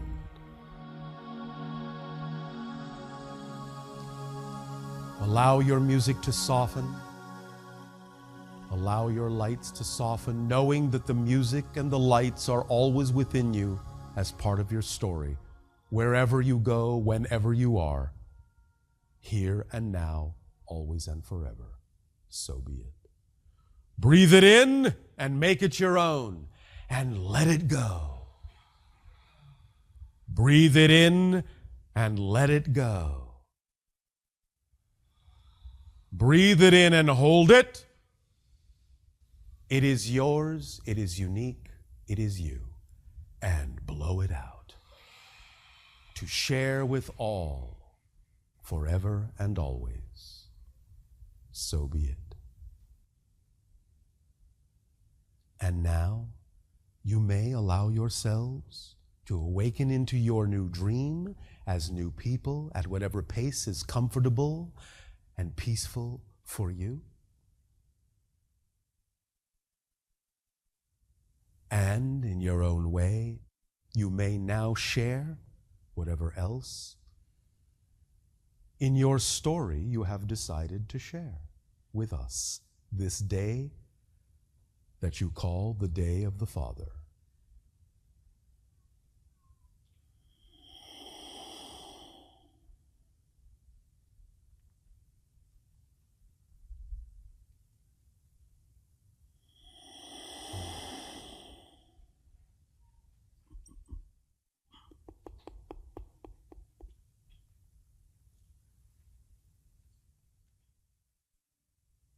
In our ancient language, the word for father is Tadeo. Hello, Tadeo. Hello, Nania, the word for daughter. I wanted to take this opportunity today, Father's Day, to acknowledge you, not only for myself, but also for all the people that are connected with Bashar and that enjoy his energy. And as part of this, I'd like to share some of the things that I love about you and invite others to join in experiencing these ideas as they are applicable for you. One of the things that I love about you is your guidance and your wisdom. The way you always give us such a balanced perspective on everything. In such a crazy world that we have here on earth, to feel that balanced perspective is such an incredible gift and something that we can all partake in and become. I also love the way you always support our dreams to become the best people that we can become, to become our fullest selves, and the way that you inspire us to really live our passion fully, without limitation, to fully express ourselves in the ways that are the most joyful, the way that we were when we were first children, to fully experience life and ecstasy because it's our birthright. That message is just such an incredible, freeing experience, and we're so grateful to have that. I also love the way you express yourself with such clarity and conviction, the way that you show us how the universe works and how we can become master manifestors simply by changing ourselves and changing our frequency. That message, too, has been so liberating and so wonderful to experience. I also love the way you encourage us to really believe in ourselves, to let go of any negative definitions of self that might be holding us back from living our best lives. That encouragement, it penetrates deepest to our souls and really allows us to feel the opportunity to become more and more and more every day. I love your honesty and your directness, the way you always get to the heart of things. When things seem confusing, you're able to just get right to what's happening and help everything become crystal clear. I love your creativity and the way that you are just so much fun. You make life so much fun and show us that we can do that for ourselves. We can have such joyful, happy lives if we allow ourselves to. And you're just so incredibly funny that you make me laugh and laugh and laugh. Sometimes even when I'm by myself, I'll just think of something you say and I laugh straight from my heart. I love your kindness and your compassion. The way that I know that I can come to you and talk to you about anything, and that you will always be there with an open heart. You are always the steadfast, the one that can be counted on to deliver the same energy, the same love all the time. That love is never changing. It's always there, it's always deep, it's always incredible. And probably most of all, the gift that I love that you've given to all of us is that you've shown us over and over again that no matter how dark things may look at any particular moment, how confusing or painful or whatever thing is happening that seems insurmountable, you've shown me over and over again how to transform that into positive light, how to see the silver lining, and how to make that my reality instead of the one that's filled with darkness. You are always that lantern in the night, that light shining so bright.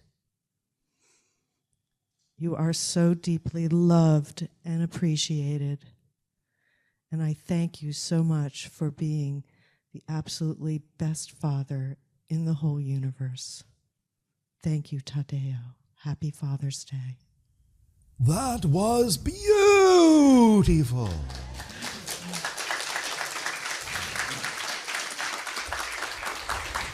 There is no greater gift you can give to us than the gift of giving yourselves. Ha'atu nania, ha'atu, ha'atu enani, ha'atu, shivar. And as an extra gift, we have Kim here to play the hung because we know you enjoy the hung, and to serenade you. And while you're being serenaded, if you want, think about all the things that you love about Tadeo and the joy that he's brought into your life.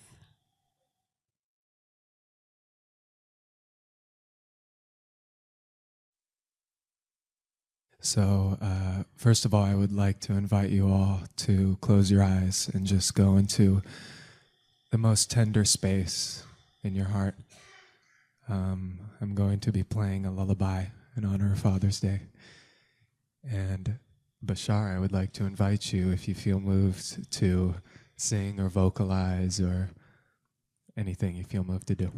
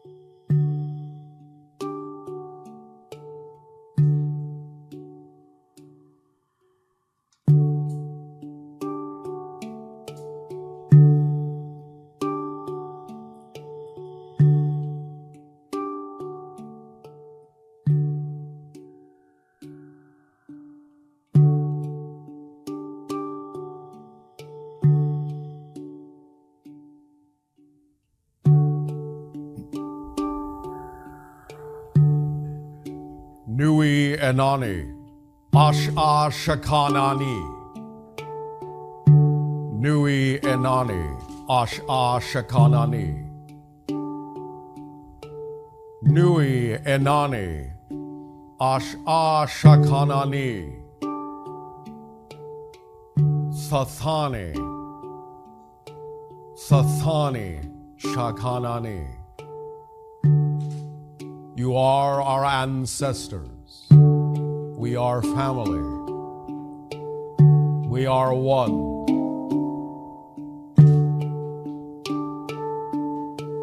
Join us in the exalted light and create heaven on earth as you allow us to reflect our heaven to you.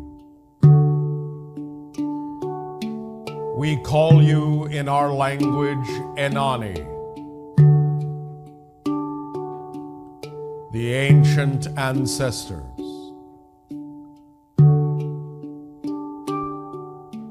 Nui Anani,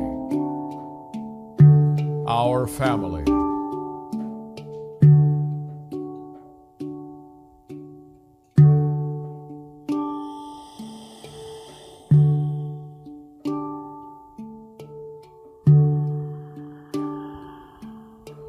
Nui Enani, Ash-a Shakanani. Nui Enani, Ash-a Shakanani. Sathani, Sathani Shakanani. Nui Enani, Ash-a Shakanani. Shivai, Shivai, Shivai. So be it.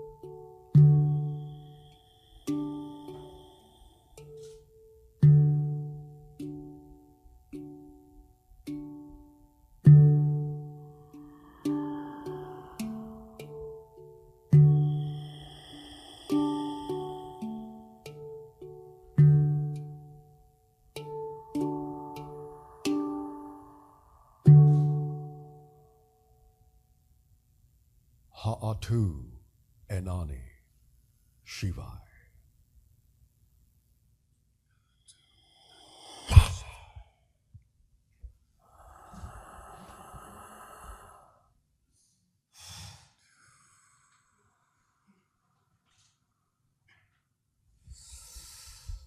How did it go?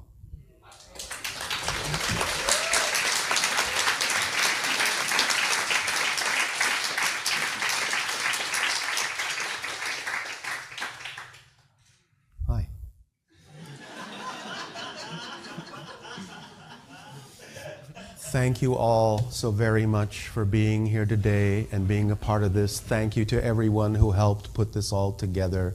Have a wonderful day.